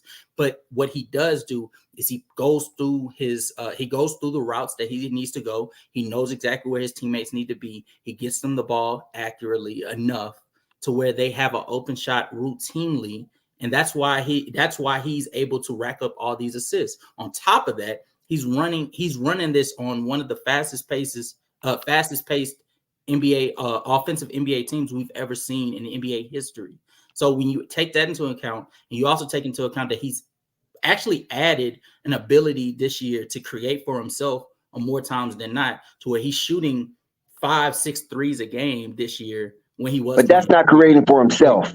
No, actually he was creating for himself, especially after the play-in. And that's where I think the true separation for him and LaMelo that's when it showed for me. Because after the play-in, they started clamping down on the sets that Rick Carlisle was in-season. They started, after the not play-in. In season. We got you. I understand. After the in-season tournament, the team started to lock down on Rick Carlisle's sets that were getting Tyrese open for these threes, especially in transition, to where Tyrese had to start creating for himself. He struggled for a week, and then he proceeds to run on a stretch of where not only people were looking at that 20 assist games, they failed to look at how efficient he was at getting that 20 to 30 points during that entire stretch as well. Tyrese Halliburton is the real deal, and at least for right now, until LaMelo Ball gets into the even if LaMelo Ball comes back, I think Tyrese is still the real deal. Now, the one thing I want to ask you, Casual, is that do you think that contribute to Tyrese injury, being overused and trying to create plays for himself and getting to the basket and getting touched a little more than he used to? No, I think what happened to him where his hamstring got pulled. That was a freak accident. That was a freak accident. One of the ball boys didn't do his job that night. That's right. And the floor was slippery, correct? It looked like the ground. Yeah, that's what I said. One of the ball boys didn't do their job. They didn't wipe a sweat spot. That wasn't so a player slipped on it. Anything like that. That wasn't due to him having to do too much. That was due to just a freak accident. But was he driving to the goal? Yes. But the that's my point. He could be driving to the goal. Hold on, Casual. The point is not valid, Dex, because he hurt himself by landing on a wet spot. That's it. But was he driving to the goal? Right. There was an outside force that happened. It was not anything that it was not a. So you saying it wouldn't happen if he operated in the perimeter? Like, what are you saying?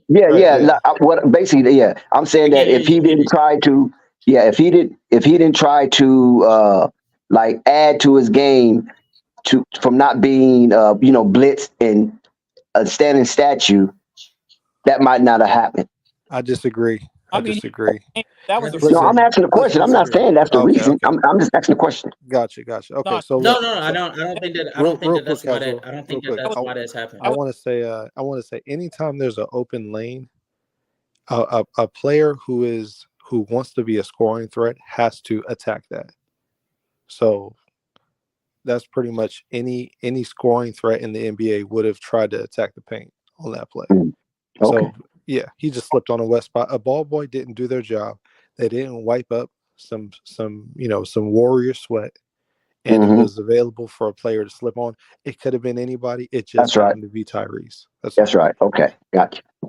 So, hey guys, I like this argument. I like this debate, whatever. But is this really something that we can, I guess, make a clear, I guess, argument about right now? Because LaMelo, during the year where him and Miles was balling out, he was clearly better, in my opinion, than Halliburton. In my opinion. But Halliburton's gotten better though. Also remember that Halliburton actually has gotten better. And the one thing I don't know if he got better. I can't say he got better. I can say he got released. No, Halliburton's and he got unleashed. If you take it, look at his numbers on each of his seasons. He's progressively got better at everything. So that's what I'm saying. That when he was with Sacramento, he was under the bosom of De'Aaron Fox, right? So once he got up out of there, which he was disenchanted with, he's able to free and Carlisle allow him to spread his wings, and now his horizon, you know what I'm saying, it's just right before him. So what Tyrese Halliburton have now, he had in Sacramento, but wasn't able to unleash it because more of the focal for the organization was with De'Aaron Fox. You understand what I'm saying? Can we say Halliburton has benefited from a consistency because he's had that coach throughout this whole time to grow with the system? No, he didn't have that coach this whole time. No. He was coached also he's got better players. He's got better players over the time too now. Second coach. Big out. I believe me personally, and we spoke about this last his third coach. It's actually his third coach. Big out. I think we spoke about this last time, and I told you then, and I'm gonna tell you now. I think a large reason why you think that LaMelo Ball was clearly better than Tyrese is because of the scoring numbers. However, when you look deeply into that, not scoring numbers. Casual. Casual. You got to stop. It wasn't scoring numbers. It was all. It could not be facilitating numbers because Tyrese. It was. Hold on. Casual. Stop. Casual. Listen to this. LaMelo Ball was at one time was the youngest player in NBA history to have a triple double. So that has to include facilitating, right? Hold on. That had to include facilitating, and Tyrese was in the league during that time and didn't have yet to score a triple double. So not only do LaMelo score double digits, not only do LaMelo rebound double digits, he assists in double digits. So that's all around. What does that have to do with right now? He wasn't doing that during the month of November because the only argument you have is November. Bro, are you serious? I thought we was going back from He did not play in the month of December. We're not just talking about this year. I thought we was talking about through the course of their career. We're strictly talking this year. Oh, okay. My bad, because I brought up Sacramento. Right now. We're talking as of right now. After seeing what we've seen so far this season. No, are you trying to say LaMelo Ball is not a passer? No. What? No. Okay, because you're making a point about I guess the distribution. I think you said, right? I was saying that LaMelo Ball, even in the facilitating facilitating. Even in the facilitating category, LaMelo Ball was not as efficient as a facilitator as Tyrese. Tyrese was literally running the entire offense of Indiana for a stretch. That same stretch that you're talking about for LaMelo for this month. Tyrese Halliburton was running that. Tyrese was on a stretch during that entire month where he was running the offense so seamlessly. They had the number one offense in NBA history, and it wasn't close. It wasn't close. And just to be clear, LaMelo wasn't as efficient player as Halliburton, period. Facilitating. Yeah. Agreed. And so and that's not a but I want to add context. That's not a knock to LaMelo because I've often conceded LaMelo Ball he's more of a player that's willing to take those risky plays so that he can create those advantages for the likes of Miles Bridges, Brandon Miller, Mark Williams, so on and so forth. So I give him credit there. But what good is the advantage you create for others if you ultimately turn over the ball and that advantage isn't able to be capitalized by the teammate you created the advantage for? And that's LaMelo's problem. He creates the advantage, but he'll either turn over the ball or the play will be too risky, and he'll ultimately end up shooting a crazy shot. Yeah. And so the advantage he created, it doesn't even end up being capitalized on. And so but that's not the problem with Tyrese. Tyrese, he plays it safe, but he's so efficient with with the play style he has. It's so hard to ignore the impact he has. That's the problem. That's true. And I want to also say this because I rock with Halliburton since he was in Sacramento. Remember when he was in Sacramento, De'Aaron Fox was injured a lot of the time. He had plenty of time to rock in Sacramento, and he has. If you look at his numbers, his career numbers, each season he's progressively got better with various different coaches. And right now he's at the peak. LaMelo is not even the same caliber as a facilitator as Halliburton. And trust me when I tell you this, I'm not no more of a fan of either one of them than the other one. You know what I mean? I still consider Halliburton an emerging star. You know what I mean? My man called him a star. A lot of you guys call him a star. I still consider Halliburton an emerging star. So, yeah, I mean, I can't take anything away from Halliburton because LaMelo shoots more than him. Halliburton less than him, but he shoots far more efficiently. And the season he's having right now, where they are right now, I mean, what Halliburton is doing right now versus what LaMelo is doing or has done. I just like to see LaMelo just be healthy, to be quite honest with you, because I don't think it's really fair to him to compare him to Tyrese because that's what I'm saying. Played last year. But you were speaking about the scoring, and I was going to say the only argument I think Big Al would have talking about LaMelo is the scoring output. But that same month, LaMelo Ball was averaging 27, I believe, on like 47, 41, 86 splits, which is impressive. It took him 21 shots averaging, and he has a game where he took 31 shots. He took 31 shots to get 34. Tyrese that same month was averaging more points on insane efficiency, like 50, 53, 46, 87 splits, giving you 28 points per game and 12 assists, only turning over the ball 2 times. That's another thing is Halliburton right now is at historic levels of assist turnover ratio. We haven't seen assist turnover ratios like this since John Stockton. I think y'all are working with recency bias. I'm sorry, because right now Halliburton is being benefited by having better talent around him and better. He doesn't have better talent. That's what's crazy. No. I agree. He doesn't have the talent, but they're not better than Bridges. He doesn't have more talent than Tyrese Halliburton, Big Al. But can you also acknowledge that the things that I'm pointing to that are legit concerns about LaMelo has nothing to do with your teammates, as much as that has more to do with just your tendencies.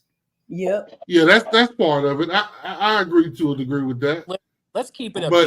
LaMelo has much better scores around him than Halliburton has around him. Yeah, thank you. What? I disagree. I don't know about that, bro. Yeah, I agree. Take a look at the Pacers. Take a look at the Pacers box score for this past week or whatever. This past 2 weeks, these guys are insane. They got 10 dudes dropping 10 points apiece, right? Bruce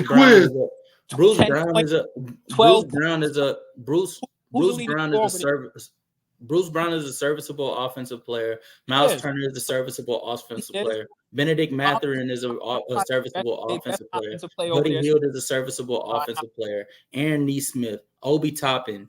Like, what are we talking about here? The quiz. But a big deal with that, the Pacers, again, they have a better system. So a lot of these guys are getting open shots. And then LaMelo, his teammates, it's hunky-dory, random bullshit offense, and then somebody just takes somebody off one-on-one. Sounds like Charlotte needs to take my advice and fire Steve Clifford. Or the players need to know their roles. Or they need to get what roles are even there for them to start playing in? What roles are set? That's another issue. What roles are set in stone, Purple? There was none. There was never none. Okay, so then again, we go back to my original statement, which is the core problem: new head coach. And I've been saying this shit since summer. But listen, I've been saying this shit since the summer, man. The Hornets are a bad organization. The summer league team was unorganized. The team right now looks like they're unorganized. They don't know what the fuck they want to do. Or what they're going to do. These dudes aren't never healthy ever at the same time. But ever having off-court issues. So then they need to fire their training coaches. Well, they need to strength coaches. Hey, Dex, real talk on Locked In. They talked about that. They're talking about the guys that's hurt right now. They're giving all really weird determinations about the injuries. I mean, what the fuck is that? We don't know whether guys are injured. They're not even on the fucking injury list for the games on ESPN. Oh, so that's the team doctors. I've seen that. This no, he's talking about reporting it. Unreal. I mean, they just have these issues. I mean, let's be serious. No. But I'm saying if these are weird diagnoses of like problems that's going on. If these are weird diagnoses that's on people's injuries and stuff, like somebody obviously hurt their ankle, and you're talking about it's a hamstring pull. That's a doctor's. That's the team doctor's problem. That's on. That's misdiagnosed, right? Yeah, that's being severely misdiagnosed, and that's a team doctor problem. I know he a god. I know he not a god, but I know he was, the GOAT. But that's fucking Michael Jordan trying to save fucking money, and I hate it, man. This team is in a toldrums, like for real. About that. Imagine telling somebody that somebody has a different injury because you don't want them to know what's going on. But it happens. Bro, man. It happens. Unfortunately. Yeah. I don't believe the doctor would be that bad. If a dude has a sprained ankle and they diagnose it as a hamstring, like, come on, they lying. But who pays them? Who signs their checks? Not these players.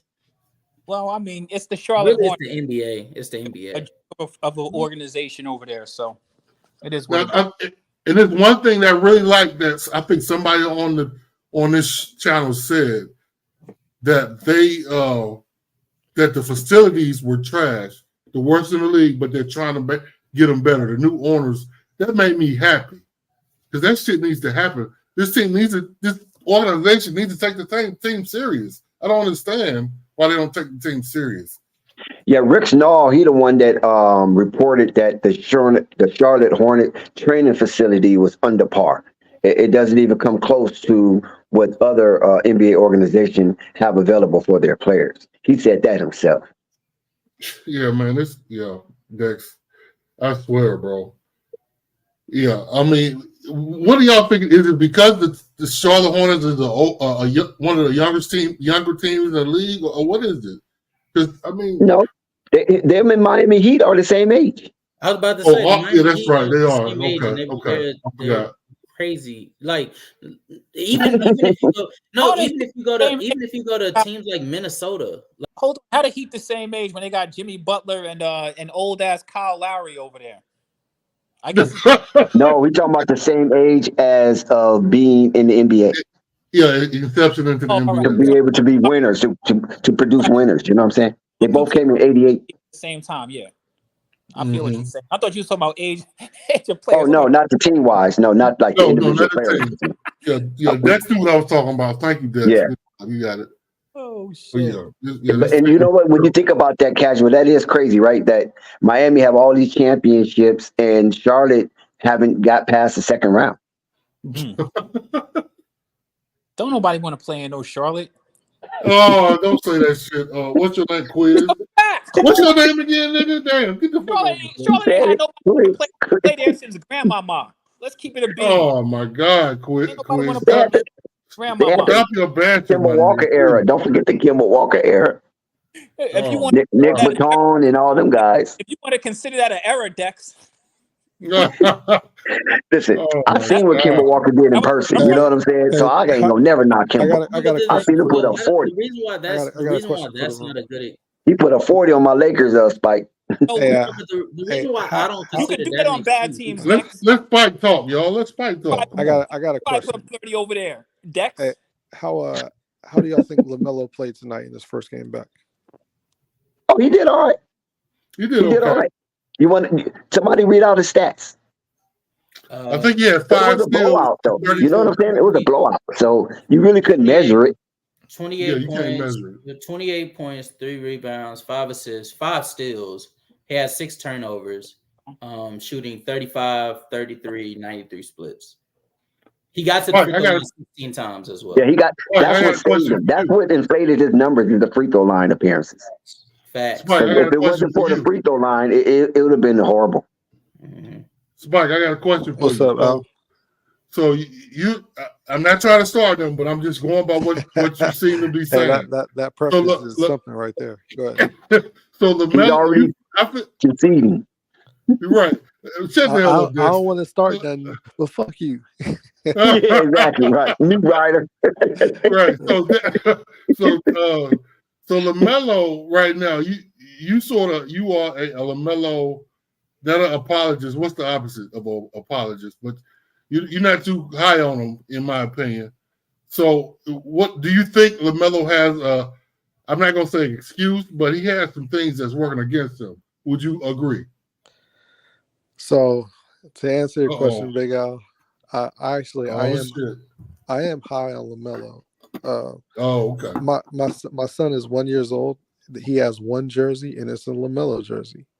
My dog's name is Mello. All right, so I am relatively high on Lamelo. But you're asking, do I think that he has things set up against him? Yes, but I would say most NBA players do. So that's not he doesn't get like a cookie or a star for that for me. Hold up, most NBA players do. What other player has a bench that should really be on the G League? A coach that does not call plays, really. Washington. I'm gonna help you out. Washington Wizards. Washington. Yeah, that's one team you can say. That's on Jordan Poole for being in the goddamn timeout and looking away like you don't give a damn about the play. Yeah, there's also Detroit. There's also Detroit. Oh, Detroit. That's a good. I mean, that's Monty Williams. That's a good one thing I can say about Detroit, they just don't get blown out. They just lose. Yeah. That doesn't make sense. They have the talent. Yeah, I mean, listen, Big Al. Put your team in there, Lakers. No. Lakers gonna be all right. Hold on, Big Al. Plenty of players. We're on a 2-game win streak. That are stars or all stars have played for purgatory teams, and had bad coaching staffs as well. This is not the first time this has happened to a button star. True. LeBron James. Like they dead set on making LeBron James. Yeah. Mm-mm. Yeah, LeBron went through a lot of coaching changes, and shout out Quiz. LeBron never had a viable number 2 option to win a championship with in Cleveland. All right, fellas, I'll catch up with you guys in the next one, man. Yeah, take it easy. Okay, salute. As soon as we bring up LeBron, guys got to head out, man. I'm telling you. especially the Jordanites. They out. Whether for good or bad, man. LeBron had Kyrie. What you talking about? But yeah, Lamelo got a wall to go up against. But honestly, like, I mean, it ain't nothing. It ain't, to me, it should still be encouraging to him. Like, if he could turn this around, he looks like an incredible player. Does he have the skill set? Yes. Does he have the size? Yes. I mean, they got the Flyers. They got some of the Flyers jerseys in the league. The whole city's behind him. He's got a couple players that roll hard. Miles Bridges is a dog. Brandon Miller can be a dog. Mark Williams is viable. He's got some options around him. And if he could tell Clifford, make all these niggas play defense, and I'm gonna run the offense, then they might be able to do something. But for some reason, Clifford hanging on to his job. He ain't finna say nothing. For some reason, it ain't happening like that. So. And you know what? LaMelo gets some blame for that. This is what it is. Meanwhile, Tyrese Halliburton is like a budding tulip. All right, he's blossoming right before our eyes, and and it's really starting to get scary. All right. If he didn't get injured, who knows what he would have put up this week? And they're winning. So And he will be an all-star if I'm not mistaken. He's yeah, voted the number one guard he's the for the number East. one guard in the East. And if the NBA if a bomb were to blow up today, he'd be an All NBA first team player. We'll see, man. Because I mean, I agree for right now, but you got to look at the point that, like I said, Melo has a lot of stuff working against him, and Halliburton, on the other hand, bro, he has a lot of stuff working for him. But I mean, you have a point. I mean, he is at the top of the mountain right now, so I don't really have an argument because he is balling. He hit the Hornets for 40 points at one time. So yeah. Hey, Big Al, a lot of it is perspective. Hey, look, a lot of it is perspective. Tyrese, it looks like he has a lot going for him because he's literally willing this to happen. He's the catalyst for what's happening in Indiana. Nobody else. LaMelo Ball got a lot of things going against him, but he could also have a lot of things going for him if he was the catalyst. You see how that goes? If he wasn't injured. That's kind of, you need to break that down a little bit because that went over my head. Yes, the catalyst, the one who's impacting the team and willing them to win. No matter what. I think exactly. Hold on. He's done that. No matter what it looks like, no matter what it looks like, or who they're going up against. He's done that though, Spike. He's done that, man. It's not. It's. You know what I think, Spike? It's not really. No. Hold on, real quick. You said he's done that, but when has he had his team playing at a high level, like out of the whole NBA? Not even just actually out of the whole conference. Yeah, let's answer that. When is he had the year him and I'm always go back to his first season. His first season. Okay, yeah, okay. His rookie season, they was ranked number 4 until the injuries. Yeah, and remember Gordon went down, LaMelo went down. Mm-hmm. They was ranked number 4. That was the highest rank that LaMelo has since as a Charlotte Hornet, ranked number 4 in the NBA. And that was his rookie season. Yeah. Yes. So listen, so this is the thing. I'm not saying LaMelo hasn't impacted the team and willed them to win. I'm not saying that. I'm talking about having the whole locker room believe the same thing and actually getting those results. That's galvanizing the troops. That's something that he hasn't been able to do. That's what I'm saying. But that's more I have a fair point there, and I think that has a lot to do with the organization in itself, because they was confused of who they wanted. Right, first they went out with Gordon Hayward, right. Then after Gordon Hayward, it kind of switched to Miles Bridges a little bit, right, and then LaMelo made the All-Star over Miles Bridges, and then they kind of peaked at LaMelo, but they didn't really feel that LaMelo was a perfect fit for that type of fan base. So they kind of went back to Gordon Hayward a little bit, and then that all fell apart, and now they was fourth. Hey, it's all good, Dex. It's everybody else's fault. It's all good. I'm gonna ask y'all. I was actually giving you a chronological timeline, Spike. I'm surprised you're not accepting that. No. I appreciate that, Dex. And you were pretty much, I would say, relatively accurate. But overall, it's everybody else's fault. It's not his. So don't worry about it. If that's how you feel, I accept it. Don't worry about it, Dex. Did y'all do y'all all-star voting? Spike coming for the juggler. Like, did y'all vote for the all-star? I ain't vote for nobody. Obvious. Yeah, I ain't vote for nobody either. Fuck that. I don't care. Oh, listen. I never. I did it one time, and I thought it was so much bullshit. I never did it again. Oh wow! So you don't never vote on it, huh? No, I did one time though.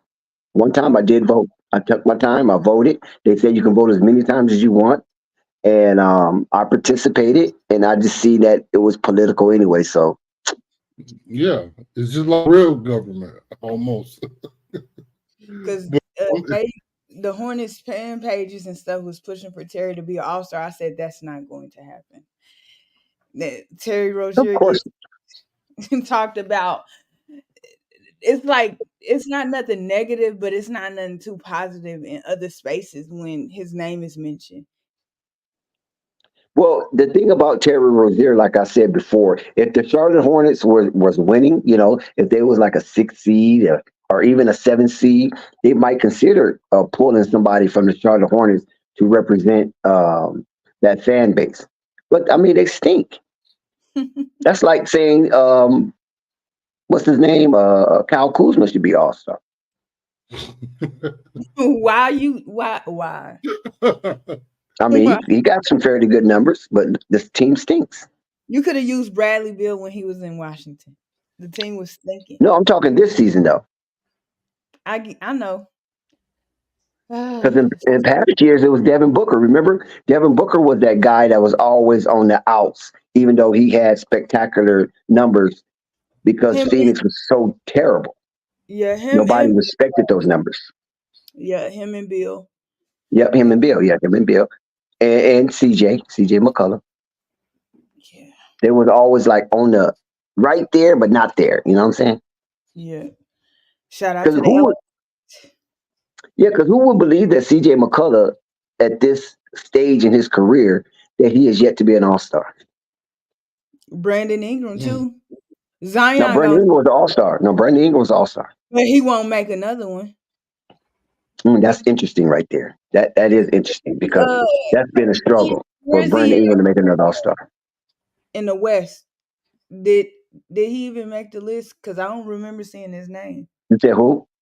Ingram for this year. Did he even make? I think he's on the voting list. Yeah, I think he's on the voting list, but I don't know where he at on the voting list. Because you know what I'm saying, like that one because they go by the top 3, right, in that position. Yeah, because I know Kawhi and well, it depends where they. No, not Kawhi. Is it Paul George? Right, he's in the same position. Paul George. Yeah, they in the front court though. Brandon Ingram, I think, is in the front court. So you got Brandon Ingram, Kawhi, KD, LeBron James, Anthony Davis. So yeah, it's gonna be tough for Brandon Ingram. If Denver is voting for him and other you people, said who? Aaron Gordon from they voted for Aaron Gordon.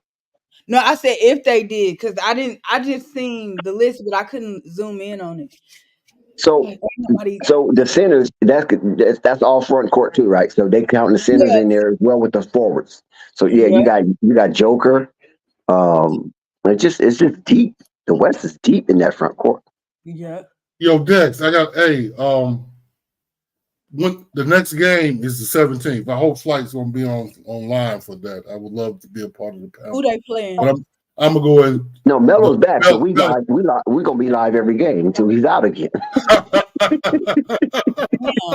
Damn, y'all full crap. I mean, we tried to do. Listen, Big Al, we tried to do some Charlotte Hornets without Lamelo Ball, and the fans didn't respond. Yeah, it's hard. We'll get like 120 views. The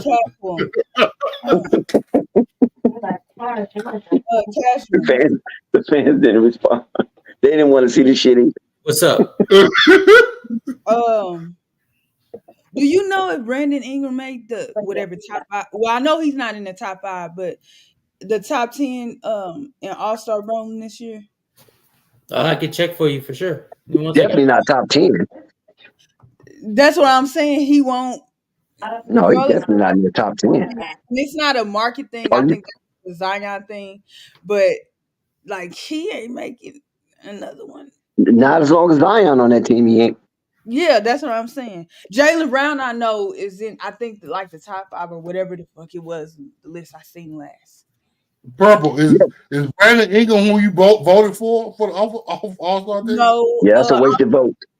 No, I didn't vote at all. I'm saying like that year he made it. That was dope. But that's like voting for Cornell West.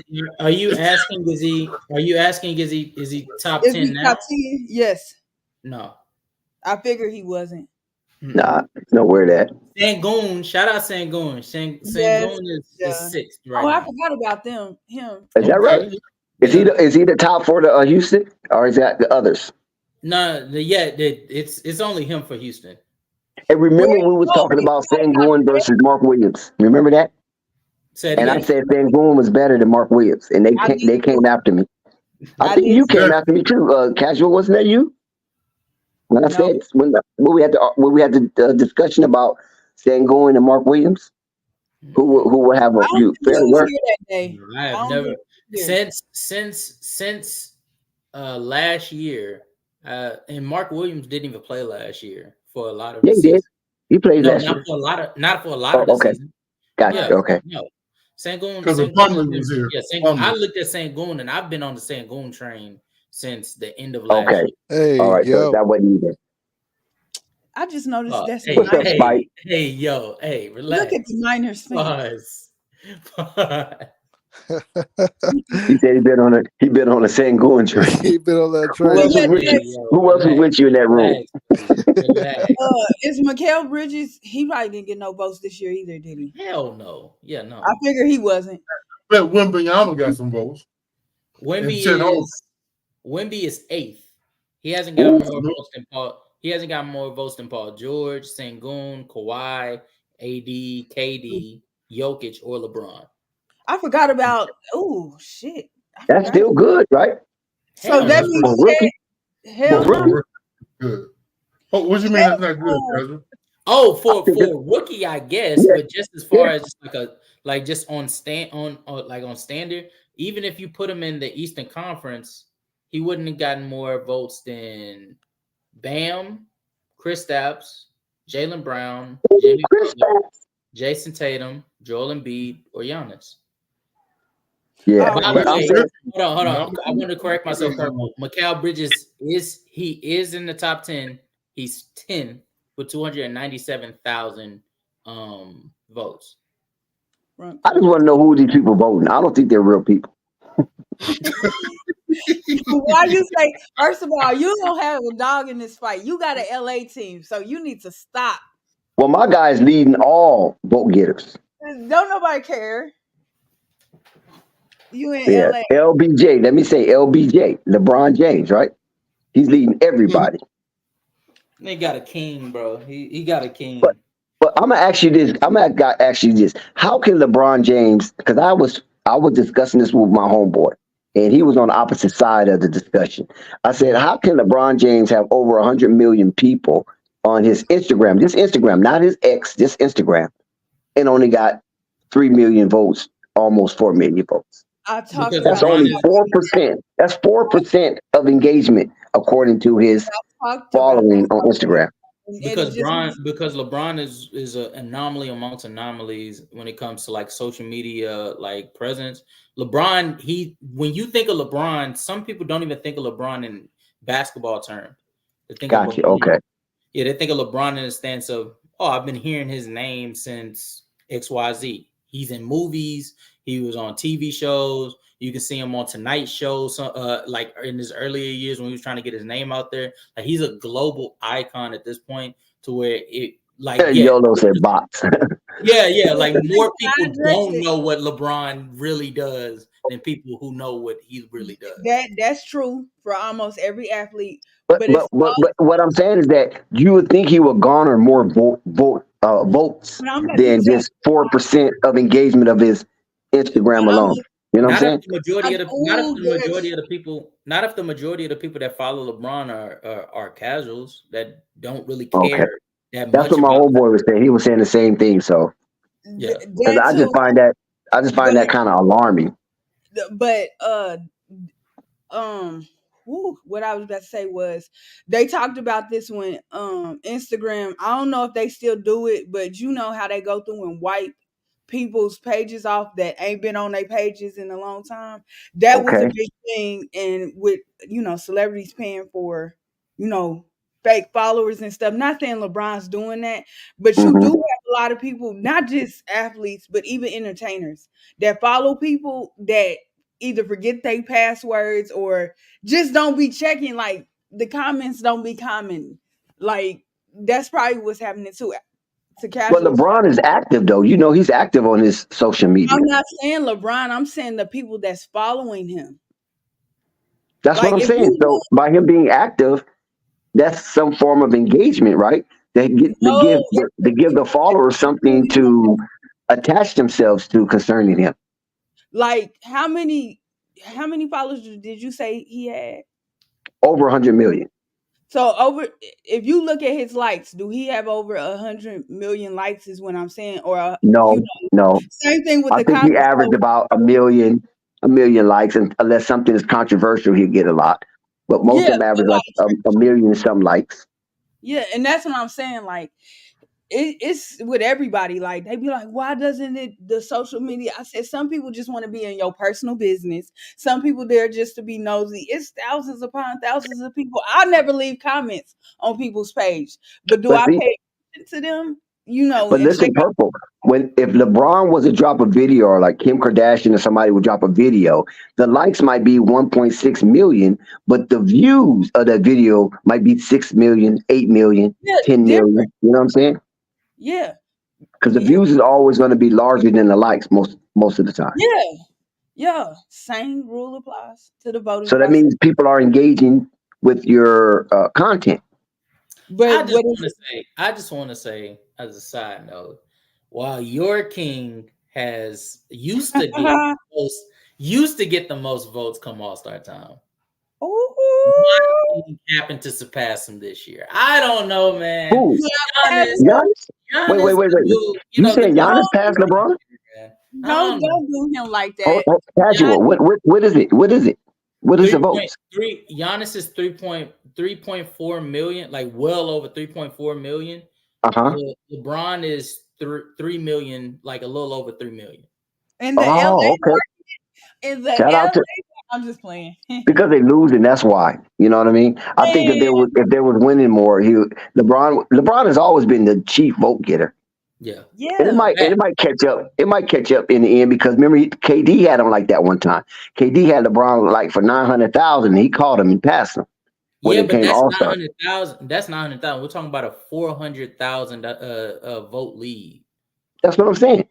KD had like a 900,000 lead. That's a big margin for you to have to cover. Well, what's more, 900,000 or 400,000? Oh, you said 900,000. I thought you said 90. I'm sorry. No, 900,000. He passed KD. I think that was probably about like 6-7 years ago. They thought KD was going to be the number one vote getter, but LeBron ended up passing. I don't know, with the way Giannis playing right now, man, them votes might still keep going. It might, yeah. He might be the lead vote getter because, like I say, they up there competing, and aren't they the second best team in the East, or did they catch up with Boston? I could check to be sure. I think we're still second though. I know they beat the brakes off of Boston the last game. People don't want to talk about it though because they think that that's an anomaly game, which I agree to a certain degree, but I think they sort of exposed the Celtics' flaws when it comes to their defensive scheme. Celtics don't have a big man. Yeah, but it's not even about the big man because they have the versatility that can cover the ground. Oh, unless you're gonna call Porzingis their big man. If you're gonna consider him. I think Kristaps is a serviceable rim protector, but nowhere near as good as Time Lord. Williams. Yeah, Time Lord. Time Lord. That's his name, Time Lord. Yeah. So I think that's not the problem. I think the problem is they're so like willing to switch that if Dame can get his bearings early enough in the game, he could be able to run off like he did the last game we went against them, like 10 points, 15 points in a half, because they're so willing to switch. So what's good of having Jrue Holiday, which is like one of the league's best on-ball defenders or point of attack defenders, if you're just going to essentially say, hey, Jrue, when that screen come, don't even fight over it. Don't even fight over it. Like that's literally what they're doing. They're just saying, don't fight over the screen, we'll switch. And every time they switch, it gives Dame that much amount of time for him to be able to get his shot off. So I am loving where the Bucks are sitting right now. I'm going to tell you right now, they are second in the East, but it's a big gap. Like, it is up by 3 games. Oh, that's not bad. But it's going to be hard for Boston. Yeah, it's hard for Boston to lose like 3 games in a row. Exactly. You know what I'm saying? Exactly. Especially the Bucks remaining like schedule leading up into the All-Star. All-Star. It's not going to be simple. It's not going to be simple. That Golden State game, I think people taking that entirely too lightly. The Warriors are the Warriors. If there was ever a time where like they should be a little hesitant, it would be tonight. They also got Sacramento, and then they got Cleveland, Detroit back to back. So that's fine. But then you get Cleveland back to back, and then let me see if I can get the rest. What is the last game for them? Last game for them is what the hell? Last game for them until All-Star break? Yes. 31st, January 7, 14, 21st, 28th, 26, February 4th, 11, 12th to 18th. Okay. Last game is Tuesday. Well, no, it's Thursday. It's gonna be Thursday. Thursday against the Grizzlies. Well, yeah, that's a good cakewalk because you already know what's up with Ja Morant. Yeah. He came in with a fourth coming off of that suspension, and he played himself right into a season-ending injury, which is devastating for the NBA because people was really getting into that Ja mania. Yeah, y'all talked about that though. Yeah, we talked about it a little bit. Flight dropped a video, but we was on that Ja train for a minute, and the people was responding. Yeah. Yeah, I saw him. He was doing a lot of streams, like showing Ja some love and stuff. Really, I was starting to get on board too. Yeah, because Ja was winning, and he was doing these spectacular last second shots and dunking on Wembanyama, and it just was exciting basketball to see what Ja would do next and who he would do it on. And now that's a wrap. So Lamelo did come back to help with some content, but the Charlotte is just they just sunk in a mire, and it's just hard. It's just hard to try to find any positivity out of it when you got players like Ish Smith, JT Thor, Mensah getting a lot of minutes and not doing anything with it. It's just being wasteful. But you got players that is liked, like Nick Smith Jr. and James Bouknight, good or bad for James Bouknight. It's just sitting there just being wasted. So it's just mind-boggling how this thing going to turn out with the Charlotte Hornets. Right now, it don't look good, especially with the blowout against San Antonio, and Victor Wembanyama sits down after 3 minutes of the third quarter. You don't see him again, but yet he got 28 points and 11 rebounds or something to that. 26 points, 11 rebounds or something to that nature. So you just can imagine he probably was on the verge of having a career night if it would have been more competitive game. I think that there could be some positive looks at the Hornets season. I mean, definitely Miles Bridges for the time that he's played since being back. He's been a highlight. But the thing about Miles Bridges is that it's not equating to wins. So his performance is not attached to wins. If you're looking for the Charlotte Hornets to win, like I think I told you guys this when I first came on. If you're looking for Charlotte Hornets to win, you're gonna be disappointed every time. They're not good enough from a coaching standpoint and even from a talent standpoint. They just don't match the majority of the league. So if you're looking at it from the scope of what are they going to do to win, you're going to always be disappointed. But if you're looking at just the individual progress, right? The Miles Bridges, the LaMelo Ball, the Mark Williams, the Brandon Millers, you know what I'm saying? If you're looking at them, then I think that there's something positive happening. Like even in Brandon Miller's case, like quiet as kept, he didn't got his percentages back up just like that. The last time I talked about Brandon Miller, I was talking about how bad of a 3-point shooter he is.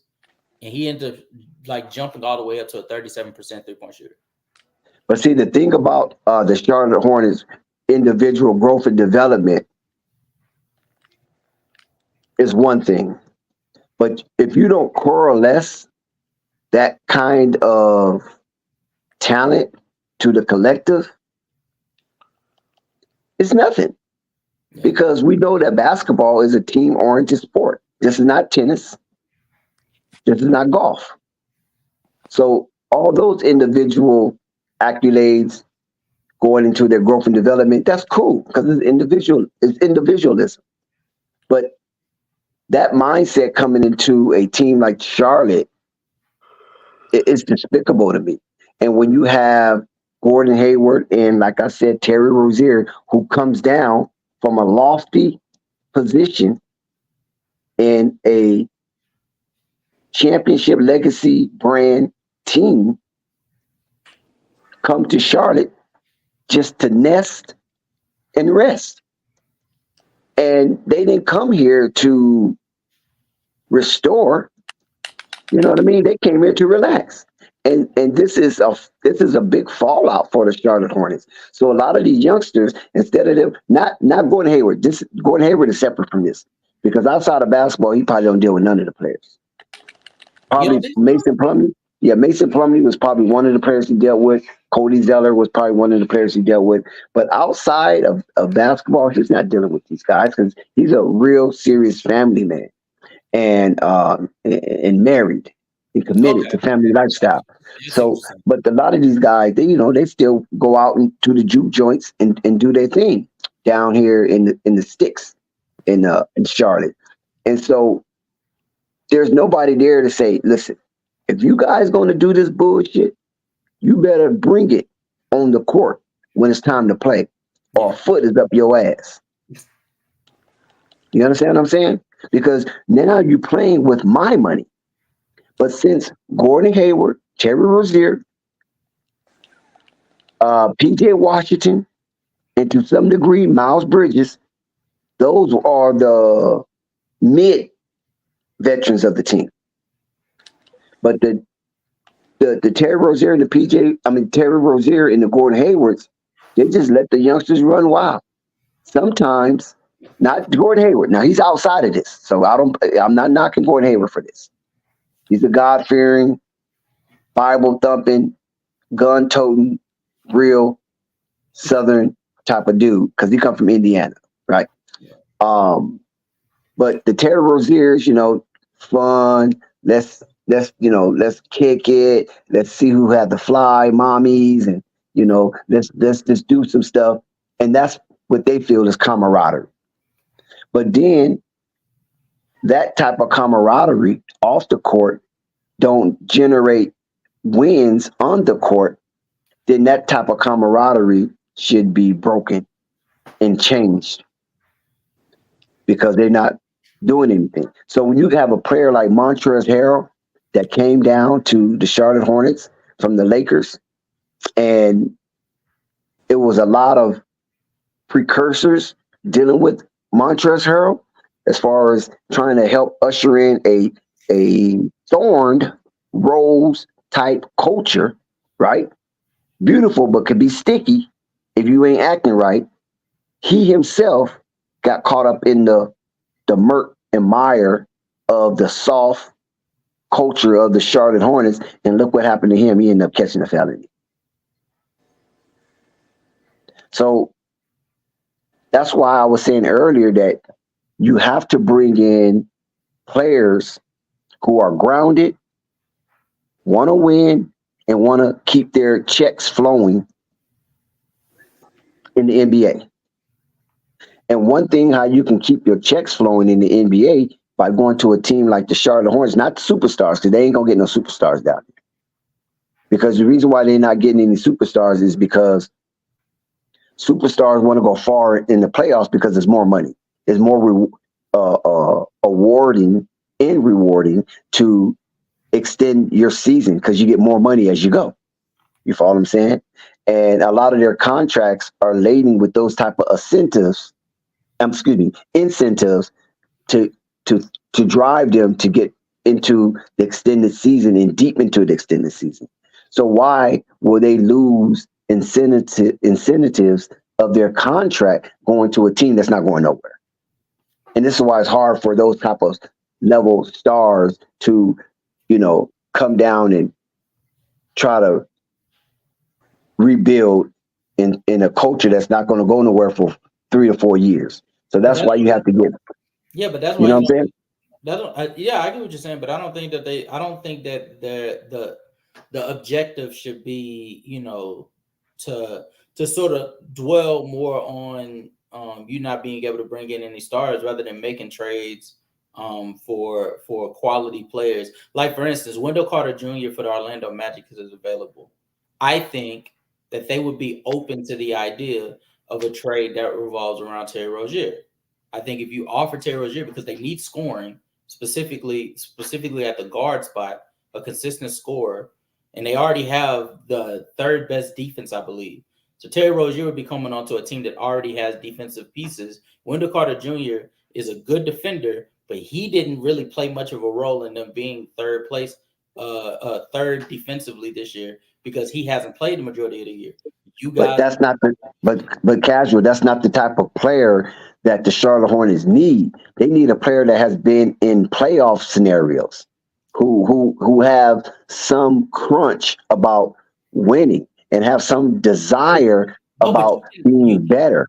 You follow what I'm saying? But you can find those players. You can find those players via free agency for friendly contracts. Like, my whole thing is, don't trade your pieces. Don't trade these, like, even as hard as we are on Terry Rozier, he's like a 6 or a 7 as a player, right? He's above average to significantly above average as a player, because you don't find somebody that's as good of a scorer as him. They just don't fall on trees. So if you have that, why trade him for somebody that you already understand is not going to be that impactful of a player, but you want them to be a locker room guy. You want them to be that veteran, that adult in the room that can show the guys these ways, like a Jeff Green for the Houston Rockets.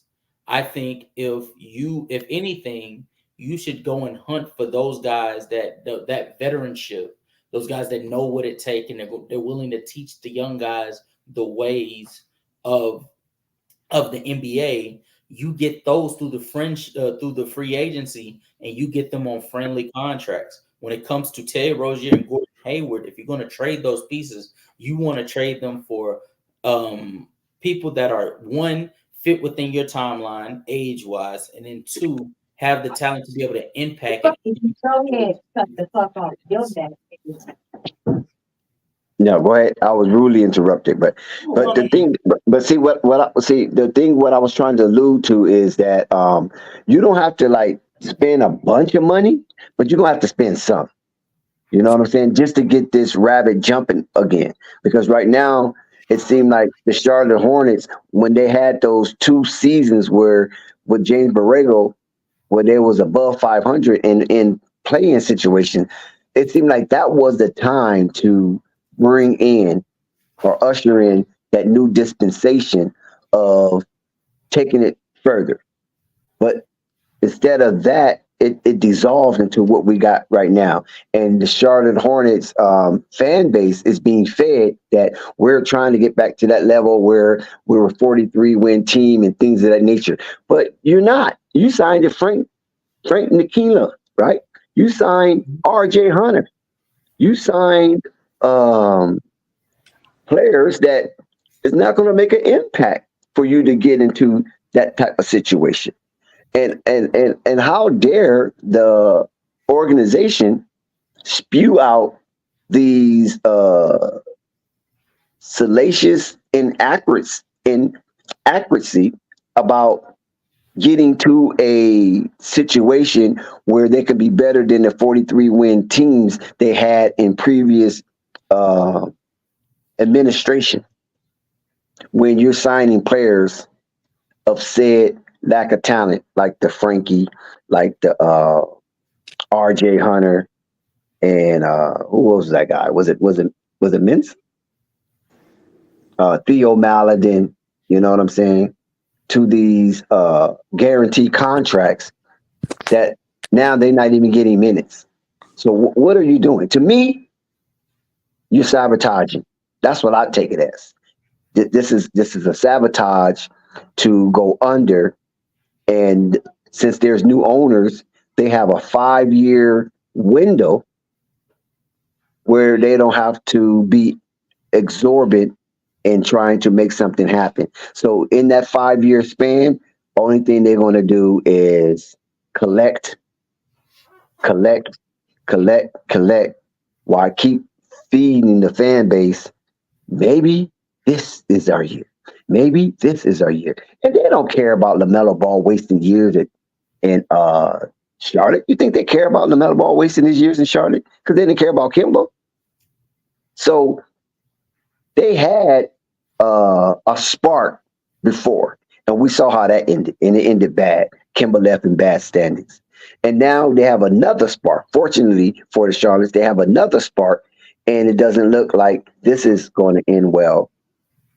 Because when you give LaMelo Ball $260 million, this is just me. I could be wrong. I'm not saying I'm the sharpest tool in the shed. I'm not saying I'm the smartest man on earth. I'm not even going to consider myself a polymath.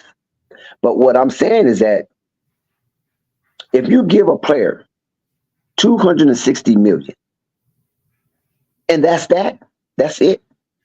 And you're not going to say, okay, let me put a hedge around this $260 million and put pawns or reinforcements so this $260 million can go further than if I didn't put a hedge around him and try to let him do it all by himself and wear himself out, and it become a fallacy.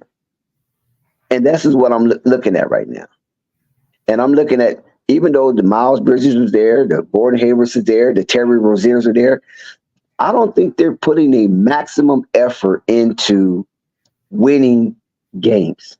Now, Miles Bridges, when he came back, it was probably the nature and the force that was in Miles Bridges just to play, to prove people that he can still play. Now, since the season has progressed, I ain't seeing all that fire that I saw when he initially came out of that suspension. Because when the Melo Ball goes down, casual, these players are supposed to step up. They're supposed to have in the back of their mind that, okay, you gave LaMelo 260. Remember, I was on par with LaMelo in that second season where it could have been LaMelo or Miles getting voted into the All-Star. That's how important and integral Miles Bridges was. Terry Rozier, let's get to him. You come down from that lofty mountain of the Boston Celtics, and then you get down to Charlotte. You're not a winning player. No matter how many shots you put up, no matter how many you make, how many you miss, you're not showing you that winning player. You did one thing that I can remember, that I can recall, and correct me if I'm wrong. You showed a blimp of leadership by galvanizing the players and having the training camp down in Miami. Now, let me ask you this, Casual. How hard is it for you to get players to come down to Miami to train? He didn't go to South Dakota. He didn't go to Montana, Billings, Montana. Nor did he even go to Austin, Texas. The man went to South Beach. Hell, I want to train in South Beach. You know what I'm saying? Yeah. That's not showing the type of leadership I'm looking for, because we know South Beach. Now, and I've been to South Beach plenty of times. And oh boy, Lord forgive me for what I did in South Beach. That's all I can tell you. Yeah. Forgive me for my sins. So that's not showing me nothing that you can galvanize a bunch of country bumpkins and send them down to South Beach and have fun. I mean, that's a vacation. That's like going to Hawaii. That's like going to Santa Monica. You know what I'm saying? Those are not hard places to convince players to go to focus on basketball, if that's what they was focused on. And Gordon Hayward, I have yet to see him pull his leadership card and call out people. Yet. I have yet to hear Gordon Hayward say, you know what, man, I didn't come down here for this. But that's okay. I don't think, but my thing is y'all are, I won't say y'all, you're pointing to Gordon Hayward, like, where is the leadership? How am I supposed to look at these players and say, you need to do this, you need to do that, when there's no plan enforced for me to tell you to do? Like, the head coach, Steve Clifford, it all comes back to him because he does not have a plan for the leaders, the veterans of the locker room to even go into the locker room to reinforce. That's the main problem. Like, all of this talk that we're speaking on, they could get the best roster in the NBA. And if Steve Clifford is still there as your head coach, it means nothing. You have to get rid of him first, bring in a competent head coach, and then based on that system that you understand is in set, then you get the proper pieces to build around Lamelo, Miles Bridges, and Mark Williams and Brendan Miller to create that atmosphere of where the veterans can come in and say, hey, you know what Coach Bud wants. Coach Bud wants this type of play. I need you to start hitting those cuts harder. I need you to start getting back on defense after you score. Stop celebrating so much. Like, those type of things. That's when the veteranship starts coming in. That's when the critiques of the players come in. But if the head coach does not have a system set in place for you to competently run on a consistent basis, like, I'm talking, we get onto the court and we just know this is what the coach demands of us, nothing's going to change. It all starts with getting a new head coach. Okay, I understand part of what you're saying, and then I kind of disagree with part. The part of what you're saying that I agree with is that, yes, I understand.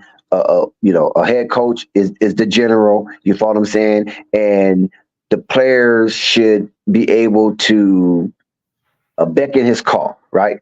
Execute what he's trying to lay out. But what I don't agree with is that if you have players that's 4 or 5 years in the league, at minimum, they should have some type of constitute of who and what they are as players and what their goals are, individually as well as collectively. Now, let me share this with you. Gordon Hayward, Terry Rozier, Lamelo Ball, Miles Bridges, PJ Washington, Nick Richards. Now, these are 6 players that's been in the Charlotte organization for at least 4 years. So it's not like this coach is dealing with a lot of 1-2 year players. He's dealing with players with at least 4 years experience and more. So at some point in time, some of the accountability, like Spike Lee was trying to allude to, have to come on the players. But even though he was directing at LaMelo, but it has to come on some of these players.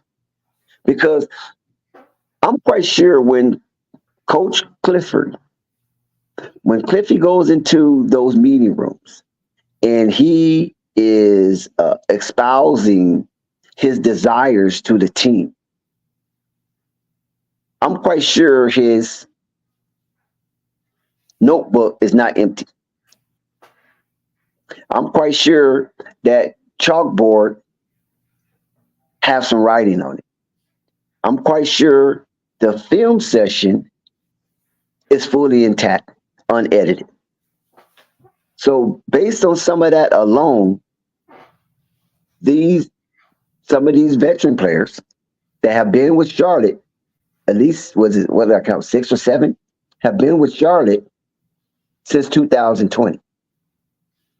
And that was a toll in itself.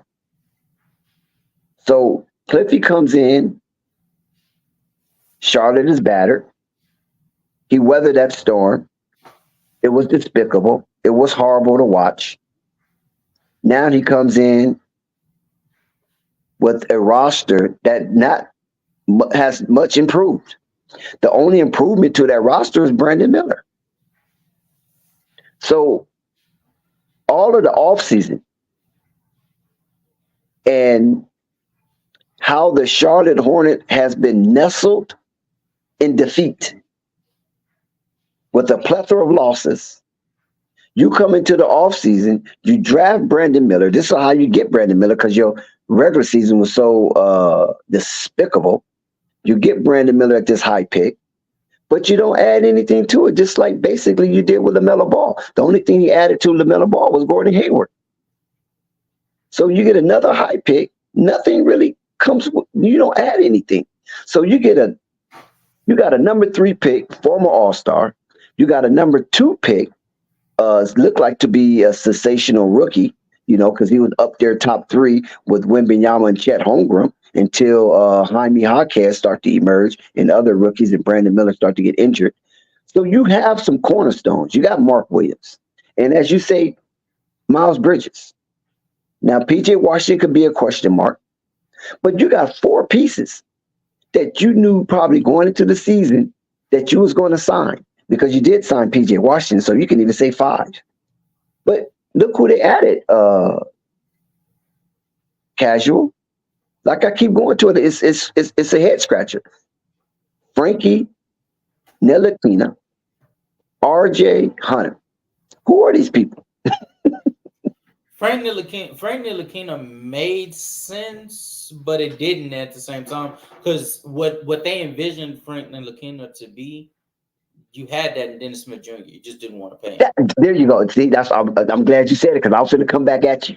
Yeah, I have no idea why. Like, if you were going to go for Frank, why didn't you just keep Dennis? Sign Dennis. Because he ultimately ended up going to Brooklyn on the same friendly contract you could have gave him. Yeah, I understand that. But one thing you were talking about, you said that the 6 players that played at minimum 4 years so far this season. Yeah, they was there before Cliffy. Yeah, four out of those 6 though that 4 out of those 6 players in LaMelo Ball, I think you said Miles Bridges, PJ Washington, Gordon Hayward, Terry Rozier. And no, there was one more. You said LaMelo Ball, PJ Washington, Gordon Hayward, Terry Rozier, Miles Bridges, Nick Richards. Okay, Miles Bridges, Nick Richards. Yeah. Okay, so LaMelo Ball, Nick Richards, Miles Bridges, and PJ Washington all have played on the Charlotte Hornets their entire career. So they've been dealing with inept coaching for the last 4 years of their career, the first 4 years of their career. So they don't count because essentially they just spent 4 years of doing nothing, so they haven't learned anything. In the case of, well, they did make a play-in, so you got to give them credit for that. Back-to-back seasons. Be serious. Be for real. I mean, Atlanta made the play-in, and look how far they went. And I don't give them any bait for them doing that either. But what about the Lakers play-in? Yeah, like the reason why I don't value the reason I don't value bad teams making the play-in is because you're basically just prolonging the inevitable when you could have just gotten your way into picking a slot for the lottery pick. But that's what we talked about. You get extra money in these bonus games because it's extended season. So players need that extra money, right? No. The extra money's fine, but if we're talking from a team standpoint, you going into the play-in essentially just puts you in the latter half of the lottery, if the lottery at all, right? Because let's say you win the play-in. Like, let's say they win the play-in, what was it, 2022? When they got blown out by the Washington Wizards? I think that was 2021. No, they didn't ever lose to Washington. They lost to Indiana and Atlanta. Oh, no, they got blown out by Indiana. You're right. Yeah. So, like, if they beat Indiana and then they go on to beat Washington and make the playoffs, they get either further out of the lottery, either they get further on the back end of the lottery, or they get out of the lottery altogether. And that wouldn't have been a good look because you just did all of that hard work just to get knocked out in the first round, which we all didn't see them going far. So, like, my whole thing is that the moves that you make need to be long-term moves. Like, I want to make a move that's going to benefit the core four of Lamelo, Brandon Miller, Mark Williams, and Miles Bridges for years to come.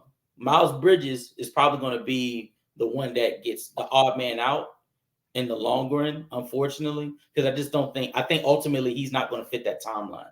But that being said, though, you need to get a new coach because the veterans, again, with those four, they haven't learned anything because the coach hasn't taught them anything. Like, you tell me one thing you've seen from LaMelo Ball from his rookie year all the way to now that you think is a major difference with Steve Clifford being the head coach. You think is a major difference. Him controlling the offense. You think that's what I've seen. You think he couldn't have learned controlling the offense? You think he couldn't have learned controlling the offense just off of repetition alone? Well, I mean, anybody could do that, but I'm saying it was a focal point that was administered for LaMelo Ball to specifically run the offense. It wasn't no whoever gets the ball, bring it down, and all that like it was in the past. But he was doing that. But he was doing that overseas. Like my whole thing is, and this goes into a large thing because I heard I forget the gentleman's name, but he was talking about Mike D'Antoni being the next head coach. The reason why that's Flight. I think that was Flight. No, Flight yeah, I don't like if Flight said it. Like, I don't think Mike D'Antoni is a good head coach for any team that has a star caliber player because ultimately the offense becomes predictable because all Mike D'Antoni is doing is just maximizing the usage of whatever star offensive player he has before him. So in LaMelo's case, he would have fantastic numbers. You guys could even be so good offensively that you could make the postseason. But you knew ultimately it won't result in a championship or maybe even a deep postseason run because the offense will be stagnant in the postseason and it will just be dependent on LaMelo Ball having to create for himself and others on a too consistent basis. My thing is you want to get a head coach that similar to Mike Malone, Mike Brown, Steve Kerr, starts forcing ball movement, forcing DHO motions and more of the offense to force the defense to have to move more. Now you're not sitting there watching LaMelo Ball create. Now LaMelo Ball's coming off a dribble handoff from Miles Bridges or Mark Williams. He's able to come off the dribble, be able to get into the paint much easier and be able to create advantages for the others like Brandon Miller and whoever else is on the team at the time. The whole problem with Steve Clifford is he's not running any of that. He's not using LaMelo Ball correctly on a usage rate. He's essentially just giving the ball and said, make something happen. I can say this. I can say this. Not so much in defense of Cliffy, but with the absence of Mark Williams, that HPO, high pick and roll, is really not available for LaMelo Ball anymore. Because Mensah, he's not a threat off the pick and roll. So who are you going to use? Nick Richards is not a threat off the pick and roll. So that's something that is ran by 99% of NBA teams. High pick and rolls aren't ran nearly as much as it used to be. Well, okay. I will say this. It's still used on a regularity, but it's not the hottest thing right now. The hottest thing right now is DHOs. If you notice and you go and you look, the majority of the top offenses in the entire league are huge DHO dominance. Sacramento Kings, the New Orleans Pelicans, the Los Angeles Lakers have even started to add it in more and more. Golden State Warriors been doing it for years, and the Denver Nuggets just won a championship off of DHOs with Jokic and Jamal Murray just spamming the shit. Like even the Miami Heat, they just integrated it with Bam doing it for Tyler Hero, and Nick Nurse integrated it for the Joel Embiid and Tyrese Maxey duo. Now they're running it more, and that makes their offense so dominant. It looks like Joel Embiid has improved as a playmaker, when in actuality, Nick Nurse just simplified the offense to simple DHOs. That's it. That's all he did. He just simplified it to running DHOs and essentially putting the offense in Joel Embiid's face so he can make the simpler read. Like the DHOs are so prevalent, and I think it would be good for the Charlotte Hornets, because imagine Mark Williams being as good of a roller as he is, being a lob threat that he is, alongside Lamelo Ball being as good of a three-point shooter he is. So he's already a threat from the perimeter. As soon as he gets the ball off of the handoff, he drives into the paint. He's liable to be able to either throw that lob, his floater isn't bad, or he has the wherewithal to be able to make the difficult passes to whoever is in the corners. Like DHOs is really where it's at this point. And there's only one coach left that I think that the Charlotte Hornets would be able to get. Mike Budenholzer, because Mike Budenholzer was running it towards the end of his stint with the Bucks.